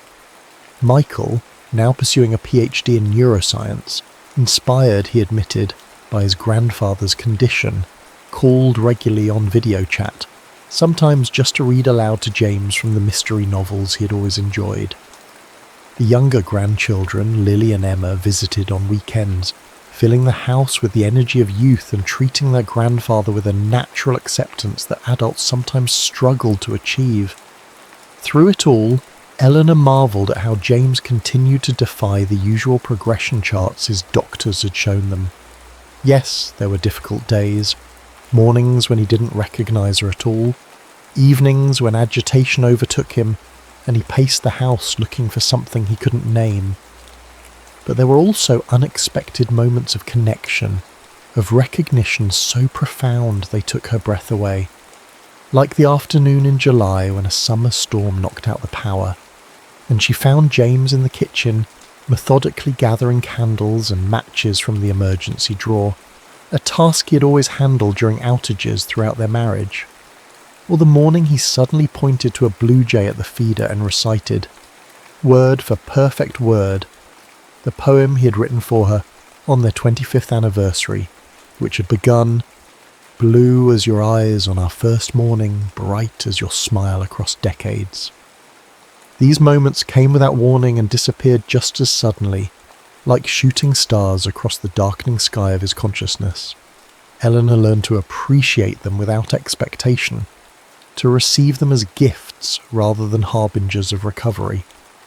On their 61st anniversary, a milestone they hadn't been certain they would reach together, the family gathered again, this time for a smaller celebration in the backyard. David grilled steaks, Margaret brought her famous potato salad, and the grandchildren set up lawn games that James watched with bemused interest from his comfortable chair in the shade. "Remember our 50th?" Eleanor asked him as they sat side by side, watching Michael attempt to teach Emma the proper technique for croquet. "The big party at the country club. You gave that ridiculous speech about how marriage was like golf, all about the follow-through." James turned to her, his expression suddenly sharp with recognition. "You hated that speech," he said, chuckling. "Said I made us sound like we were on a perpetual golf course." Eleanor's heart skipped. "You remember that?" "Made it up to you later," James continued, his voice dropping suggestively.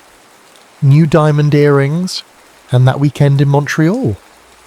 Eleanor blushed, amazed that this particular memory had surfaced so clearly when he sometimes couldn't recall what he had had for breakfast. "James Callahan, you are still full of surprises." He reached for her hand, his fingers finding hers with the certainty of long practice. "Love you, Ellie. Always will." The evening continued with a simple dinner outdoors, candles glowing as dusk settled around them. James ate with good appetite, occasionally joining the conversation with brief but relevant comments that delighted everyone. When David brought out a cake emblazoned with 61 years and counting, James insisted on feeding Eleanor the first bite, just as they had done at their wedding. As the family began to pack up, James tugged at Eleanor's sleeve. "Dance?" he asked, gesturing toward the portable speaker Michael had set up earlier. A hush fell over the gathering. No one had expected a repeat of the previous year's miraculous dance, least of all Eleanor. "I'd love to," she said, her voice steady despite the emotion welling in her chest. Michael quickly scrolled through his phone, finding "Come Fly With Me" and setting it to play.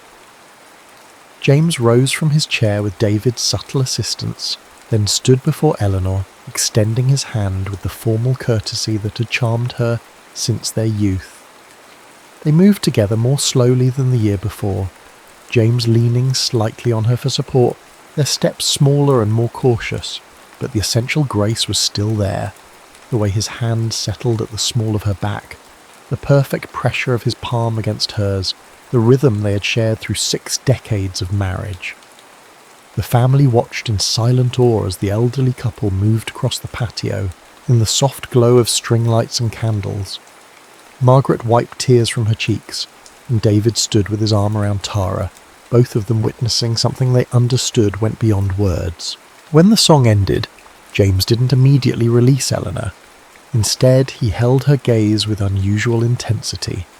"Next year," he said clearly, "let's dance to that song from the vampire movie." Eleanor laughed, startled and delighted by the joke, a callback to their conversation after last year's dance. "The one about loving you for 1,000 years? James nodded, a mischievous glint in his eye. Always wanted to be immortal. Later, after the family had gone and they were preparing for bed, Eleanor found herself humming that very song 1,000 Years by Christina Perri. As Emma had informed her, with the slightly condescending patience teenagers reserve for explaining pop culture to their elders. "What are you singing?" James asked as she helped him into bed. "Just a silly love song," Eleanor replied, "about loving someone forever."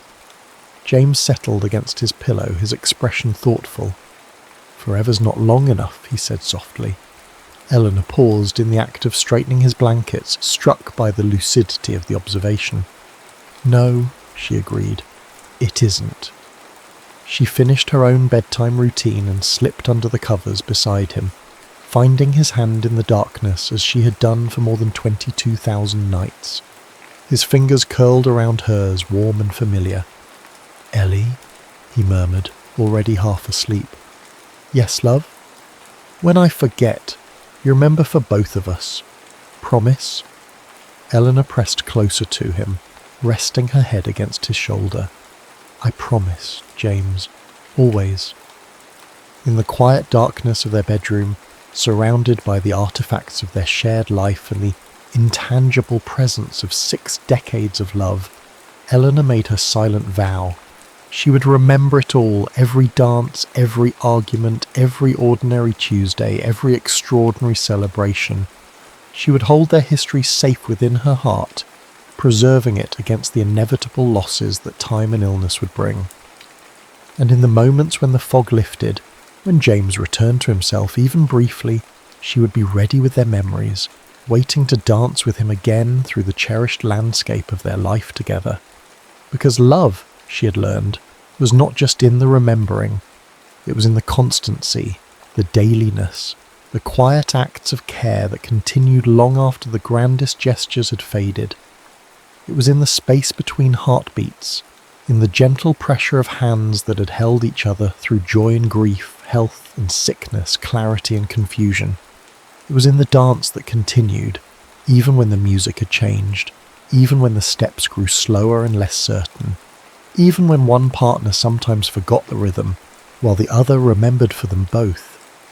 As James's breathing deepened into sleep beside her, Eleanor whispered into the darkness, 1,000 years, James Callahan, and then 1,000 more.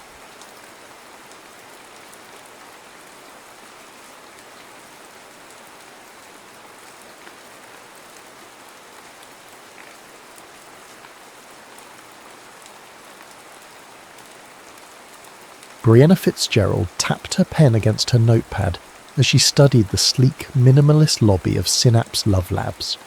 Everything about the place screamed cutting-edge technology, from the neural network patterns etched into the frosted glass partitions to the subtle blue lighting that mimicked the glow of synapses firing in the brain. It was all so perfectly orchestrated that it made her journalist's instincts itch with suspicion. Ms. Fitzgerald? A woman with a pristine bob and a tablet approached. I'm Dr. Eleanor Chen, lead researcher. We're thrilled you've chosen to participate in our pioneer program. Brianna smiled her most convincing smile. I'm excited to be part of scientific history. The lie rolled off her tongue with practiced ease. What she couldn't say was that she was here to expose what she believed was an elaborate scam, a dating service that claimed to use neural compatibility algorithms to match perfect partners with 98.7% accuracy. Her editor had practically salivated at the pitch. 30 days of deception inside the Love Lab scam. Please follow me for your final briefing. Brianna was led into a conference room where 5 other researchers in white lab coats were gathered around a holographic display. On the screen rotated 2 profile images, hers and a man she assumed was her scientifically perfect match. This is Dr. Kevin Jones, Eleanor said, gesturing to the image of a man with thoughtful eyes and a reserved smile. Psychologist specializing in attachment theory. Your compatibility score is... Eleanor paused for dramatic effect. Unprecedented. Brianna fought the urge to roll her eyes. Of course it was. As you know, the parameters of the experiment are strict, continued Eleanor. 30 days in complete isolation with your match. No outside contact, no internet, no entertainment beyond the books we provide. If both of you remain for the full duration, you each receive $100,000. If either leaves, the experiment terminates for both parties with no compensation. Brianna nodded. The money wasn't her motivation, but it would make for a nice bonus on top of the career-defining article she planned to write. Your match is waiting in the transport vehicle. You'll be taken to the location together. Any questions before we proceed? Just one, Brianna said. How manufactured is this compatibility? Are you monitoring us for entertainment value? Eleanor's smile didn't waver. We're scientists, Ms. Fitzgerald, not reality TV producers. The isolation home has no surveillance inside, only security perimeters and emergency systems. What happens between you and Dr. Jones is entirely authentic and private. Right, Brianna thought. And I'm supposed to believe that a company valued at $1.8 billion is just interested in the purity of love. 20 minutes later, Brianna found herself sitting across from Kevin Jones in the back of a luxury SUV with tinted windows. He was taller than his hologram suggested, with a quiet intensity that made the confined space of the vehicle feel even smaller. So, he said after a stretch of silence, what made you sign up for this? His voice was deeper than she expected, with a thoughtfulness that matched his eyes. Brianna recited her cover story. Curiosity, skepticism, a desire to test the limits of compatibility science. That much wasn't entirely a lie. And you? Aren't psychologists supposed to know better than to trust algorithms with their love lives? A subtle smile creased the corners of his mouth. Maybe that's precisely why I'm here. We study attachment and connection our whole careers, but rarely do we get to experience it as a controlled variable. You really believe in this, don't you? She asked, unable to keep the incredulity from her voice. I believe in the possibility, he corrected, which makes me wonder why someone so obviously skeptical would commit to 30 days of isolation with a stranger. Their eyes locked, and Brianna felt an unexpected flutter of something that felt disturbingly like interest. She quickly attributed it to her journalistic instincts kicking in. This man was going to be the primary subject of her exposé, after all. I guess we're both experimental in our own ways, she replied. The vehicle began climbing upward, the the city falling away beneath them as they ascended into the mountains. After another hour of sparse conversation interspersed with increasingly uncomfortable silence, they arrived at what would be their home for the next month. A stunningly modern cabin perched on the edge of a cliff, all glass and sustainable timber, with panoramic views of wilderness in every direction. "Home sweet home," Kevin murmured as they stepped inside. The interior was spacious yet intimate. An open concept design with a chef's kitchen, a living area centered around a fireplace, and floor-to-ceiling bookshelves stocked with everything from classics to contemporary fiction. A hallway led to 2 bedrooms flanking a shared bathroom, and a deck wrapped around the entire structure, offering a meditation space that seemed to float above the forest canopy. "Only 2 bedrooms? How disappointing," Brianna quipped. "I thought we were supposed to be perfect for each other." Kevin raised an eyebrow. "Compatibility doesn't mean we skip straight to sharing a bed, Ms. Fitzgerald." "Brianna," she corrected, feeling oddly flustered. "If we're going to be trapped here together, we might as well use first names." "Brianna," he repeated, and something about the way her name sounded in his voice made her immediately regret the suggestion. That night, as Brianna lay in her unfamiliar bed, listening to the sound of nothing but wind in the trees and the occasional creak of the cabin, settling, she pulled out her contraband, a small notebook hidden in the lining of her suitcase. She began documenting her first impressions. Day 1, arrived at the isolation house with subject K. Initial observations suggest he genuinely believes in the experiment's premise. Either that, or he's a better actor than I am. The house itself is designed to eliminate distractions and foster connection. There's literally nowhere to escape conversation except our bedroom. No TV, no internet, not even a radio, just books, cooking, and each other. First impression of Kay, infuriatingly calm, observant in a way that makes me feel exposed, attractive in an understated way that I refuse to acknowledge further. Tomorrow I begin probing for inconsistencies in the experiment design. I give him 5 days before he starts to annoy me beyond endurance. I give myself 10 before I'm climbing the walls from lack of external stimulation. This is going to be the longest month of my life. She closed her notebook and stared at the ceiling, listening to the unfamiliar sounds of another person moving around in the bathroom. 30 days suddenly seemed like an eternity. What Brianna didn't write down, what she barely admitted to herself, was the unsettling feeling that had taken root from the moment she'd met Kevin's gaze. It wasn't the irritation she'd been expecting, or even the professional curiosity she'd prepared for. It was the disturbing sense that for the first time in years, someone was actually seeing her. By day 5, Brianna had established a routine designed to minimize interaction.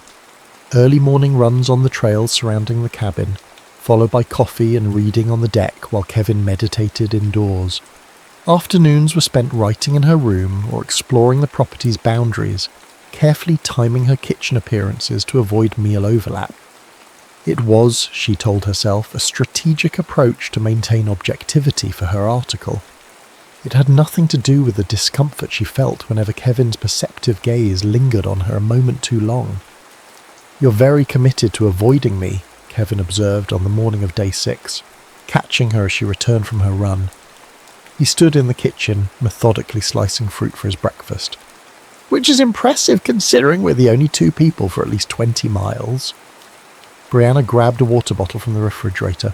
"I'm not avoiding you. I'm respecting your space." "Is that what you call pretending to be asleep when I make dinner? Then sneaking out to eat after I've gone to bed?" His tone wasn't accusatory, merely curious, which somehow made it worse. "I'm a night owl," she deflected. "You're a journalist," he replied simply, placing a slice of mango in his mouth.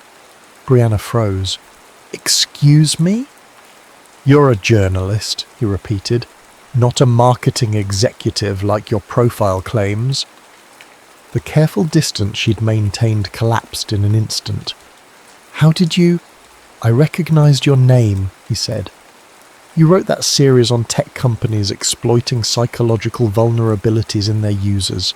It was excellent work, very thorough. Brianna's mind raced. Her cover was blown, and with it, potentially her entire investigation. Are you going to report me? Kevin considered the question while arranging his fruit in a precise pattern on his plate. That depends. Are you here to do a hatchet job, or are you genuinely investigating whether our compatibility is manufactured? The distinction surprised her. Does it matter? Either way, I'm not the perfect match your algorithms promised. Actually, he said, pushing a plate of fruit toward her, the fact that you're skeptical enough to investigate makes you exactly who my profile indicated I'd be compatible with. Someone who questions systems rather than blindly accepting them. He smiled slightly. Though perhaps the scientist didn't anticipate quite this level of skepticism. Brianna reluctantly took a piece of mango. So you're not here looking for true love? I'm a researcher, Brianna. I'm interested in whether emotional connection can be predicted and facilitated through controlled environmental factors. The experiment's premise, two strangers becoming intimately connected through isolation and structured interaction, is essentially a condensed version of how most relationships historically developed, before technology gave us the illusion of unlimited choice. She studied him, searching for signs of deception. You're not angry that I lied? Would being angry change the fact that we're still stuck here together for the next 24 days? He pushed a folder across the counter toward her. Besides, I think you'll find this more interesting than my emotional state. Inside the folder was a series of daily questions and exercises labelled Intimacy Development Protocol. What's this? She asked. Today's arrived in the communication box this morning. Apparently we're supposed to complete these together each day. Structured conversations designed to accelerate emotional bonding. Brianna flipped through the pages with growing suspicion. Like the 36 questions that supposedly make people fall in love, this is manipulation, not science. It's an accelerated version of the getting to know you phase, Kevin corrected, and it's entirely optional. We can ignore it and continue our mutual avoidance strategy for the remaining days. But you don't want to ignore it. I came here to participate in an experiment, he said simply, not to stare at my bedroom ceiling for a month. Later that afternoon, they sat facing each other on the deck, the intimacy questions between them like a ticking bomb. This is ridiculous, Brianna said, reading the first question. What would constitute a perfect day for you? It's like a bad first date. Kevin leaned back in his chair. You're overthinking it. Just answer the question. Fine, she said, crossing her arms. A perfect day would be breaking a major story that exposes corporate malfeasance and actually leads to systemic change instead of a 2-day news cycle followed by collective amnesia. Specific and cynical, he noted, but I suspect that's your professional perfect day. What about personally? The question caught her off guard. I don't separate the two. Everyone separates the two, he countered. Even workaholics have personal desires. Brianna felt a flash of irritation at his presumption. Fine. A cabin by a lake, thunderstorm, good book, no cell reception, no people expecting things from me. She raised her chin slightly. Your turn. Kevin considered the question with what seemed like genuine thought. Morning hike to watch the sunrise, afternoon spent helping someone work through a breakthrough in therapy, evening conversation with someone who challenges my thinking, rain on a tin roof while falling asleep. He looked directly at her. Not so different from yours, actually. Except your perfect day includes other people. Just specific ones, he clarified. Quality over quantity. They moved through the questions from innocuous preferences to more probing inquiries about family relationships and formative experiences. To Brianna's surprise, the conversation flowed with unexpected ease. Kevin answered each question thoughtfully, but without the performative vulnerability she'd anticipated. When they reached the question about their greatest fears, however, Brianna hesitated. "Skip it if you want," Kevin offered, noticing her discomfort. "No," she said, surprising herself. "That would defeat the purpose of the exercise, wouldn't it?" She took a breath. "My greatest fear is discovering that everything I've built my identity around is meaningless. That all the sacrifices I've made for my career, the relationships I've sidelined, the personal life I've postponed, were for nothing." The admission hung in the air between them, more honest than she'd intended. "Your turn," she said quickly, before he could respond. Kevin was quiet for a moment. "That I'll spend my professional life helping others form meaningful connections while being fundamentally incapable of maintaining one myself." The vulnerability in his answer created a sudden shift in the atmosphere between them. "Is that why you're here?" she asked softly. "To prove you can connect?" "Perhaps," he admitted. "Or to confirm my suspicion that I can't." He smiled, but it didn't reach his eyes. "We all have our investigations, Brianna." As the sun began to set, painting the surrounding forest in shades of gold and amber, they completed the final question. "If you could know one thing about your future, what would it be?"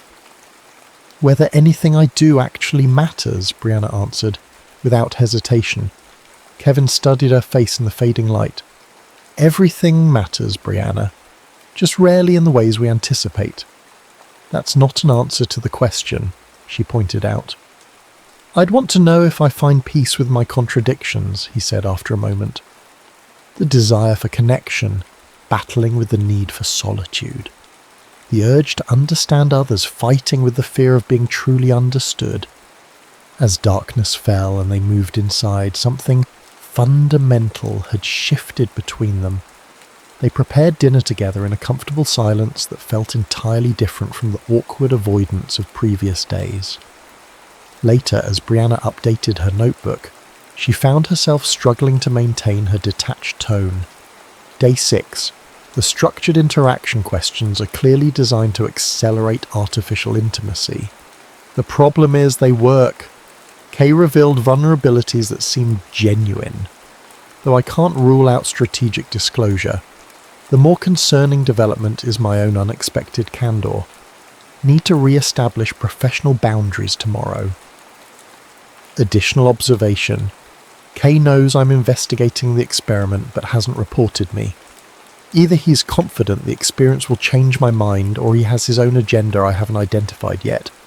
Either possibility is unsettling. She closed her notebook and listened to the sounds of Kevin moving around in the kitchen, cleaning up after their dinner. For the first time since arriving, the thought of 24 more days no longer felt like a sentence to be endured. It felt like an investigation whose outcome she could no longer confidently predict. By the end of the second week, the rhythms of their coexistence had evolved into something unexpectedly comfortable. Morning still began with Brianna's runs, but now Kevin joined her occasionally, matching her pace without conversation, a shared silence that somehow felt more intimate than words. Meals became collaborative efforts, their kitchen dance growing more synchronized as they learned each other's movements. Evenings were spent completing the intimacy exercises, followed by discussions that often stretched late into the night. "Today's challenge is different," Kevin announced on the morning of day 15, examining the contents of the communication box. Instead of the usual question cards, there was a single envelope containing 2 blindfolds and instructions. "Absolutely not," Brianna said when he explained the exercise. 20 minutes of silent, sightless mirroring following each other's movements, using only touch as guidance. "Afraid?" Kevin asked, a hint of challenge in his voice. "Suspicious," she corrected. "This isn't about compatibility. It's manufacturing artificial intimacy through controlled vulnerability." "Isn't that essentially what dating is?" he countered. "A series of increasingly vulnerable exchanges to determine compatibility?" "Dating gives you the choice to walk away between exchanges," she pointed out. "This experiment removes that choice." Kevin considered this. "We can modify it. 5 minutes instead of 20, and either of us can stop at any point." "Why are you so committed to these exercises?" Brianna asked. He was quiet for a moment. "'Cause I study connection theoretically but rarely experience it personally. Professional curiosity, if nothing else." Something in his honest admission disarmed her. "Fine, 5 minutes, but I'm documenting this as manipulation in my article." "Duly noted," he said with the hint of a smile. They stood facing each other in the living room, furniture pushed aside to create space. The blindfolds lay on the coffee table between them, a boundary neither had yet crossed. "Ready?" Kevin asked. Brianna nodded, trying to ignore the flutter of anticipation in her stomach as she lifted her blindfold. The world went dark, heightening her other senses. The sound of Kevin's breathing, the scent of his soap, the subtle shift in air pressure as he moved closer. "Hands up, palms forward," he instructed softly. She complied, feeling vulnerable and slightly ridiculous until her palms met his, warm, steady, and slightly larger than her own. The simple contact sent an unexpected current through her. "I'll lead first," he said, his voice closer now. "Just follow the pressure."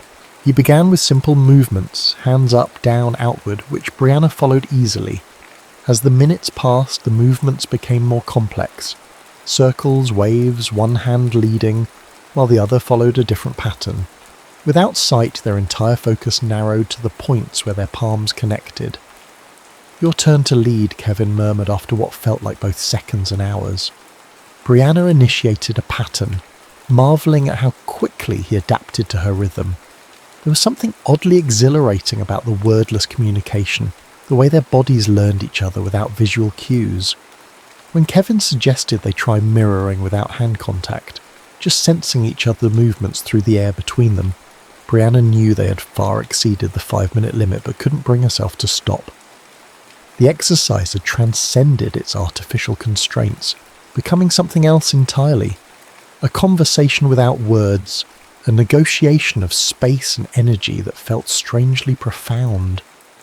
The timer's unexpected beep startled them both. For a moment, neither moved to remove their blindfolds.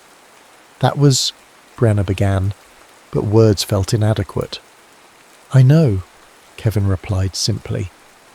When they finally removed the blindfolds, blinking in the sudden light, Brianna was struck by the intensity in Kevin's eyes, a mixture of vulnerability and something deeper that made her look away first. "Well," she said, striving for a lightness she didn't feel, "I can see why they included that one in the manipulation protocol." "Is that what you experience?" he asked. "Manipulation?" The question hung between them, demanding a level of honesty she wasn't prepared to give. "I experienced an exercise designed to create artificial intimacy," she said carefully. "And did it?" Brianna met his gaze. "Would admitting that it did validate your theory or undermine my skepticism?" A small smile played at the corners of his mouth. "Both, perhaps." That night, a sudden mountain storm brought winds that howled through the trees and rain that pounded against the cabin's metal roof. The lights flickered once, twice, and then plunged them into darkness. "Perfect," Brianna muttered, fumbling for her phone to use as a flashlight. "Emergency kit should be in the kitchen," Kevin called from somewhere across the room. They converged at the kitchen island, the beams of their phone flashlights dancing across the countertops as they searched for candles or lanterns.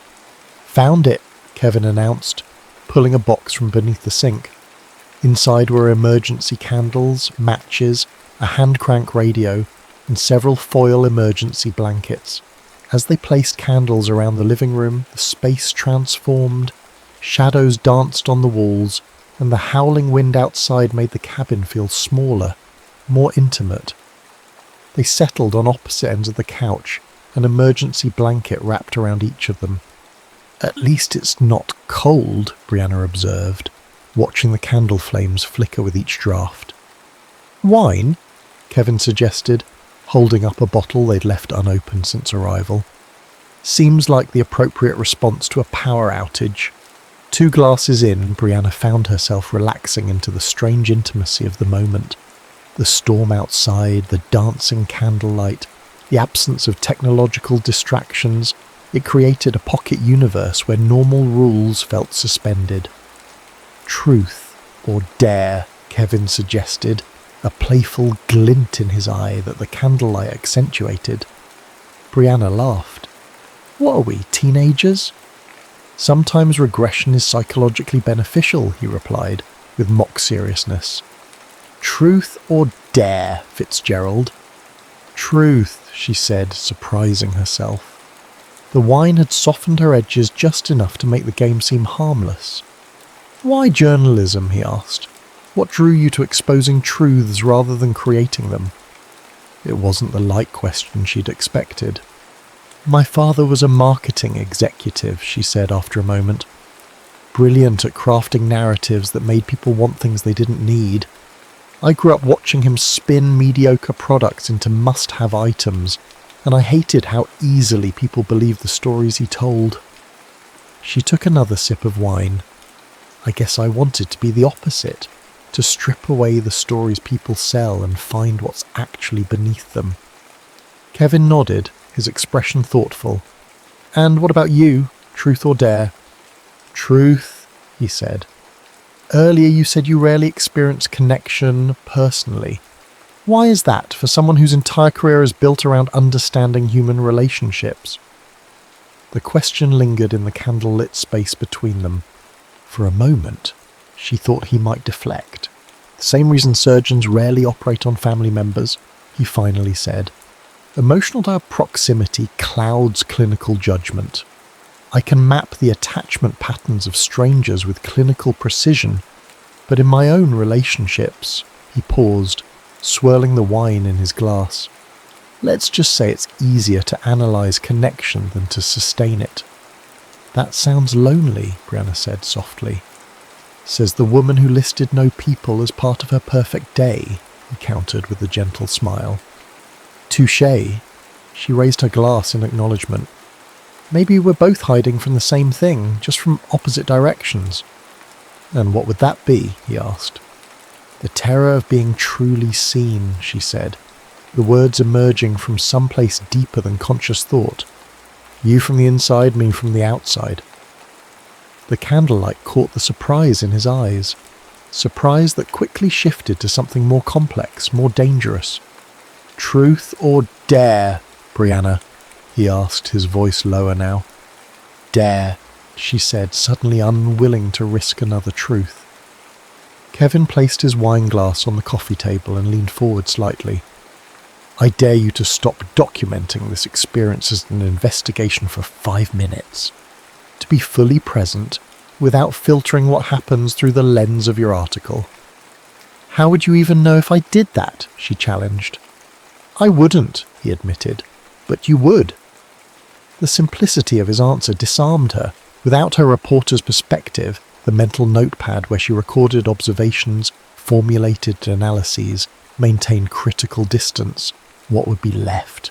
Just her, just him, just whatever was happening between them in this candle-lit bubble, while the storm raged outside. 5 minutes, she agreed, placing her own glass beside his. She didn't know who moved first. Perhaps they both did, the space between them dissolving as naturally as breath. His lips found hers with a gentleness that quickly gave way to something more urgent, years of carefully constructed distance collapsing in the span of heartbeats. When they finally pulled apart, breathless and stunned, Brianna knew something fundamental had shifted. The careful scaffolding of her investigation, her skepticism, her emotional detachment, all of it had been exposed as the flimsy protection it was. I think, Kevin said quietly, his forehead resting against hers, that was significantly longer than 5 minutes. Later, in the darkness of her room, Brianna stared at the ceiling, listening to the storm gradually subside.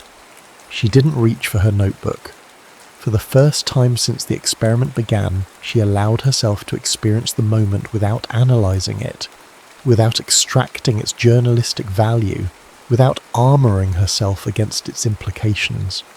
And in that unguarded moment, she recognised the fear that had been growing alongside the connection. Fear that perhaps the experiment wasn't a fraud after all, that perhaps the compatibility they'd measured was real, and if that was true, what else might be? The kiss changed everything and nothing. They didn't speak of it the next morning, yet it hung between them like an unspoken question, altering the gravity of every interaction. Their daily routines continued, the shared meals, the evening exercises, but now charged with an awareness that made even passing in the hallway feel significant. On day 21, Brianna woke to find Kevin already gone on a morning hike. In the kitchen, she discovered a note indicating he'd be back by noon, along with freshly brewed coffee and sliced fruit arranged in a pattern that mirrored how she always prepared her breakfast. The thoughtfulness of the gesture sent an uncomfortable warmth through her chest. This wasn't supposed to happen. She wasn't supposed to feel this tug of attachment to a man who was, ultimately, a research subject in her investigation. Needing to reorient herself, Brianna retrieved her notebook, neglected in the days since the power outage, and forced herself to document recent developments with professional detachment. Day 21. Notable shift in subject dynamics following isolation-intensified physical proximity event. Reduced power outage leading to decreased inhibition. Important to note that environmental manipulation continues to be a significant factor in manufacturing false intimacy. Subject K demonstrates increasing investment in experiment outcomes. Personal boundaries must be reinforced to maintain investigative integrity.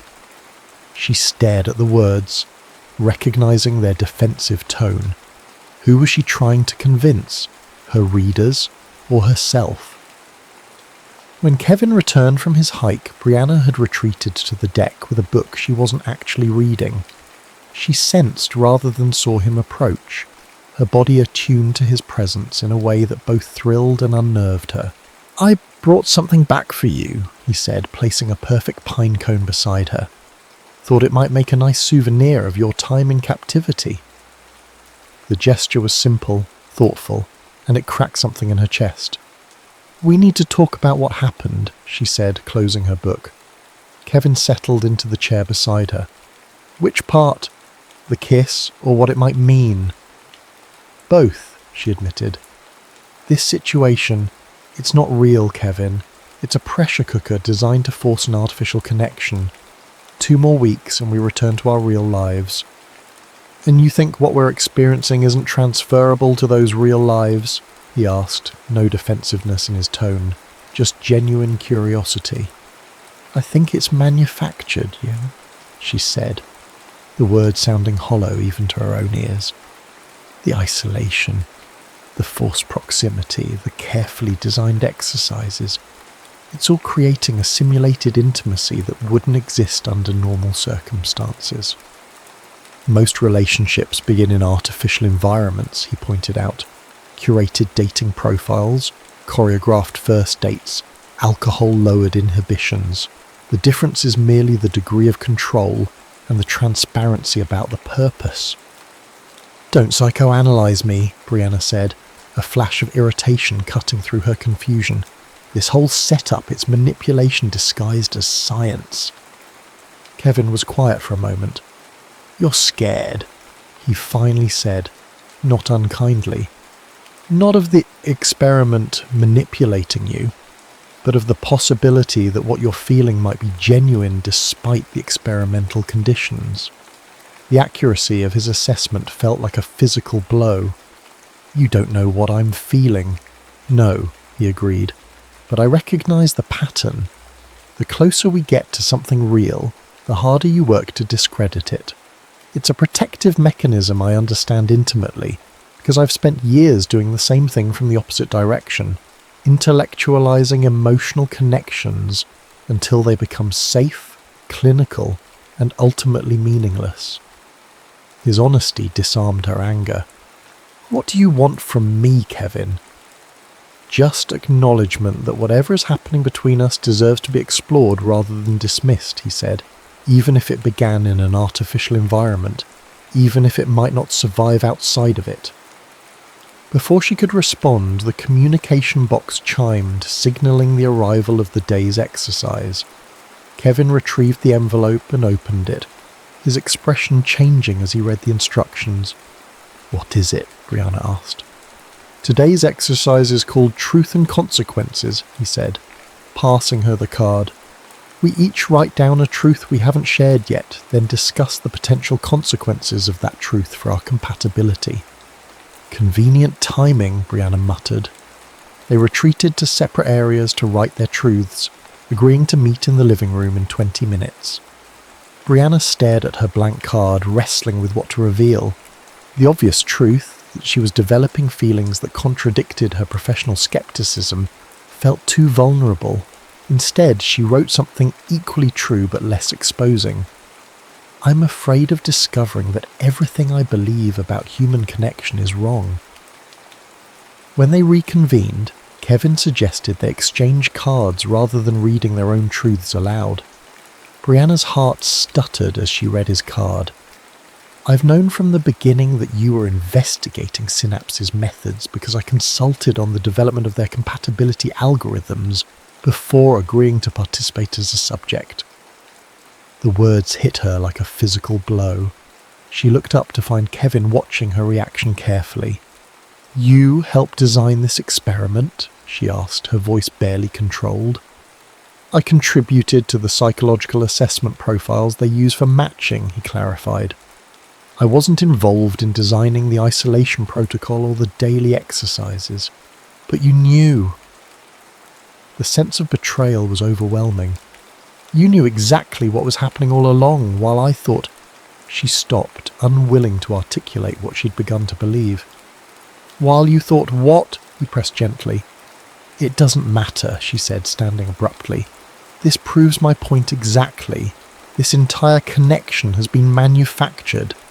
You had insider knowledge of the psychological levers being pulled, the vulnerabilities being targeted. You were never just another subject." "Brianna," he said, his voice steady, "my involvement with the algorithm development doesn't change what's happened between us. If anything, it makes it more significant. The algorithms identified our potential compatibility, but everything that has developed has been genuine. Knowing the science behind attraction doesn't make attraction less real when you experience it. No," she said, backing away. "This changes everything. You let me believe we were equals in this experiment, but you had information I didn't. You watched me open up, become vulnerable, while knowing exactly how the process was designed to work." The hurt in her voice surprised even her. "Was any of it real, or was I just another data point for your research?" "All of it was real," he insisted, standing now too. "Yes, I understood the theoretical framework, but I had no more control over my responses than you did over yours. The compatibility they measure between us, it's unprecedented in their research. That's why I agreed to participate. I wanted to know if algorithms could actually predict emotional connection, and the only way to know was to experience it myself." "How convenient that your research subject was someone actively trying to expose the company you consulted for," Brianna said bitterly. "Did they know I was a journalist when they matched us? Was that part of your perfect compatibility profile, the skeptic and the believer?" "I didn't know who my match would be until the day we met," Kevin said, a hint of frustration finally breaking through his composure. "And yes, the fact that you question everything while I look for patterns that validate connection, that's precisely why we were matched. Complementary cognitive approaches, similar core values, different external manifestations." Brianna felt the floor shifting beneath her.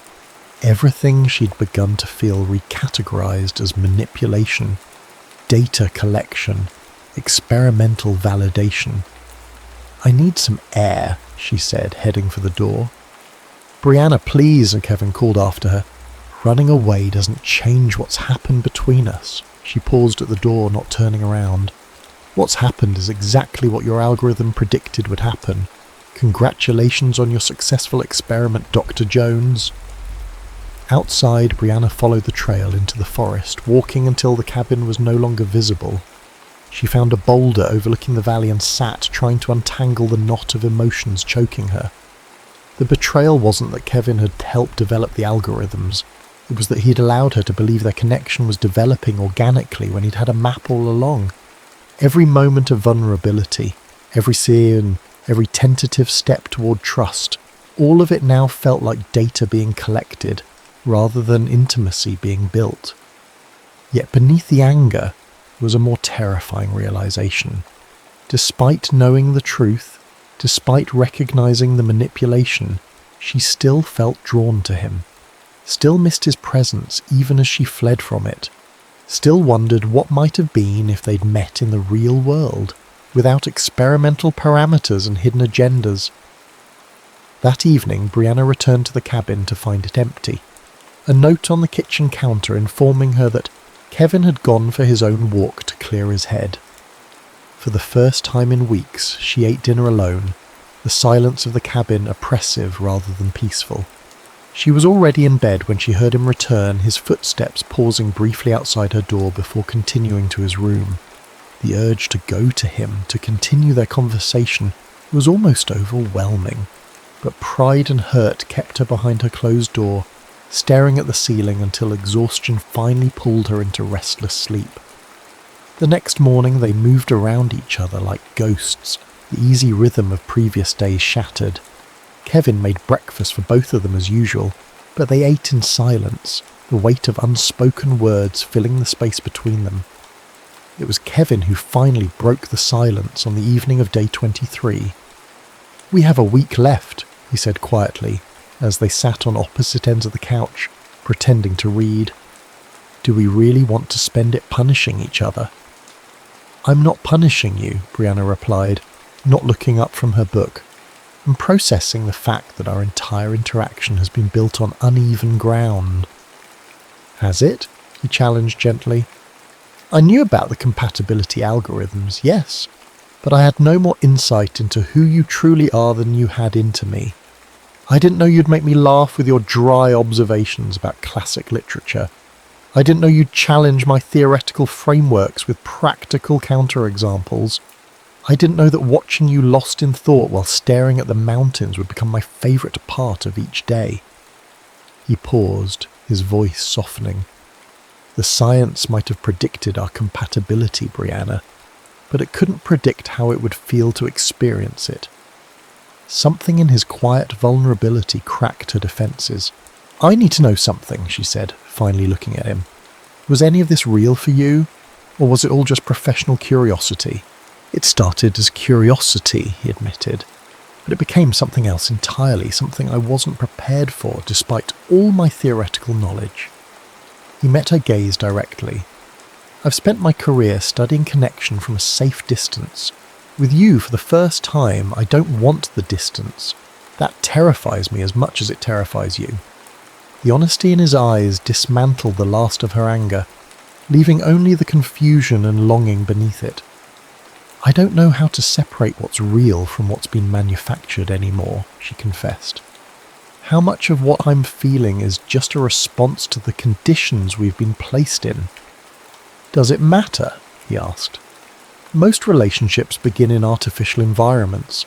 Bars where alcohol lowers inhibitions, dating apps that curate our presentations of self, workplaces that force proximity. The circumstances that bring people together are always somewhat constructed. What matters is what happens within those circumstances." "That's easy for you to say," she countered. "You weren't the one left in the dark." "Wasn't I?" A flash of genuine hurt crossed his face.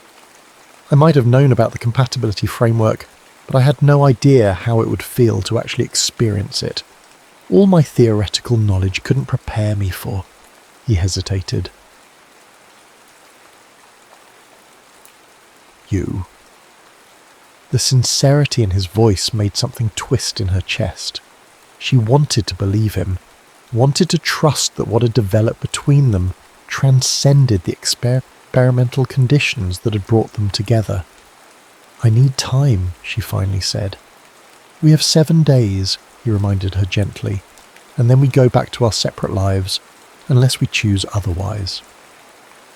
The choice hung between them, weighted with possibilities neither was ready to articulate. The final week passed in a strange limbo of cautious reconnection. Without discussing it explicitly, they abandoned the formal exercises, instead creating their own rituals, morning hikes that wound through the forest surrounding the cabin, collaborative cooking experiments that often ended in laughter, evening conversations that stretched late into the night, gradually rebuilding the bridge between them. On day 28, with just 48 hours remaining in their isolation, they sat on the deck watching the sunset paint the mountains in hues of gold and crimson. "What will you write?" Kevin asked, breaking a comfortable silence. "In your article about the experiment." Brianna had been asking herself the same question for days. The exposé she'd planned had evolved alongside her feelings, becoming more complex, more nuanced. "The truth," she said finally, "that Synapse has created something that works, but perhaps not in the way they intended. They're selling certainty, algorithmic destiny, but what they've actually created is an opportunity for something authentic to develop in a world that rarely allows for it." "And what about us?" he asked, the question she'd been both anticipating and dreading. "Does what happened here stay here?" Brianna turned to face him fully. "What do you want, Kevin? When we leave this place and return to our real lives, I want to know if what we found survives outside these walls," he said simply. "I want the chance to discover you in the context of everyday life, morning commutes and work stress and all the mundane realities we've been sheltered from here. I want to know if the connection holds when it's not the only option available."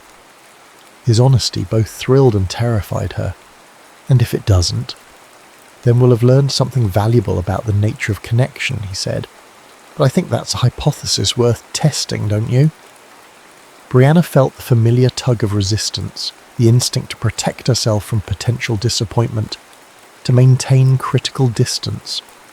But beneath it was something stronger, the desire to know if what they'd found could be real beyond the experimental conditions that had brought them together. "One condition," she said. "Complete honesty, from this point forward. No more withheld information, no more professional detachment. If we're going to try this in the real world, we do it as equals." "Agreed," he said, reaching out to take her hand, his touch sending the now familiar current through her. "Though I should warn you, I'm terrible at returning text messages, and I work too much." She laughed.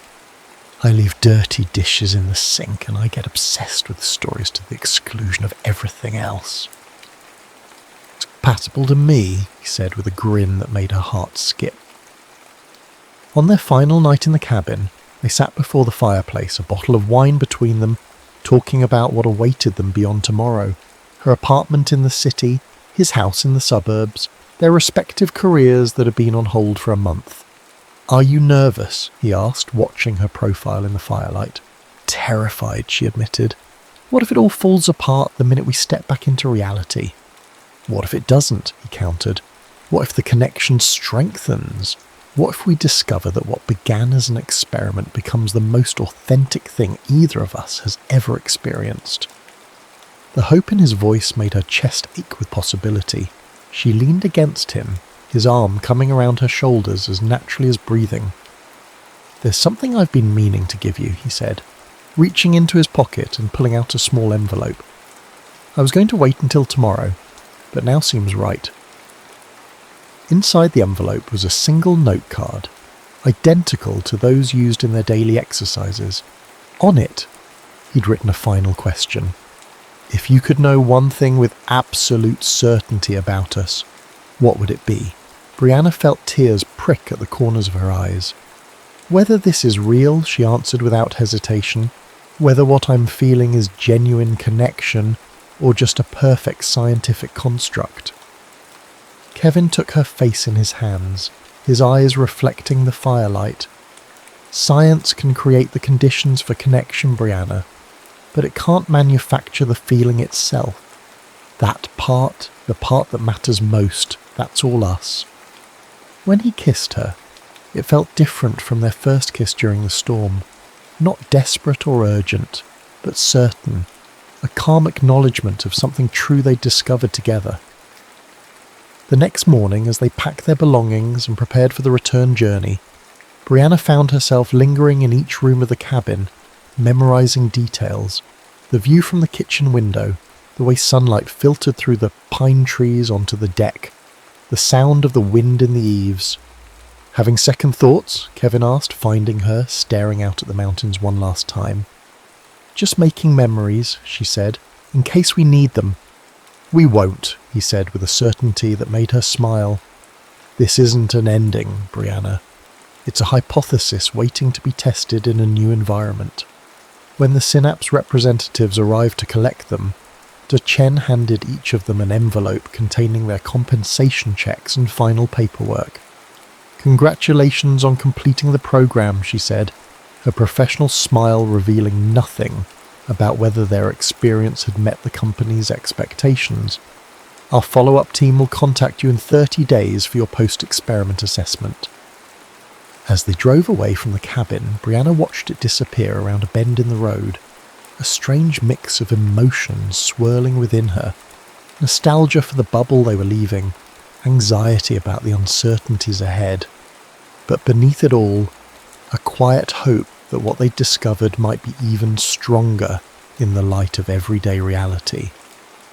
So, Kevin said as they neared the city, the skyline appearing in the distance like a mirage. Your place or mine? Brianna laughed, the tension breaking. Let's start with coffee, she suggested, in a very public place, with Wi-Fi and strangers and all the distractions of the real world. A controlled experiment in maintained connection despite environmental interference, he said, nodding seriously. Excellent scientific approach. And afterward? She asked, surprising herself with the question. Kevin reached across the seat to take her hand, his touch as electric as the first time. Afterward, we make it up as we go along. No protocol, no structured exercises. Just us figuring it out together. That sounds... Brianna searched for the word. Terrifying, he suggested with a smile. Perfect, she corrected, squeezing his hand. Absolutely perfect. 6 months later, Brianna sat at her desk staring at the final draft of her article on the screen before her. What had begun as an exposé had evolved into something more complex. An examination of connection in the digital age, the tension between scientific certainty and emotional authenticity, and the surprising discovery that sometimes even the most skeptical hearts could be opened under the right conditions. Her editor had loved it, calling it her most nuanced work yet. The personal equation inside the science of engineered connection would run as next month's cover story. Her phone buzzed with a text from Kevin. Just got out of a session, dinner at that new place tonight? I have news. She smiled, typing back a quick confirmation before returning to her article. The past 6 months had been a continuous experiment in their own right, discovering each other in the context of real life, navigating the complications of careers and friends and everyday stresses. There had been arguments and adjustments, moments of doubt and surprising discoveries. But beneath it all, the connection had not only endured, it had deepened, becoming more textured, more authentic than anything she'd experienced before. That evening, as they sat across from each other at dinner, Kevin slid a small box across the table. "What's this?" Brianna asked, eyeing it suspiciously. "Open it," he urged, an unusual nervousness in his expression. Inside was not what she expected, not a ring, but a key. "The lease on my house is up next month," he explained, "and that 2-bedroom in Chelsea we looked at is available. I thought maybe we could run a new experiment in cohabitation, voluntary this time." Brianna felt a smile spreading across her face. "Any structured exercises I should know about?" "Just one," he said, reaching across the table to take her hand. "Choose each other every day, not because an algorithm says we're compatible, but because we want to be." "I can work with that," she said, closing her fingers around the key. "Though I should warn you, my dirty dish situation hasn't improved." "Neither has my work schedule," he countered with a grin, "but I'm willing to test the hypothesis that we're better together than apart." Later that night, as they walked home hand in hand through the city streets, Brianna reflected on the strange path that had brought them together. A skeptical journalist and a theoretical psychologist, thrown together in an experimental setting designed to manufacture connection. What neither Synapse nor its algorithms could have predicted was that sometimes genuine connection flourished not because of scientific precision, but in spite of it, in the messy, unpredictable spaces where vulnerability met acceptance, where skepticism encountered faith, and where two people who had spent their lives keeping others at a distance found in each other a reason to draw closer.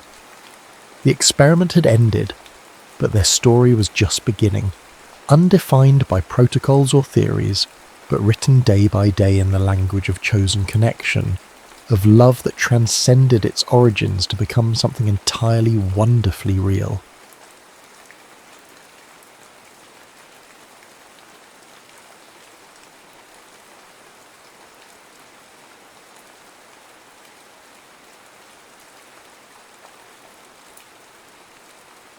The night sky shimmered over Manhattan's skyline, a tapestry of moonlight reflected against the Hudson River.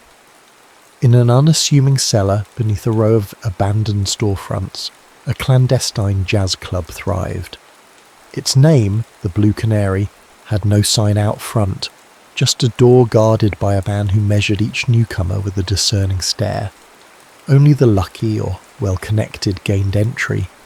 Inside those walls, a hidden world pulsed with colour, music, and a longing for escape that danced between every note of the brass. At the centre of the stage, in a midnight blue gown, stood Lena Rose. Her voice slid across the smoky air like silk. No one would guess that by day she was actually Lillian Carter, heiress to one of New York's mightiest industrial fortunes. She had known from a young age that she was destined for an arranged, glittering, and possibly loveless marriage, but she never imagined she would find her true self in the city's underbelly. Here, in this secret sanctuary, she felt free. That evening, the trumpet's mellow tune began to fade. Lillian ended her serenade on a note that lingered, sweet and longing. Applause erupted, wild, unrestrained. The patrons, a mix of flappers with bobbed hair and men in pinstriped suits, whistled and cheered. Among them was a man whose applause was softer but somehow more arresting than all the rest. His name was James Blackwood, and to the casual observer he was just another suave patron with a taste for bootleg whiskey. He wore a sleek charcoal overcoat that offset his broad shoulders, and his dark hair, pomaded neatly, caught the lamplight. But there was an intensity in his eyes, a depth that spoke of more than mere admiration for a sultry jazz singer. On paper, James was a businessman said to be scouting investments in new entertainment ventures. In truth, he was an undercover agent for the Bureau of Prohibition, assigned to track the flow of illegal liquor. He didn't yet know that the Blue Canary was a crucial puzzle piece for more than just the bootlegging trade. Rumours whispered that the club provided a neutral meeting ground for rival gangsters, renegade aristocrats and dreamers like Lillian, all seeking something money alone couldn't buy. When the music concluded, Lillian took a small bow and backed away from the spotlight. Her heart thrummed with exhilaration. She had braved it again, stepping on stage, feeling the hush of the room and the rapt attention of souls yearning for her voice to transport them away from daily cares. Singing was the only time she felt both vulnerable and invincible in equal measure. She stepped behind a curtained alcove where a makeshift dressing table waited. As she dabbed sweat from her brow, a presence behind her made her pause. Before she could spin around, she caught the faint reflection of James in her mirror. He hovered politely, respectfully outside the alcove's boundary, as if uncertain whether to approach. "Miss Lena Rose," he greeted softly, voice low as velvet. "I just wanted to say that was exquisite. Like nothing I've heard before, her pulse quivered. She had performed for a year now under this alias, seeing many admirers come and go, but something about this man's voice made her stomach clench in a delightful, disconcerting way. She glanced over her shoulder, meeting dark eyes that seemed far too perceptive. "Thank you," she managed, still short of breath from the performance. In the club's warm lamplight, she noticed the hint of stubble on his jaw, a purposeful sort of dishevelment. His posture was poised, quietly confident, no brash swagger like the gangsters, nor the timid nervousness of first-time visitors. "I'm glad you enjoyed it." He hesitated, then offered a small private smile. "I don't mean to intrude. I realise performers often need space after a show." For a moment she forgot the swirl of the club around them. The hush of the curtain gave them a sense of being alone despite the thrumming pulse of the crowd just feet away. His expression was earnest. She sensed he rarely gave compliments offhand. "You're not intruding," Lillian said more softly. "I've gotten used to hearing you sing well from people who don't really care about what they're saying, but your words feel different." A spark flashed in James's gaze. "I mean every word," he said. Then, as if remembering some internal rule he had set for himself, he inclined his head and took a step backward. "Have a pleasant evening, Miss Lena Rose." She watched him retreat into the crowd, her heart dancing. It was a moment of pure curiosity, nothing more, she told herself. People came to the Blue Canary for reasons as varied as their backgrounds. Perhaps he was simply a man who appreciated good music, but something told her there was more to him. Back at her family's grand estate, the real world of Lillian Carter yawned before her. She slipped past the staff entrance near midnight, shoes in hand to stay quiet.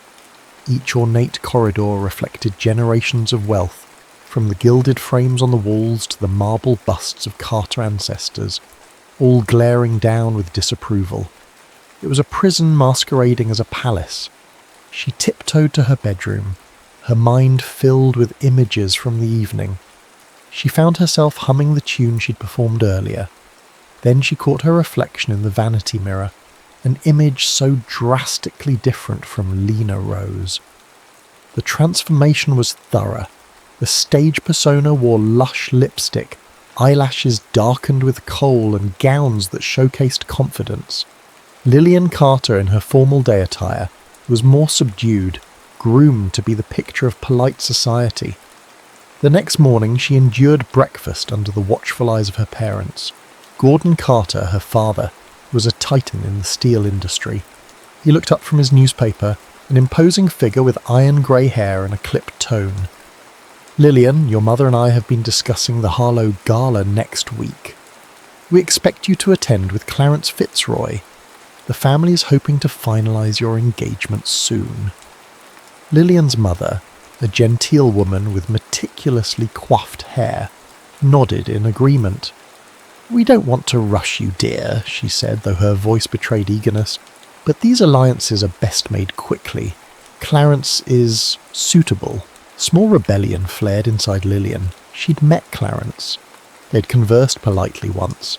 He had seemed more interested in his own reflection in a spoon than in her. "Yes, mother," she murmured, schooling her features into a look of compliance. She knew that the slightest deviation would arouse suspicion. She couldn't risk them discovering her nightly escapes to the Blue Canary. Meanwhile, James Blackwood stood in his modest rented apartment, the hush of morning light filtering through worn blinds. Files and notes on the table reminded him of his mission. He read through coded memos from the bureau. He needed to trace the money funneling into the Blue Canary. Someone powerful was backing the place, and rumours suggested a deeper criminal network. If his superiors found out he was having second thoughts about shutting it down, he'd be yanked from the case, and that was something he didn't want, especially now that he'd witnessed the club's strange alchemy, the sense of shared belonging it inspired, and especially after seeing Lena Rose on stage. His senior officer had made it clear. "Find the connections to the gangsters. We suspect the owners are smuggling booze from Canada. If you get evidence, we'll shut the place down." James's directive was simple, but the reality grew more complex, because the Blue Canary, for all its secrecy, felt less like a dangerous hub and more like a refuge, at least from what he had observed so far. Setting his jaw, James forced himself to focus on the facts. He'd go back tonight, talk to the bartenders, see if any recognised him from prior nights. He had to be methodical, inconspicuous, but one face kept drifting to his mind's eye. Lena Rose. Her voice seemed to linger in his ears, the lilt of her last ballad refusing to fade. The memory unsettled him in ways no past undercover assignment ever had. Later that evening, the Blue Canary was alive again, the nightly buzz of laughter, music and whispered conversation building steadily. Lillian, now transformed into Lena Rose, took the stage once more. Only this time her eyes seemed to roam over the crowd until she found James. He stood near the back, leaning against a wall with his arms crossed, an air of both detachment and intent about him. As she began to sing, she poured her soul into every note, allowing the melody to wrap itself around the curiosities, burdens and silent hopes that had been pent up all day. She couldn't explain it, but in James's quiet presence, she felt seen, and though she tried to fight it, she couldn't ignore a growing sense of connection. When the music stopped, her eyes lingered on him until the house lights dimmed. It was only the second time they'd exchanged words, yet something flickered in that shared glance, an unspoken, precarious bond. Neither of them realised how drastically this invisible tether would shape their fate, or how many secrets buried in the darkness would soon demand the light of day. For Lillian, juggling her double life quickly became an art of juggling two truths. By daylight, she was the obedient daughter, enduring fittings for wedding gowns she loathed, sipping tea with women who believed the greatest tragedy in life was Chip China. By night, she was Lena Rose, star of the Blue Canary. It was a precarious act. A single slip would endanger her secret, and all illusions of freedom would vanish. Weeks passed, and her father's pressure grew relentless. The engagement must be announced soon, Gordon Carter intoned one evening. This alliance will strengthen both our families. Fitzroy has valuable business connections. His voice carried the iron finality of a man who built empires without blinking. To an outsider, Lillian's days appeared unremarkable. In truth, she navigated a minefield. The wealthy social circle in which she mingled each afternoon was a viper's nest of gossip. One misstep, one incautious comment, and rumours would bloom like weeds. She often found herself plastering on a serene smile, while her thoughts drifted to dimly lit jazz halls and the hush of a crowd awaiting her voice.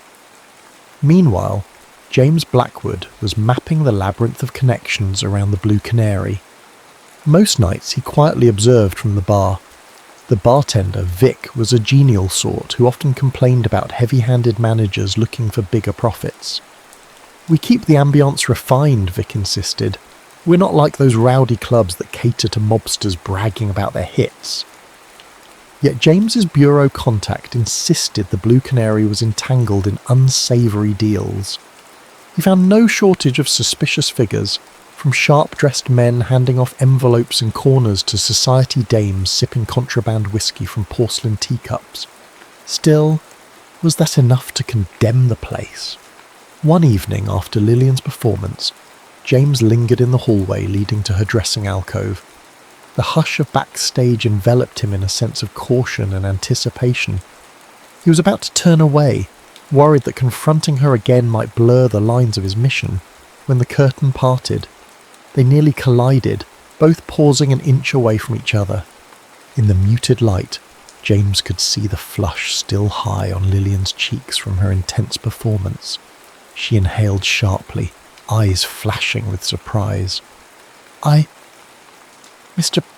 Blackwood," she said, voice barely above a whisper. She rarely used his name, uncertain whether it might ring a bell in the hush of high society chatter. She'd only overheard it from a passing staff member. He offered a half smile, deeply aware of how close they stood. "I wanted to say hello," he began. and perhaps apologise if I've seemed aloof." Lillian's initial wariness melted. She recognised something earnest in him. He was as guarded as she was. "It's all right," she said softly. "This place can be overwhelming, especially for newcomers." He studied her, the unspoken question flickering in his eyes. "What draws an elegant, talented woman like you to a place so risky?" Instead, he said, "Your singing has a way of revealing truths, almost like a confession wrapped in melody." She felt oddly exposed. "Music is the only time I feel free," she admitted. It was an unexpected revelation to share with a near stranger, but something about him made her open up. Their moment crackled with unspoken possibilities, but just as James began to speak again, a commotion from the bar drew their attention. Someone knocked over glasses, curses erupted, and laughter followed. They flinched apart, self-preservation instincts flaring. Lillian shot him a quick, wistful smile before hurrying away into the dressing alcove. That night, James returned to his rented apartment more conflicted than ever. Lillian's vulnerability had rattled him. Could he gather evidence to destroy the Blue Canary when this woman found her only solace here? It wasn't his job to question the law, but the line between right and wrong was growing hazy. When Lillian wasn't performing, she was expected to attend lavish galas, dinners, and parties that paraded her as the Carter heir. One such event was the high society gala hosted by the Harlower family, known for their extravagant taste. The mansion's ballrooms glittered with chandeliers, each crystal droplet refracting light into 1,000 rainbow facets. Lillian arrived on the arm of Clarence Fitzroy, her supposed suitor. His pale eyes flicked around, seeking admiration, while she felt suffocated by his polished arrogance. Strains of classical music filled the air, courtesy of an 8-piece orchestra hired to give the event an air of cultured refinement. Soft chatter formed the background hum as society's elite displayed their finery. Lillian resigned herself to an evening of polite small talk and forced smiles. She drifted through the crowd, greeting faces that blurred into a monotonous swirl of wealthy acquaintances, hardly hearing Clarence's commentary about business prospects. Then, out of the corner of her eye, she spotted him, James Blackwood, wearing a finely cut tuxedo. He was deep in conversation with a group of men discussing investments in new manufacturing technologies. She felt a jolt. What is he doing here? The hush of realization struck her. Perhaps James really was the wealthy investor he claimed to be, or maybe there was another layer to his story. She had no idea just how layered it truly was. Their eyes locked from across the room. In that second, the laughter and tinkling of champagne glasses faded into a dull roar. He excused himself from the group with effortless politeness. She was surprised to feel the sudden gallop of her heart as he approached, ignoring the watchful gaze of Clarence, who stood a step behind her. "Miss Carter," he said, bowing slightly. If he was surprised to discover her real identity, he didn't show it. His composure remained perfect, but his eyes betrayed a flicker of recognition. "Mr. Blackwood," she responded, her practiced social smile masking her inner turmoil. Clarence cleared his throat. "Oh, you've met?" He offered a thin-lipped grin that didn't reach his eyes. He despised competition, even if it wasn't truly competition, yet. James extended his hand. "We were briefly introduced by mutual acquaintances," he lied smoothly. Then he shifted his gaze to Lillian. "Would you care for a dance?" Clarence looked affronted. Lillian, however, seized the opportunity. "I'd love to." She placed her gloved hand in James's. A spark shot through her at the contact. A bold undercurrent that felt both dangerous and exhilarating. They moved to the dance floor, the orchestra's waltz weaving a graceful tapestry around them. James kept a polite distance, but his fingers pressed gently against her waist, guiding her with uncanny familiarity. She felt an inexplicable sense of safety in his arms, despite knowing almost nothing about him. "You're not who you seem," he said softly, voice nearly drowned out by the music. "I saw it in your eyes the moment you sang. There's more to you than this."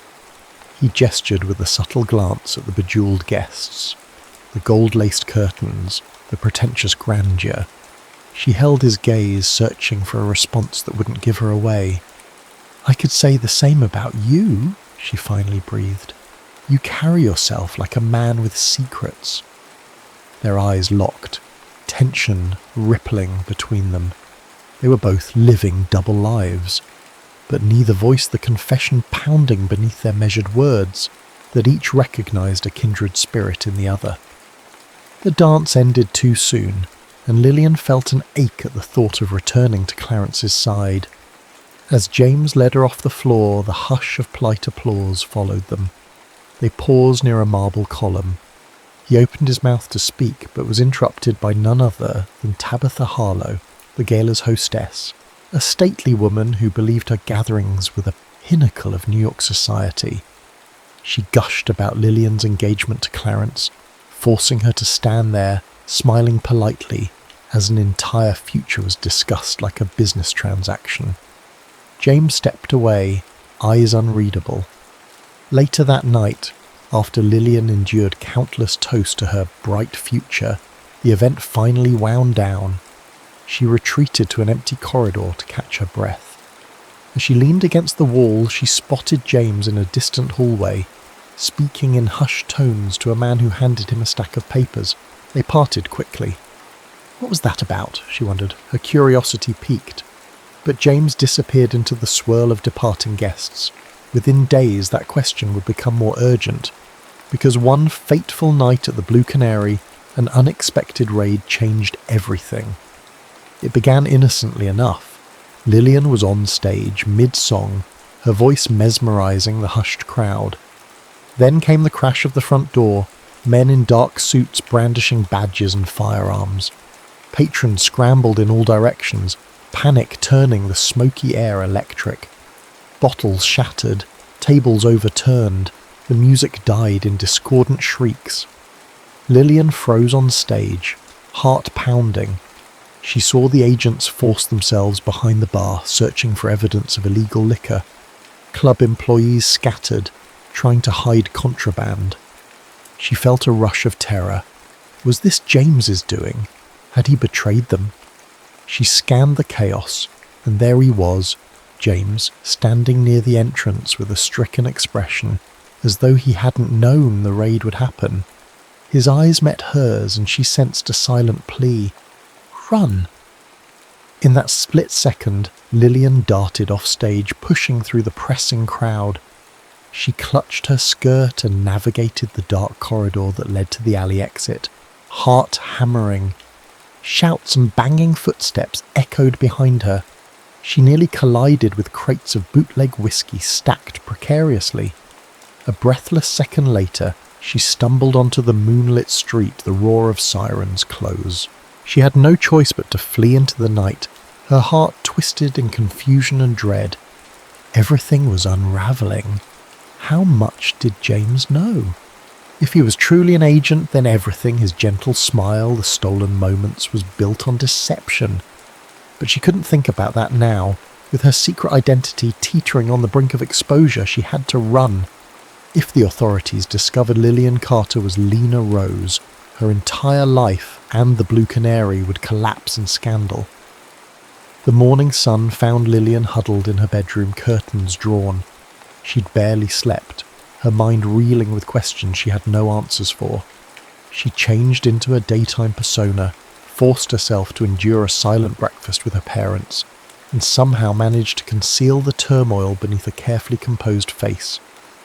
But in the aftermath of the raid, the city's rumour mill churned at full speed. Whispers that the Blue Canary was now on the Bureau's radar. Speculations about possible arrests and the identities of individuals who had fled.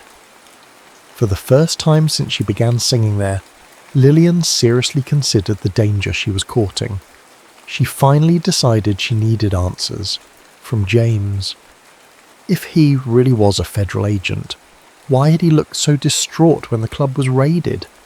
Could it be he was merely doing his duty and regretted it? Or had he lost control of his operation? She found him later that week at an unassuming coffee shop near Battery Park, one that the Blue Canary's staff sometimes frequented. He was seated at a corner table, a newspaper spread out before him. She approached quietly, heart thrumming like a hummingbird's wings. He tensed, then glanced up. She sank into the chair across from him. For a moment, neither spoke. The overhead fan spun lazily, swirling the aroma of roasted beans. "You came," he said, voice rough with fatigue. The circles beneath his eyes suggested he hadn't slept much either. She leaned in, keeping her voice low. "I have no idea if I'm in danger, if the club's being shut down, or if I'll be arrested. I need to understand what happened, and I need to know who you really are." James swallowed hard, set aside the paper. There was no easy way to say it. "I'm an agent with the Bureau of Prohibition," he admitted, eyes flicking to see if anyone was listening. "I was assigned to investigate the Blue Canary's liquor supply lines, but I never authorized that raid. Someone higher up decided to move without warning me." His tone was laced with anger, and a touch of something else, perhaps shame. Lillian exhaled, as if a clenched fist in her chest finally released. "So it's true," she whispered. The air seemed to thicken. She felt as though she were teetering on the edge of a precipice. "All this time, you were gathering evidence against the club." His expression reflected regret. "I started to, yes, but then I realized the Blue Canary isn't a den of hardened criminals. It's more complicated. But the Bureau sees any place serving illegal liquor as fair game. I tried to stall. That night I found out too late that others were planning a raid." She tried to reconcile the sincerity in his gaze with her fear that everything between them had been a ruse. "So every conversation we had was you trying to extract information from me?" She hated how vulnerable her voice sounded. "No," he said, leaning forward. "I didn't even know you were Lillian Carter. I only knew you as Lena Rose, someone whose voice spoke to me in a way no one ever had. I never intended to..." He trailed off, searching for the right words. "I never intended to feel this way." Tension thrummed in the silence that followed. At last Lillian spoke. "I believe you," she whispered, surprising even herself. She felt the weight of her own double life pressing on her.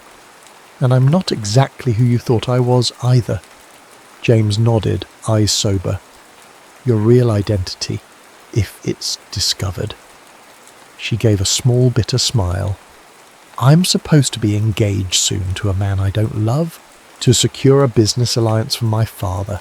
I sang at the Blue Canary to feel alive. Now it seems everything I built there is falling apart." They stared at each other, unspoken sympathy bridging the gaps. Both had worn masks. Both had carved out a secret identity in an unforgiving city. The question remained, could trust or love grow in such precarious soil? That evening, fate dealt another blow. A rival gangster, famously called Scrap Iron Sweeney for the roughness of his fighting style, showed up at Lillian's doorstep. Not literally the Carter mansion, but he cornered her as she slipped into a side street after an afternoon shopping trip. She recognized him vaguely from the Blue Canary's back tables, a man with a scar slashing across his cheek, rumoured to have connections to arms dealing as well as bootlegging. "You're the fancy songbird from the Canary," he sneered, voice hoarse. "Word on the street says the Bureau's got eyes on that club. Maybe you know more than you let on." Fear spiked in Lillian's veins, but she forced herself to remain calm. "You have the wrong person," she said, tilting her chin up. Sweeney's smirk revealed yellowed teeth. "Don't play coy. I heard rumours you're some kind of heiress. Might be worth a pretty penny to the right buyer." He inched closer, the stench of stale tobacco on his breath. Before she could respond, a figure stepped from the shadows. James, posture coiled, eyes flashing with protective fury. "Back off," he warned. His presence seemed to startle Sweeney for a moment.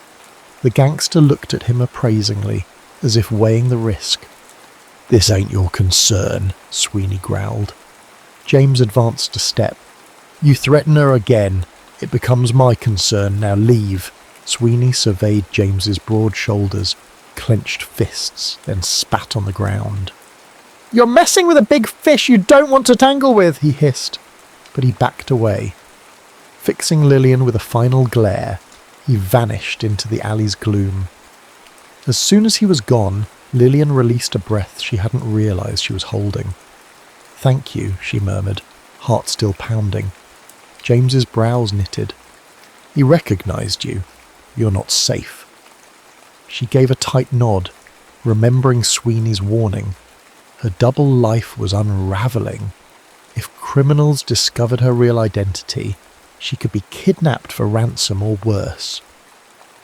Her father's wealth and power painted a target on her back. That night, after the confrontation, James and Lillian retreated to a small discreet tea room. They sat in a corner, the faint clatter of cups forming a gentle lull. She stirred sugar into her tea, hand trembling slightly. "We need a plan," James said gently. "You can't keep up this double life. The Bureau's not done investigating, and the criminals circling the club are getting bolder." Lillian set her teacup down, fighting a swirl of panic. "I can't just vanish. My father would tear the city apart looking for me, and the wedding plans, he'll notice if I back away." James grimaced. "If I push the Bureau to hold off the investigation, my superiors will suspect I've gone rogue. They already doubt my commitment after the raid fiasco." They lapsed into heavy silence. Both were trapped in a web woven by duty, expectation and secrets. And through it all, a fragile thread of feelings bound them together, shimmering with a possibility as beautiful as it was dangerous. Finally, Lillian spoke, voice hushed. "We need to figure out if the Blue Canary is truly a front for organised crime or if there's something else happening behind the scenes. If the club is innocent, maybe you can steer the Bureau away. If it's guilty, at least I'll know." James nodded, steeling himself. "Agreed.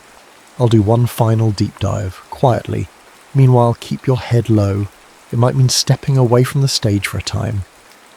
The thought wrenched Lillian's heart. Singing at the Blue Canary had become her lifeline, the only space where she felt truly herself, but the memory of Sweeney's threat hardened her resolve. She couldn't let her yearning for freedom overshadow her need for survival. They made arrangements to meet the following week. As James stood to leave, he hesitated, eyes solemn. "I wish it didn't have to be like this," he said softly. The pain behind the words resonated with her own. She nodded, feeling an inexplicable urge to reach for his hand, but she didn't. Instead, she watched him leave, swallowed by the hush of the tea room's dim lighting, the scent of bergamot heavy in the air. Days passed, each more tense than the last. Lillian continued her outward facade, accompanying Clarence Fitzroy to luncheons and soirees. His shallow prattle irritated her more than ever. She wanted to scream with frustration, but had to feign politeness. Meanwhile, gossip about the Blue Canary raid simmered. Newspapers hinted at high-profile clientele fleeing the scene, though no names were printed. One afternoon, while strolling with Clarence in Central Park, Lillian's heart nearly stopped when she glimpsed Detective Rosewood, a crooked officer known for accepting bribes from gangsters and politicians alike. He was talking to a man who at first glance looked official, maybe a federal agent or a local officer. Their conversation seemed heated. Did they suspect her? Did they plan to use her father's name as leverage? Clarence noticed her distraction. "Lillian, you seem a bit off," he said, concern overshadowed by annoyance. "You haven't heard a word I said about the summer house." She forced a vague smile. "Apologies. It's nothing." But in her mind, alarm bells rang. Corrupt law enforcement often blurred the lines between criminals and officials. She needed to let James know about Detective Rosewood's involvement. If he was indeed linking the Carter family to the Blue Canary, things could escalate fast. That night, she received a cryptic note under her door. Midnight. Pier 22. Come alone. J. She recognised James's careful handwriting, though the abruptness startled her. Ignoring her caution for once, she draped a cloak over her shoulders and, under the cover of darkness, slipped out of the mansion. The waterfront was shrouded in fog. At Pier 22, she found James pacing, tension etched into every line of his body. He wasted no time. "They know about you," he said, cutting to the chase. "Not just Sweeney. Some higher-ups in the Bureau suspect that Lillian Carter is connected to the Blue Canary." Her blood ran cold. "How?" "I'm not sure. Possibly from a staff member who recognised you. Or from Rosewood, who's been trading information for personal gain," James replied. He paused, running a hand through his hair. "They want to use you as a pawn to lure out the club's real financiers. The rumour is your father might be indirectly involved, investing in questionable operations. The Bureau thinks if they pressure you, they can bring bigger names down." Lillian felt the pier tilt under her feet, as if the world spun too fast. "My father invests in half of New York's emerging industries. It's possible he put money into something he didn't fully understand," she said shakily. "What do we do?" James inhaled sharply. "I have orders to corner you, to get incriminating details, but I can't follow those orders." He stepped closer, gaze unwavering. "I won't betray you." Tears pricked her eyes, though she fought them back. They were standing on the edge of the harbour, the black water below mirroring their precarious situation. "I'm risking everything just by speaking with you," she whispered. "And yet, She didn't finish the sentence, because his arms encircled her, pulling her against his chest. His lips found hers, urgent with all the longing and fear neither could articulate. For a moment, time froze, replaced by the undeniable truth that beneath the lies and secrets, they cared for one another more than they dared admit. When they broke apart, the fog coiled around them like a reluctant curtain, concealing this fragile moment from a world determined to tear them apart. They held each other in silence, their hearts pounding an unspoken vow. They would fight for each other, come what may. The night after the clandestine rendezvous at the pier, James and Lillian laid the groundwork for a risky plan. They agreed that fleeing the city, at least temporarily, might be their only option to avoid the immediate danger from both the Bureau and the criminal underworld, but leaving in haste required subterfuge. If either Gordon Carter or the Bureau suspected what they were doing, the pursuit would be relentless.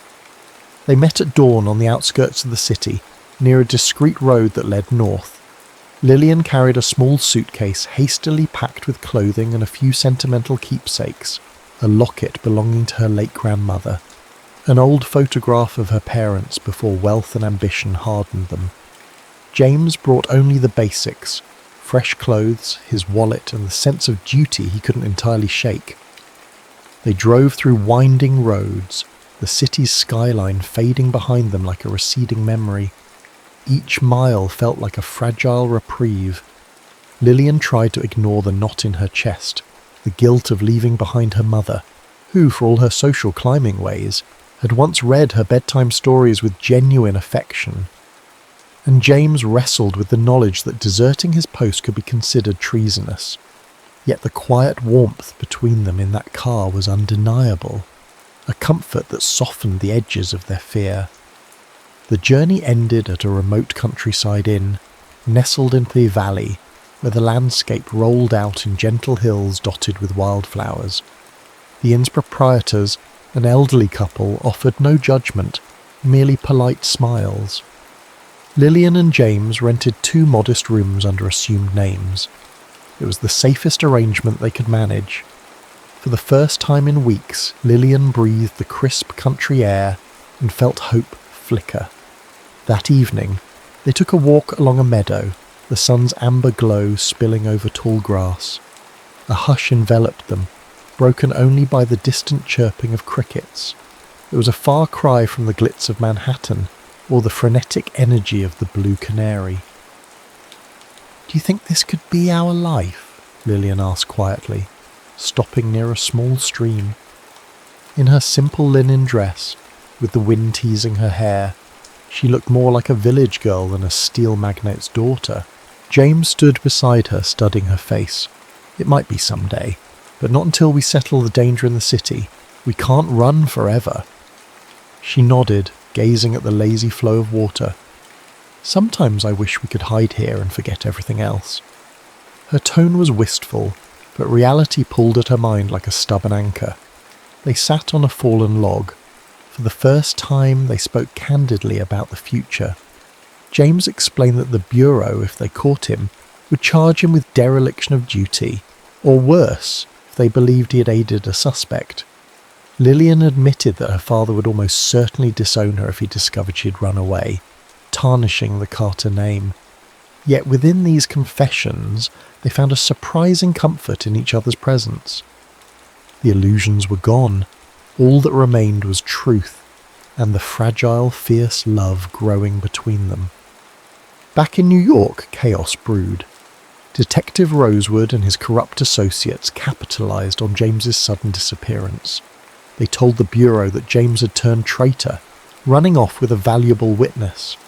Meanwhile, gangster circles buzzed with news of a Carter heiress who sang incognito at the Blue Canary. Rival factions salivated at the thought of leveraging her for ransom or blackmail. When word reached Gordon Carter that his daughter vanished, he unleashed a private investigation.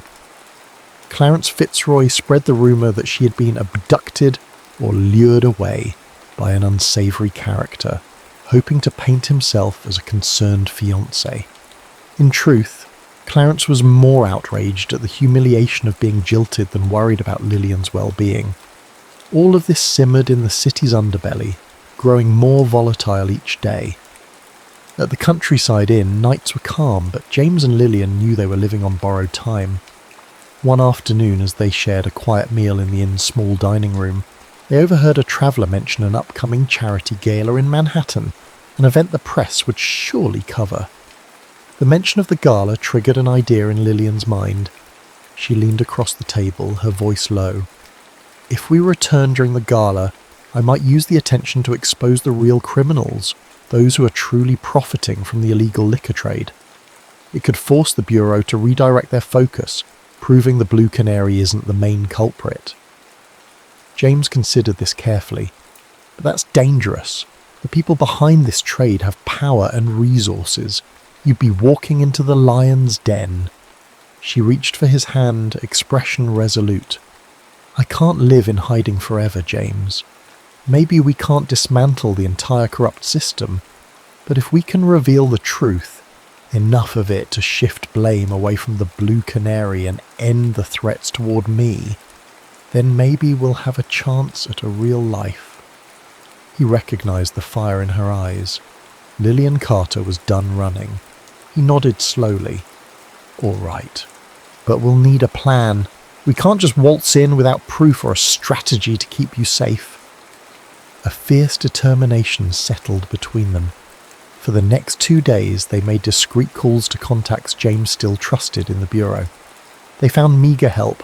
Most agents were suspicious of James, but a few believed in him enough to provide small leads. Lillian wrote letters to a couple of sympathetic journalists who occasionally took on exposés of corruption. Carefully, they laid the pieces. When they finally returned to the city, it was under cloak of night. They slipped into a cheap boarding house to avoid detection and read the headlines. "Heiress missing, fiancé vows justice," and "Federal agent goes rogue. Possible collusion with bootleggers." James tightened his jaw at the allegations, while Lillian steeled herself for the whirlwind she was about to enter.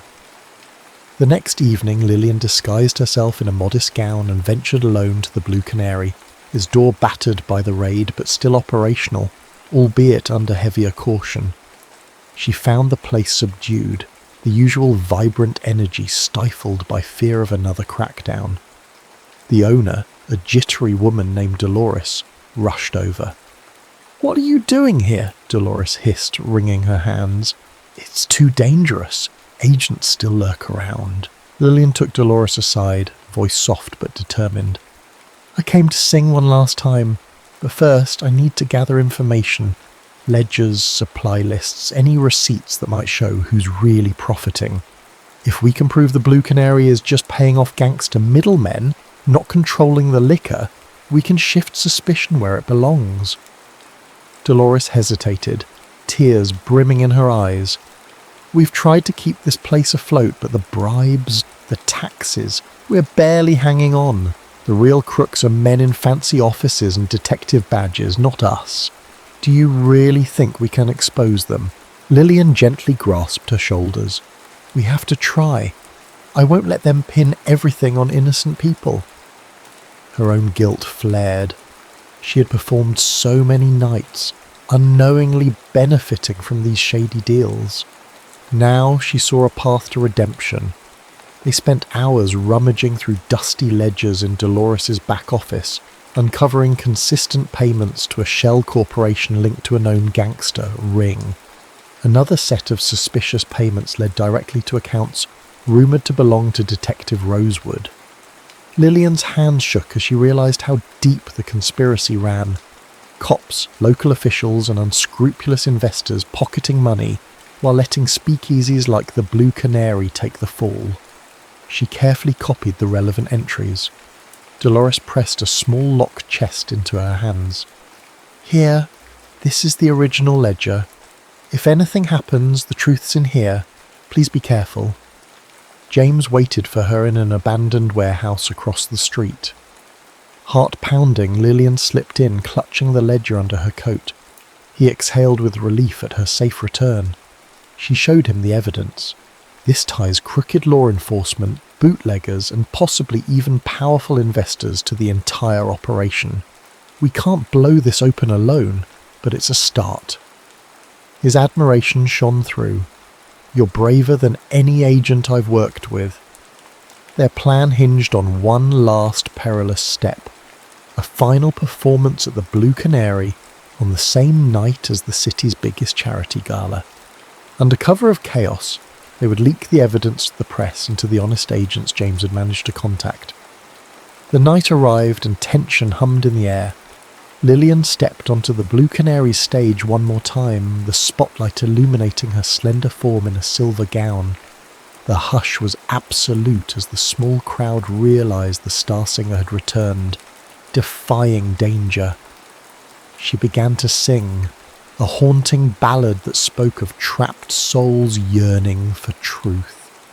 The audience was rapt, tears shining in some eyes. Unbeknownst to them outside the club, reporters lurked with cameras, waiting for their signal.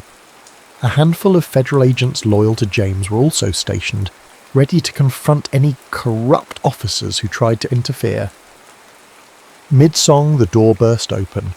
Detective Rosewood and several men stormed in, brandishing warrants. "Everyone stay put!" Rosewood roared. "This place is under investigation for illegal activity. Any resisting arrest." His threat cut off as James and two other agents stepped forward, brandishing their own badges. "By whose authority?" James demanded, holding up the ledger. "We have evidence linking you to extortion and conspiracy." Caught off guard, Rosewood's face twisted in rage. He lunged, but was tackled by the loyal agents. Photographers snapped pictures, capturing the chaos. On stage, Lillian kept singing, tears welling in her eyes as she witnessed the damning confrontation. This was the moment of truth, literally laid bare under the bright lights. The patrons watched, stunned. Some cried out in confusion. Others caught on to what was happening and realised they might finally see justice, the real puppeteers dragged into the light. As the final note of Lillian's ballad echoed in the hush, Rosewood and his accomplices were disarmed, their corruption exposed to the swirling cameras. In that pregnant silence, James climbed the stage, breath unsteady with relief. He offered Lillian his hand, helping her step down. She looked at him, heart pounding from adrenaline. They had done it, together. Outside, the press was already gathering statements.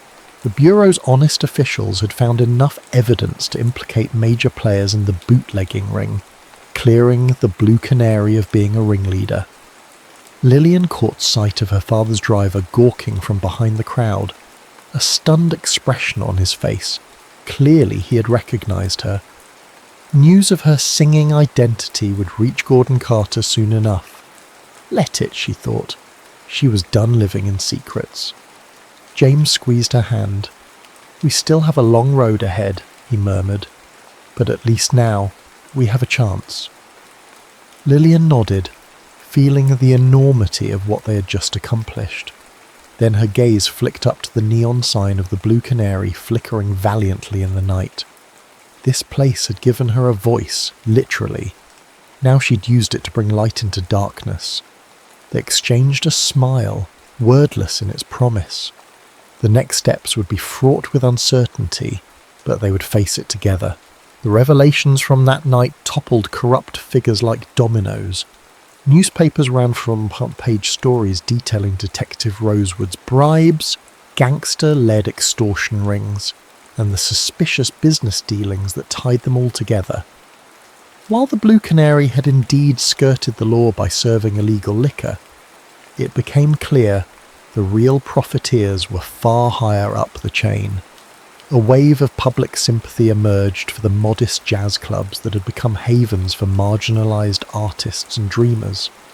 James Blackwood, once tarnished as a rogue agent, saw his record cleared. The Bureau recognised his role in uncovering the larger conspiracy. Though some higher-ups grumbled about his unorthodox methods, they grudgingly admitted the results spoke for themselves. He was offered a chance to continue in the agency, but after everything he felt the weight of a new calling, one not defined by the rigid constraints of federal service. Meanwhile, Lillian Carter faced her own reckoning.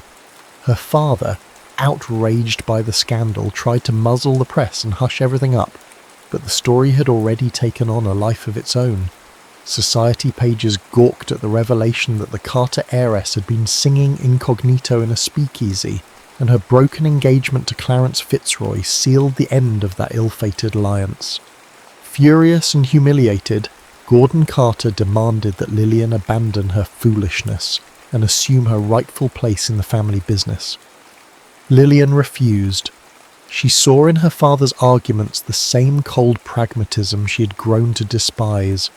Deals sealed with duty and manipulation, no regard for personal happiness. She recognised the difference in them now was irreconcilable. It took months to settle, but eventually Lillian walked away from the Carter fortune, determined to pave her own future. Her mother, though torn, offered a quiet farewell, slipping a small keepsake into Lillian's palm, a cameo brooch that once belonged to Lillian's grandmother. That aunt gesture of love was all the parting blessing Lillian would receive. In the aftermath, James and Lillian decided to escape the city's suffocating glare once more, this time not to hide, but to build a new beginning. With their inheritance effectively severed, they pooled their savings. The Bureau provided James with a modest severance, along with a reluctant letter of commendation. It was enough to buy a small property in upstate New York, a ramshackle space with wooden floors that creaked and a stage that might have seen better days a century ago. They named it the Silent Serenade, partly in tribute to the hush that had bound them in those secret nights, and partly because Lillian wanted to create a venue where both music and conversation took centre stage. No hidden agendas, no subterfuge. The day of their grand opening was bright, the sign newly painted and the windows polished to a welcoming shine. Folks from neighbouring towns trickled in, drawn by word of mouth. Some recognised Lillian Carter's name from the headlines, others simply sought a good time and good music, and they found both. Inside the club, the atmosphere was warm and inviting. Soft fairy lights draped the walls, and the smell of fresh bread and hot coffee replaced the once illicit aroma of bootleg liquor. A small bar served drinks, now perfectly legal, as the grip of prohibition had begun to loosen in its final years. Tables were arranged so no one felt like a stranger, the dance floor wide enough for couples to sway beneath the gentle glow of overhead lamps. James and Lillian worked side by side. He managed the operational details, ordering supplies, greeting customers with a polite nod. She took care of the performances, not always from the stage, but often drifting among the patrons, humming or singing at their tables. She poured her heart into every note, her voice richer now, laced with both joy and the bittersweet lessons of her past. One evening, near closing time, an older woman approached Lillian at the piano. "You remind me of a singer I once heard in a secret club back when times were complicated," she said, eyes crinkling with nostalgia. Lillian smiled. "You might have heard me," she replied softly. "Or maybe we just shared the same dream for freedom." The woman's eyes teared up. "Well, you found it," she said, placing a gentle hand over Lillian's. "Your voice is free now." When she left, Lillian sat at the piano bench, gazing at the empty stage. A wave of gratitude washed over her. She had paid a steep price for that freedom, but it was a price she'd pay again if it meant she could live and love on her own terms. As the final guest departed, James closed the doors, flipped the sign to closed, and turned off the exterior lights. Lillian helped him wipe down tables, the soft hum of a distant radio playing a slow jazz tune in the background. He caught her hand mid-swipe, their eyes meeting in a tender glance. "I think we did it," he said, voice tinged with disbelief and awe. "We found a place we can call ours." She leaned into his embrace, resting her head on his shoulder. "Yes, we did," she echoed. No longer heirs to illusions or slaves to duty, they lived in an authenticity that only a few months earlier had seemed impossible. Outside, the moon drifted across the sky, illuminating the sign that read "The Silent Serenade." Inside, the hush felt alive, brimming with the ghosts of old heartbreak and new beginnings. Lillian walked to the small stage, unpinned her hair, and tilted her face upward, eyes closed. She began singing, a gentle lullaby with no audience except the walls that had heard it all before. In the stillness, her voice wove the final notes of a journey that had started in smoke-filled speakeasies and ended in a place of honest, unadorned hope. James, mesmerized, listened from across the room. When the last note faded, they locked eyes, an unspoken promise forming. This was their encore, the life they chose together. No more subterfuge, no more gilded cages, only a love that had endured secrets, raids, betrayals, and the worst of Prohibition-era New York. They had emerged, both bruised and transformed, but unbreakably bound by trust and devotion. The story might have ended there, but for Lillian and James, it was only the beginning. Word spread of the Silent Serenade, attracting eclectic crowds, travelling musicians, weary drifters, even curious high society folk who whispered about the rumour that the former Carter heiress was singing incognito. The pair welcomed all with the same open spirit, understanding the longing that drove people to seek solace in music, because once, not so long ago, they too had searched for an open door in a city full of locked ones. From time to time, Lillian still thought about her father. She wondered if he would ever accept who she had become. She thought about her mother, hoping she found some measure of peace. As for Clarence Fitzroy, he slipped out of public view, overshadowed by the sandal and overshadowed by the unstoppable current of history moving forward. And so in a sense, the last serenade was never truly last. Lillian Carter, now simply Lillian, sang every night for the man she loved, for the memory of a city that once tried to silence her, and for anyone who yearned for a taste of what it meant to break free. Her voice, unmarred by fear, soared into the night, a quiet testament to the resilience of hearts determined to find their own paths. So ends the tale of the Silent Serenade, a testament that even in an era of hush-hush deals, smoky illusions, and ironclad expectations, truth and love can carve out an uncharted melody all their own. The jazz may have faded from the hidden corners of 1927 New York, but in one small club upstate the music continued, clear, soulful, and gloriously unbound. May it remind us always that no chain can hold a voice determined to sing its true song.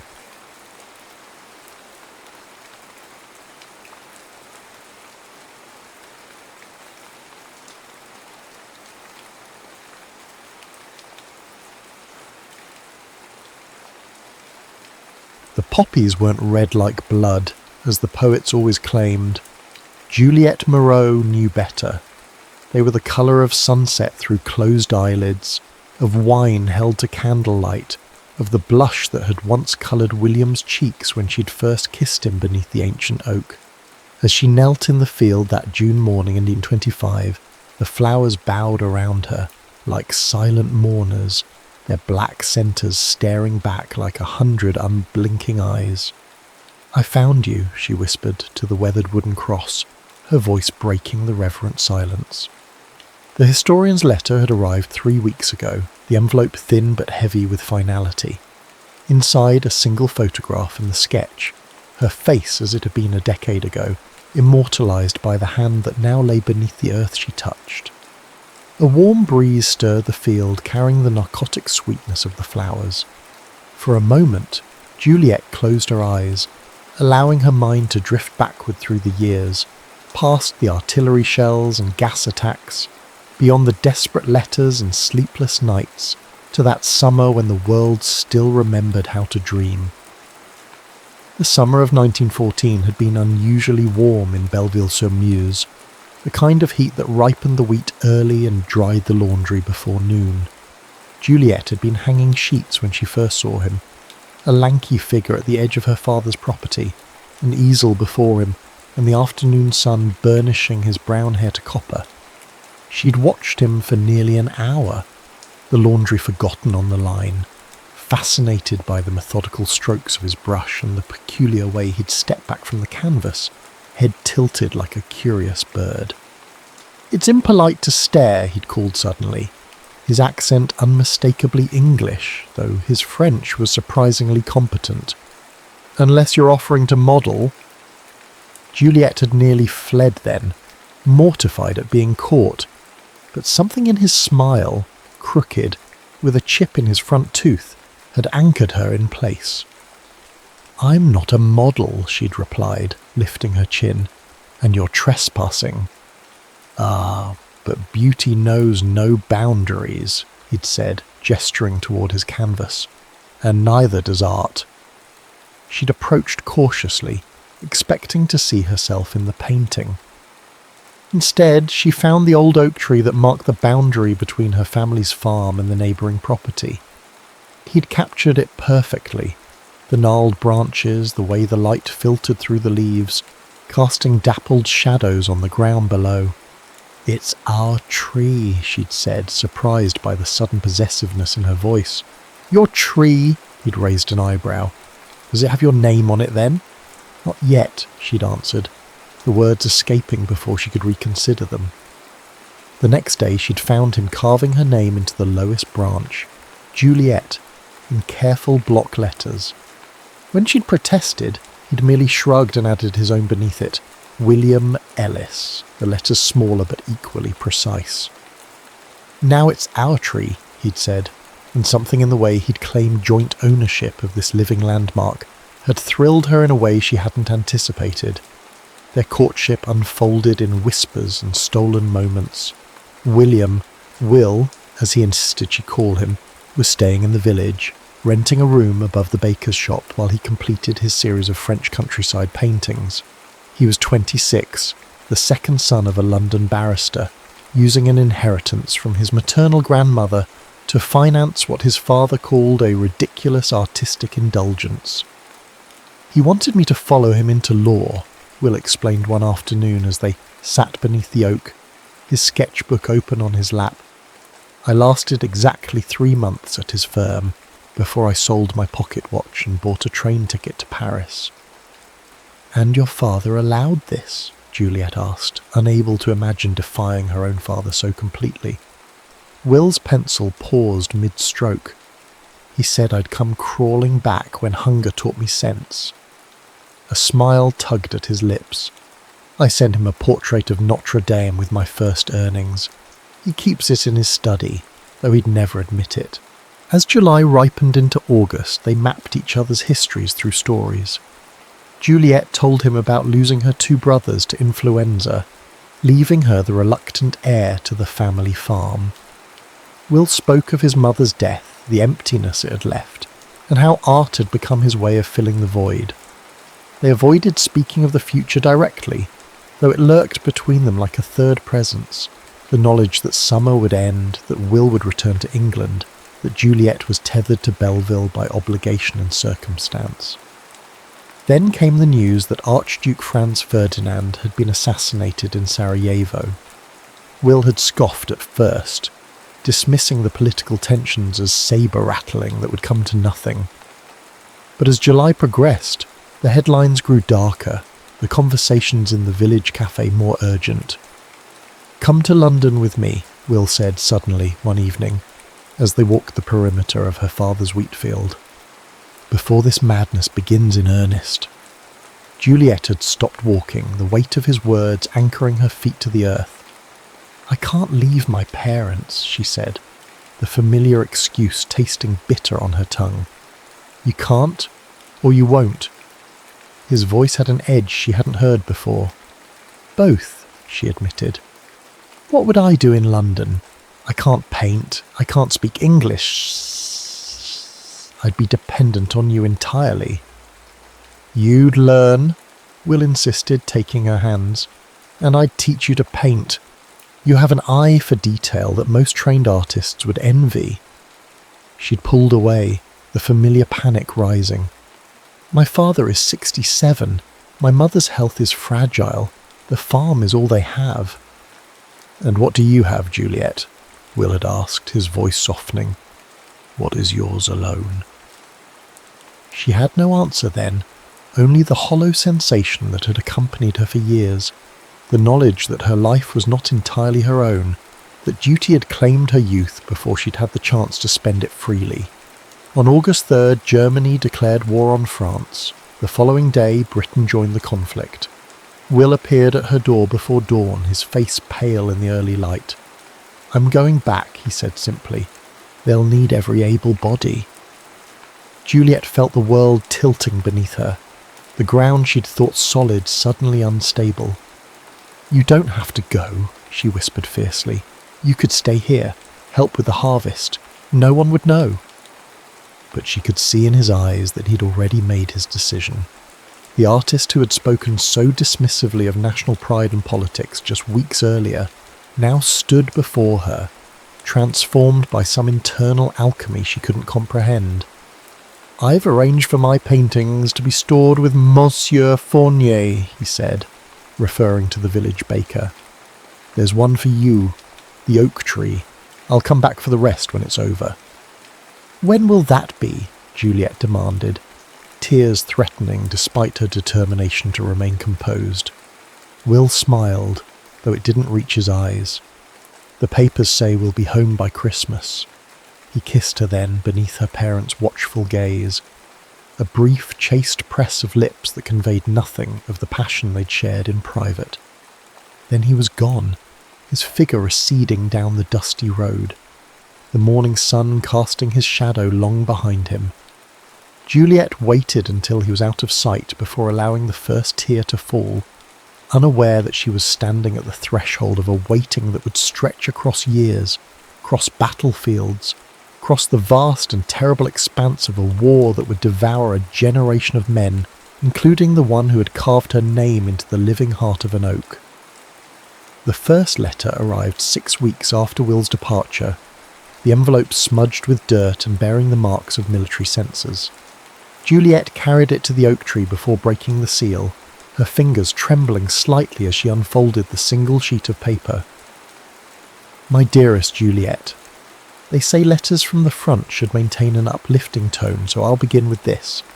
I've seen parts of France I never knew existed, though I'm observing them through the sights of a rifle rather than the frame of my easel. The irony doesn't escape me. We're somewhere near Ypres. I can't be more specific, or our zealous censors will redact it. The countryside would be beautiful if not for what we've done to it. Trenches cut through fields like surgical scars. At night, artillery fire illuminates the horizon like a perverse sunset. I've been assigned as a sniper due to my exceptional eye for detail, as my commanding officer put it. I find it grotesque that the same faculty that allowed me to capture the play of light on your hair now serves to end lives, but I do what is required. The men in my unit have taken to carrying lucky charms. Some have photographs of sweethearts, others religious medals or stones from home. I carry the small piece of bark I carved from our tree, with our initials pressed together. When I touch it, I can almost smell the summer wheat and hear your laugh echoing across your father's fields. Write to me, Juliet. Tell me about the harvest, about the changing seasons, about anything that exists beyond this mud and blood and constant noisedom. Remind me that the world I knew still exists somewhere. Yours always, Will P.S. The oak will have lost its leaves by now. Promise me you'll visit it anyway. It shouldn't have to endure winter alone. Juliet read the letter 3 times before pressing it to her chest, as if she could absorb his words directly into her heart. Then she leaned against the oak's rough trunk and began to compose her reply in her mind, determined to send him something that would serve as a tether to home. Over the following months, a rhythm developed. Will's letters arrived irregularly, sometimes 3 in a week, then nothing for a month. Juliet wrote faithfully every Sunday after church, detailing the small events of village life. How her father had traded their best milk cow for a mechanical plough, how the mayor's daughter had married a soldier on leave, how the school teacher had been conscripted and replaced by an elderly nun who smelled of mothballs and strong cheese. She never mentioned the changes that the war had brought to Belleville, the rationing, the young widows in black, the children who went quiet whenever they heard an automobile approaching, fearing it brought news of another father lost. She filled her letters instead with memories of their summer together, with descriptions of the oak tree and its seasonal transformations, with plans for the future that grew more elaborate with each passing month. By the spring of 1915, Juliet had joined the village women in converting the schoolhouse into a convalescent home for wounded soldiers. The work was exhausting but provided a welcome distraction from the waiting.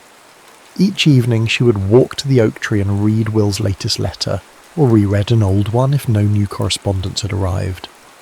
His letters had changed over time, growing terser, the artistic flourishes giving way to a stark economy of words.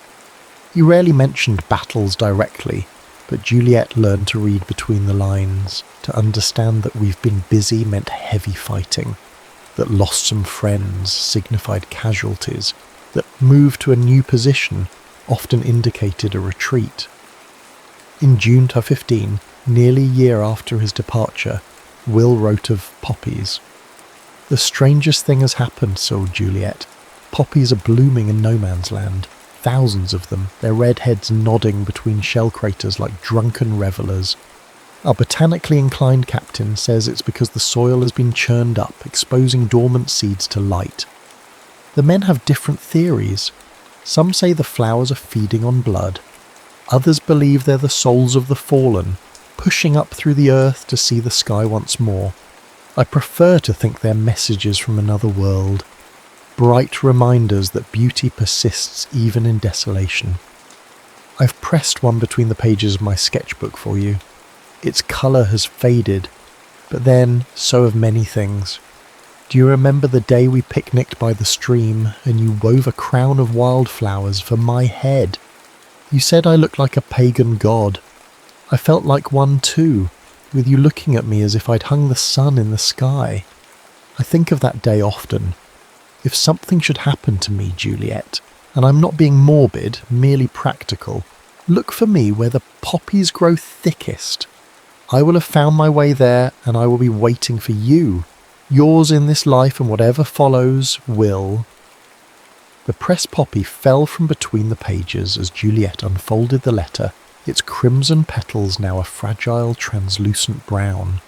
She caught it carefully, this messenger from a battlefield she could scarcely imagine, and secured it between the pages of her mother's Bible.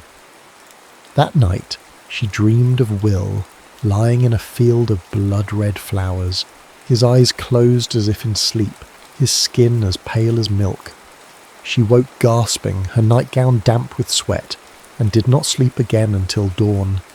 The war ground on, a millstone crushing a generation beneath its weight. Juliet's father suffered a stroke in the winter of 1916, leaving his right side partially paralysed. Her mother, already frail, retreated into a quiet melancholy, spending hours staring out windows at the fields her husband could no longer tend. The burden of the farm fell entirely to Juliet, who hired local boys too young for conscription to help with the heavier tasks. Will's letters became more sporadic as 1916 wore on. In August, he wrote of a big push coming soon, something that might finally break the stalemate. Juliet later learned he had been referring to the Battle of the Somme, which claimed 20,000 British lives on its first day alone. His next letter didn't arrive until October, and when it did, Juliet knew immediately that something fundamental had changed. The handwriting was different, still recognisably Will's, but shakier, as if each letter required tremendous effort. Juliet, I'm writing from a field hospital near Ambience. Don't be alarmed. I've been lucky compared to most here. Caught some shrapnel in my right shoulder and arm during the advance. The doctors assure me I'll keep the limb, though they're less certain about the extent of function I'll recover. The most damnable thing is that it's my drawing arm. I've been practicing with my left, but the results are childish at best. The thought that I may never paint properly again is more frightening than any artillery barrage. They'll send me to England to convalesce once I'm stable enough for transport. I've given them your address, so direct your next letter to the return address on this envelope. It may be some time before I can reply. They're quite liberal with the morphine here, and it makes my thoughts drift like smoke. I had a dream about our oak last night. In it, our names had grown so deep into the bark that they'd reached the heartwood. When the tree was finally cut down centuries from now, they would find us there, preserved together. Isn't that a pleasant thought? That something of us might remain long after we're gone? All my love, Will Juliet wrote immediately to the field hospital, but her letter was returned 2 weeks later with transferred, stamped across the envelope in harsh red letters. No forwarding address was provided. For 3 months, she heard nothing. She wrote to the British War Office, to the Red Cross, to every organisation she could think of, seeking information about Captain William Ellis, formerly of the Royal Fusiliers. The responses, when they came at all, were maddeningly vague. He had been wounded, yes. He had been transferred to England, yes. His current status was under medical care. Then in February 1917, a miracle. A letter in Will's unmistakable hand. The writing stronger than in his last correspondence. The postmark from a rehabilitation hospital in Sussex. My Juliet, forgive my silence. The journey from France nearly finished what the German shrapnel began. Infection set in during transport, and I spent several weeks delirious with fever.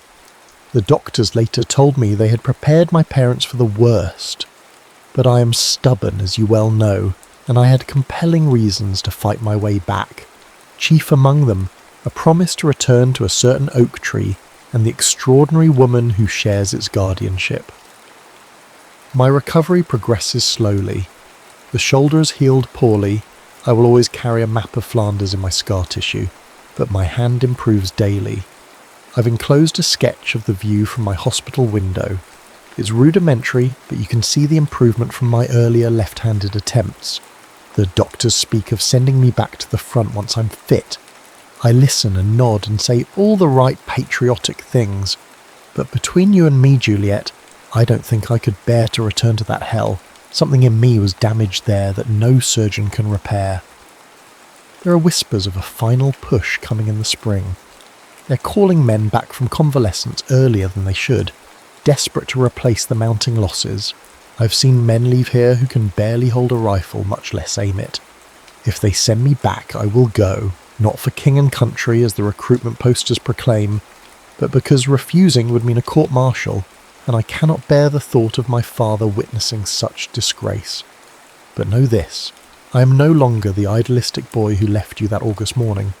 Whatever happens, the man who returns to you, and I will return, will be changed in ways I cannot yet articulate. Keep faith, my love. Visit our oak. Tell it I remember. All was yours, Will. The sketch he'd enclosed showed a simple English garden, the perspective slightly askew, the lines hesitant but improving. Juliet placed it carefully in the wooden box where she kept all his letters, alongside the pressed poppy and a blue ribbon he had once untied from her hair. His promise to return sustained her through the spring of 1917, through her father's second stroke and death, through the increasing hardships as the war's tentacles reached even into remote Belleville, strangling the normal rhythms of rural life. She visited the oak faithfully, sometimes reading his letters aloud to it, sometimes simply sitting in silence with her back against its trunk, drawing strength from its quiet endurance. In May, another letter arrived, this one written on different paper, the handwriting somehow both stronger and more hurried. Juliet, they're sending me back tomorrow, not to my old unit, too many of them are gone now, but to a newly formed company heading for Passchendaele. You won't find it on civilian maps, but remember the name. If this war has a heart, that place may prove to be its darkest chamber. I'm afraid, Juliet, not of dying exactly, but of dying without seeing you again, without making good on all the promises whispered beneath our oak. I've enclosed something I want you to keep safe for me, a sketch I made from memory during the worst days of my fever. It's you as I first saw you, hanging laundry in the summer sun. The doctors say I called your name constantly during my delirium. One nurse told me she'd never heard a name spoken with such longing. If I don't write for a while, don't despair. The mail service near the front is unreliable at best. I'll write when I can, as often as I can. Remember, if we are separated, look for me where the poppies grow. I'll be waiting, Juliet. In this life or the next, I will always be waiting for you. With all my heart, Will. The sketch was exquisite. Juliet in profile, her hair escaping its pins as she reached up to secure a sheet on the clothesline. The attention to detail was remarkable. The small scar at her temple from a childhood fall, the slight furrow between her brows as she concentrated on her task, the way her lower lip caught between her teeth. It was Juliet, as Will saw her, imbued with a grace and beauty she had never recognised in herself. It was the last letter she would receive from the front.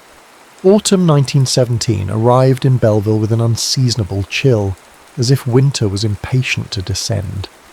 The harvest was poor that year, not enough rain in August, too much in September, and Juliet found herself calculating and recalculating how to stretch their stores until spring. Her mother had retreated further into herself following her husband's death, spending most days in a chair by the window, acknowledging Juliet's presence with nothing more than a slight nod. The oak tree had begun to shed its leaves early, creating a golden carpet beneath its spreading branches. Juliet visited daily, bringing Will's latest letter to read aloud, except there was no latest letter. The last had come in June, with its ominous mention of Passchendaele and its precious sketch that she now kept framed beside her bed. "He's busy," she told the oak, as October darkened into November. "The mail is slow, you know how it is near the front." But as the weeks stretched into months with no word, the hollow feeling in her chest expanded until it seemed to consume her from within. She wrote letter after letter, sending them into a void that never echoed back. In December, just before Christmas, she finally received a response, not from Will, but from a Lieutenant James Harrington, who identified himself as Will's new commanding officer. Mademoiselle Moreau, I regret to inform you that Captain William Ellis was reported missing in action following the third phase of the Battle of Passchendaele on November 6, 1917. His patrol was caught in heavy artillery fire while attempting to secure a forward observation post. Of the 12 men who set out that morning, only 3 returned, all seriously wounded. Extensive searches of the area were conducted once it was safe to do so, but no trace of Captain Ellis or the remaining men was found. Given the conditions on the battlefield, constant rain had turned the ground to a quagmire several feet deep in places. It is possible that some men were lost to the mud itself. Captain Ellis spoke of you often, mademoiselle. He carried a sketch of you that the men considered his talisman.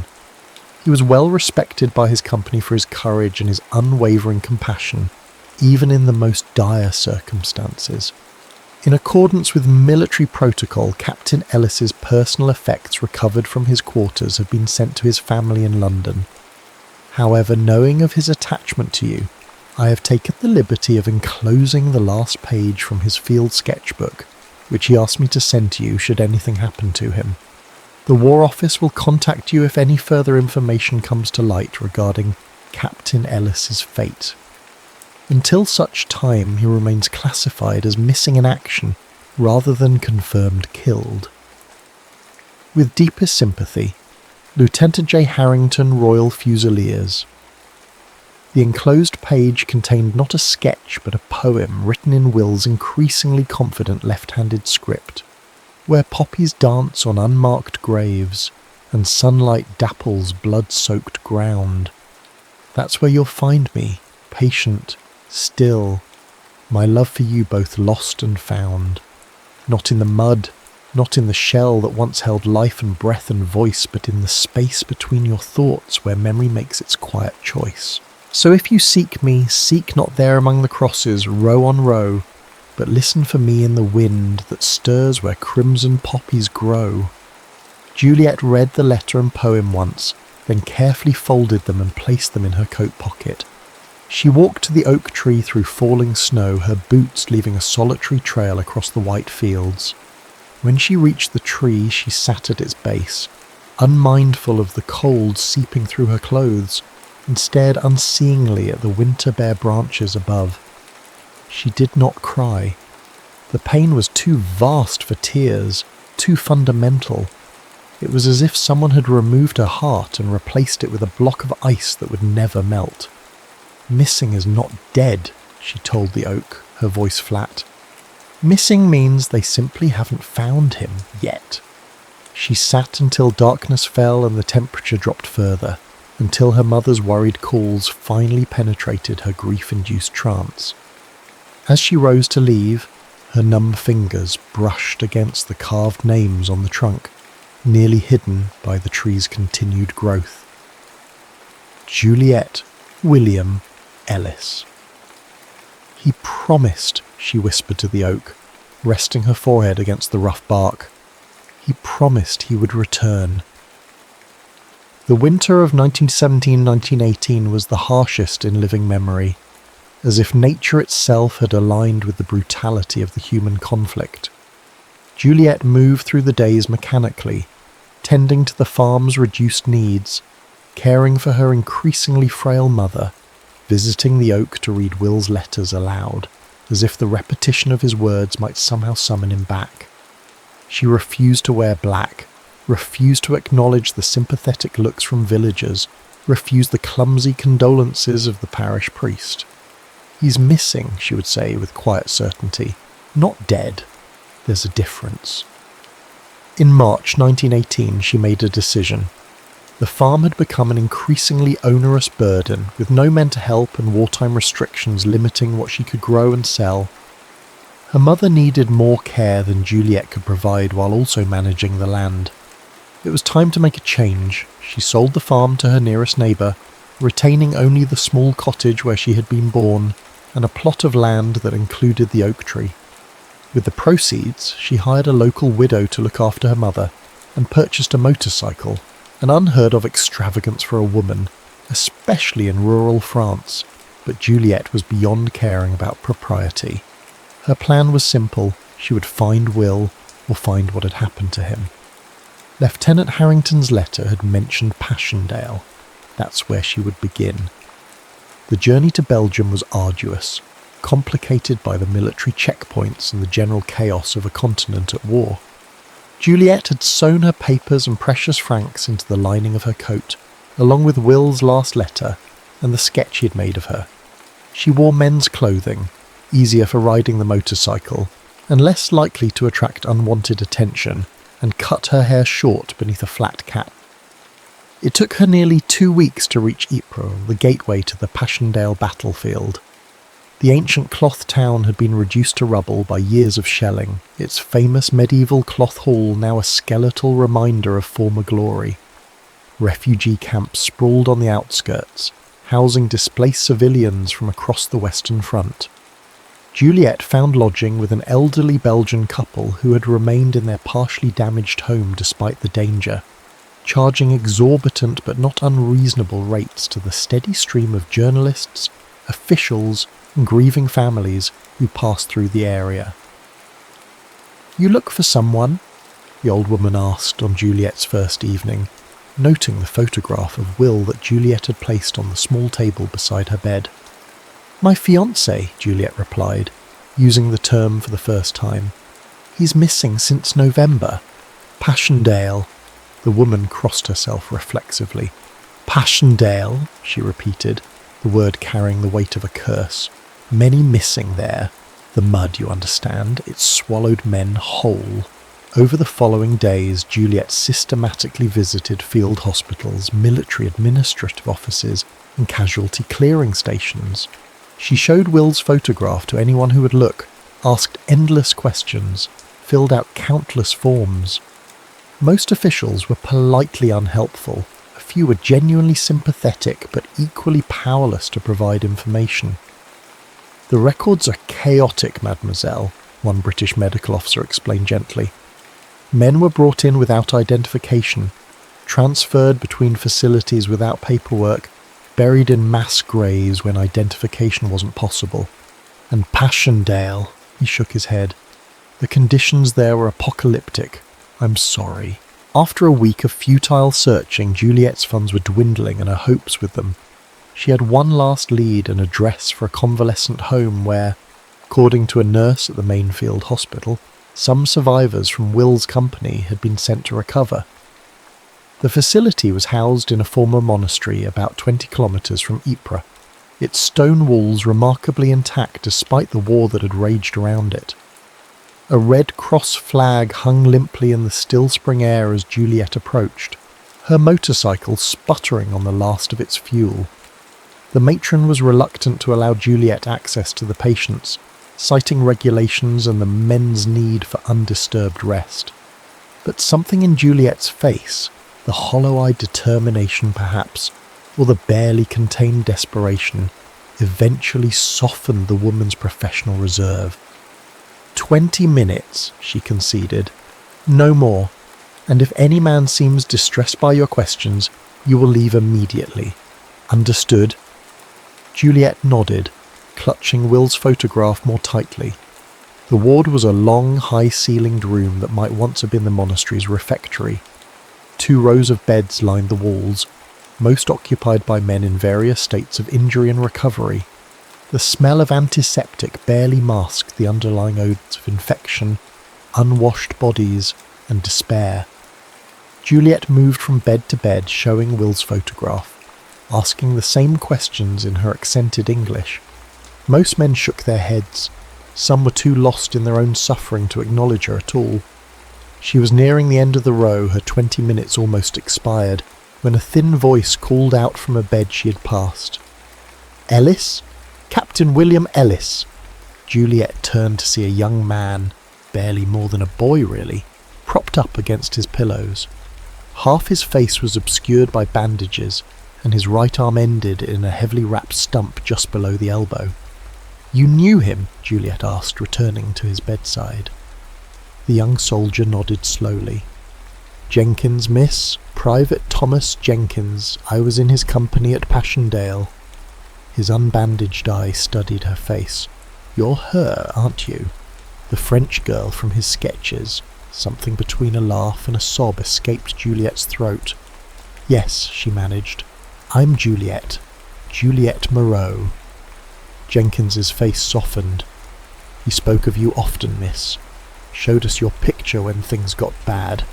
Said it reminded him that there was still beauty in the world." "Do you know what happened to him?" Juliet asked, perching carefully on the edge of the bed. "Please, I need to know." Jenkins was silent for a long moment, his single visible eye focused on some middle distance. "It was hell," he finally said, his voice low. "Worse than hell. Mud up to your waist in places, shell craters filled with water deep enough to drown in, gas hanging in every depression. We'd been ordered to take a German pillbox about half a mile into no man's land." He paused, swallowing hard. "The captain, he knew it was suicide. Argued with the colonel about it. I heard them, but orders were orders, so he gathered us. 12 lads, most of us had been with him since he came back from his injury. And he says, 'Boys, we're going to do this smart, not brave. Brave gets you killed for nothing.'" Juliet nodded, recognising the pragmatic streak that had always balanced Will's artistic temperament. "We set out before dawn using shell holes for cover. Made it almost to the objective when the Germans spotted us. The shelling started. Horrible accuracy, like they knew exactly where we'd be. 4 men gone in the first minute." Jenkins's breathing had quickened, his one visible eye wide and unfocused. "The captain ordered us to fall back, but then Simmons took a hit to the leg, couldn't walk. The captain wouldn't leave him. Told the rest of us to get to the nearest shell hole while he went for Simmons." "And?" Juliet prompted gently when Jenkins fell silent. "That's the last I saw of him. The shell that took my arm hit right after. Woke up 2 days later in a casualty clearing station." Jenkins looked directly at her, his eyes suddenly clear. "But here's the thing, miss. They never found Simmons either, and he was wounded. Couldn't have gone far. It's like that section of the field just swallowed them." "The mud?" Juliet murmured, remembering the old Belgian woman's words. Jenkins nodded grimly. "The mud, the shell holes, the constant bombardment, changing the landscape every hour. Men disappeared out there, miss. Hundreds of them, maybe thousands. Just gone." The matron appeared at the end of the ward, tapping her watch meaningfully. Juliet nodded in acknowledgement before turning back to Jenkins. "Is there anything else you can tell me? Anything at all?" Jenkins hesitated, then reached beneath his pillow with his remaining hand.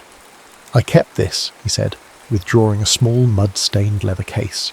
"It's against regulations. Personal effects are supposed to be sent home, but the captain saved my life. I reckoned I owed him something." He opened the case and carefully extracted a folded piece of paper, worn thin at the creases from repeated handling.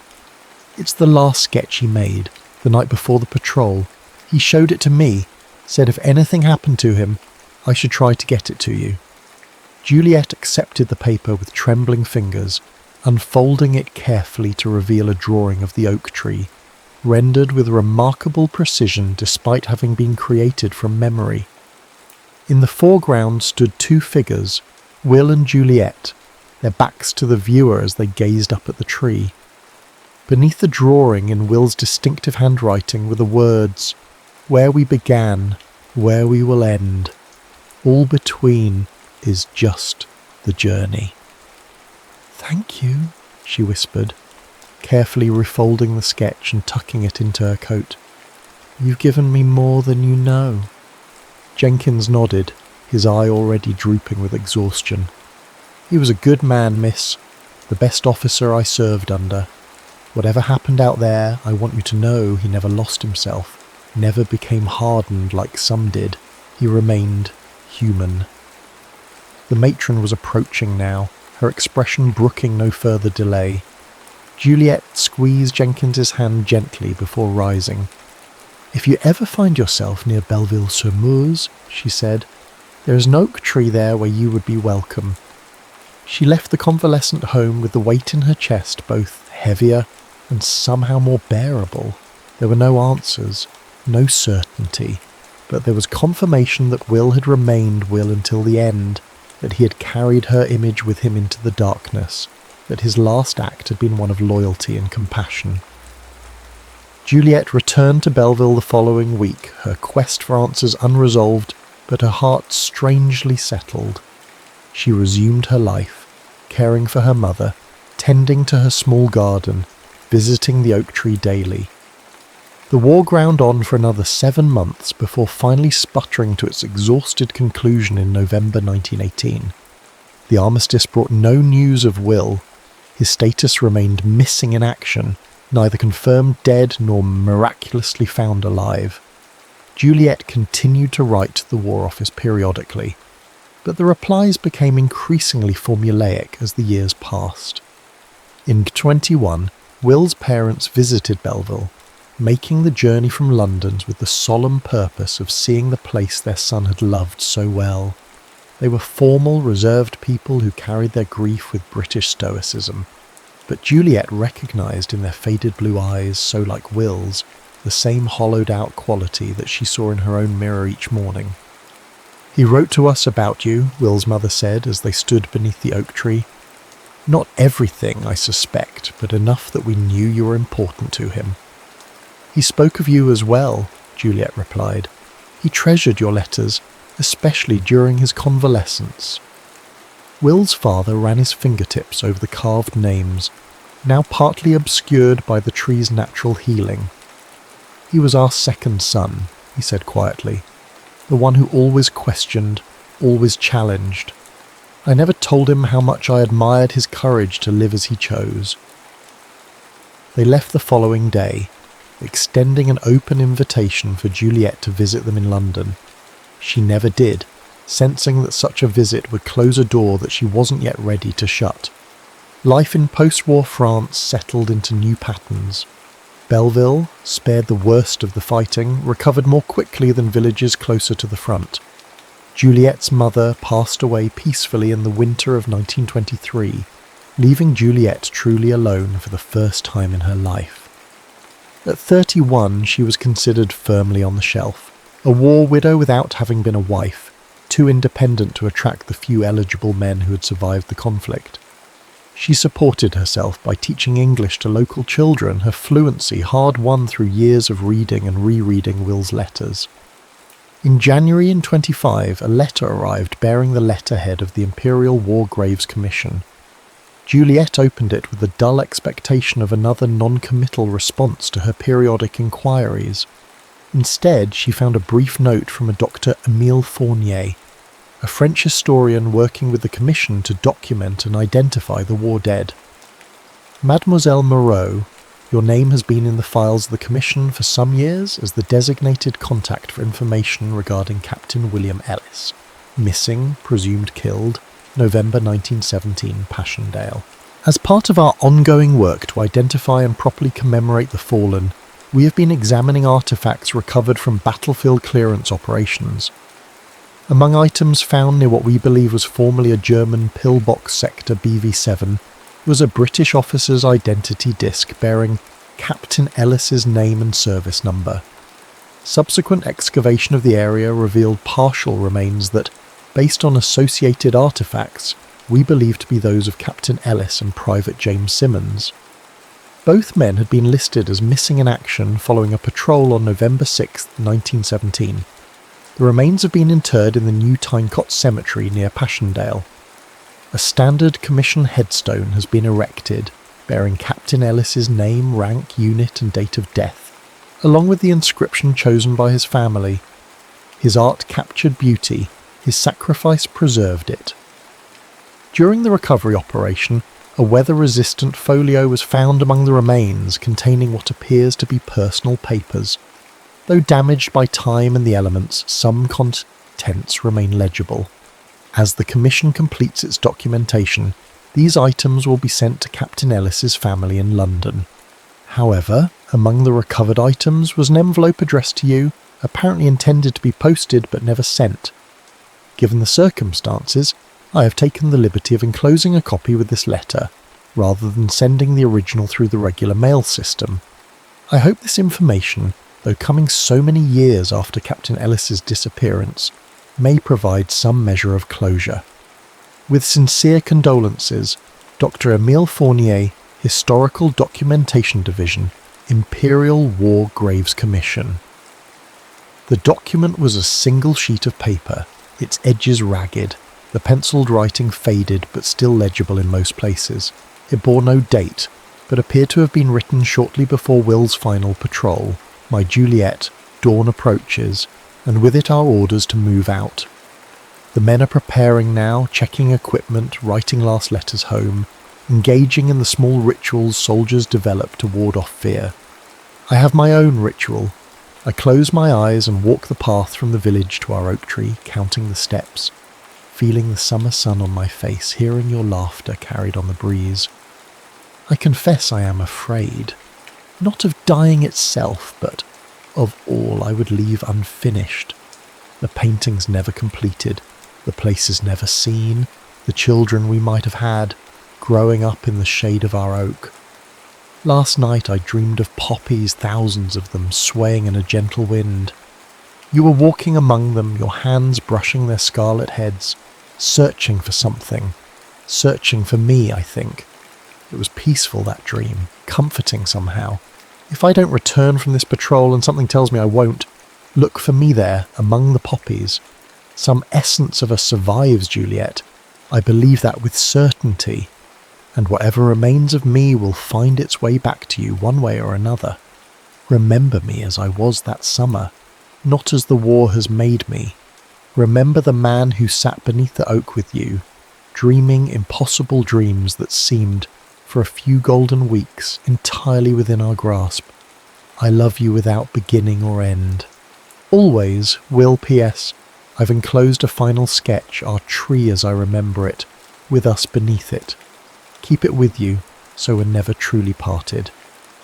Dr. Fournier had included a second image, the sketch Jenkins had already given her, its twin apparently created by Will for his own keeping. Seeing it again, now knowing it was indeed his final drawing, Juliet felt something shift inside her, like a door finally closing on a room she'd kept open far too long. In the envelope with Dr. Fournier's letter was a smaller one containing a photograph of Will's grave, a simple white headstone among thousands of identical markers, the only distinction being the names and dates carved into them. The photograph showed a field of white stones stretching toward the horizon, and in the foreground, bright splashes of red, poppies blooming among the graves. 3 weeks later, Juliet stood in that same cemetery, her hand resting lightly on the cool marble of Will's headstone. The day was clear and surprisingly warm for June, the sky a blue that reminded her painfully of Will's eyes. The poppies were in full bloom, nodding their heavy heads in the gentle breeze. Juliet knelt among them, feeling the damp earth through her skirt, and placed a small bundle at the base of the stone. A sprig from their oak tree, wrapped in the blue ribbon he had once untied from her hair, and her final letter to him. "I found you," she whispered, echoing the words she had spoken to the weathered wooden cross in her imagination for years. "Just as you asked, where the poppies grow." As she spoke, the breeze strengthened momentarily, setting the flowers dancing around her in a ripple of crimson. For a fleeting second, Juliet felt a presence beside her, not physical but undeniable, like the echo of a familiar voice just beyond hearing's range. She remained there until sunset, speaking softly to the stone, to the earth beneath it, to the poppies that had guided her home to him. As darkness fell, she rose stiffly, brushing the soil from her clothing. "Goodbye, my love," she said, touching the cold marble one last time. For now, she walked away slowly, her shadow stretching long behind her in the fading light. But something had changed in her bearing, a straightening of the shoulders, a lightness in her step that had been absent for 8 years. Juliet Moreau was 33 years old. She had spent nearly a third of her life waiting, searching, grieving.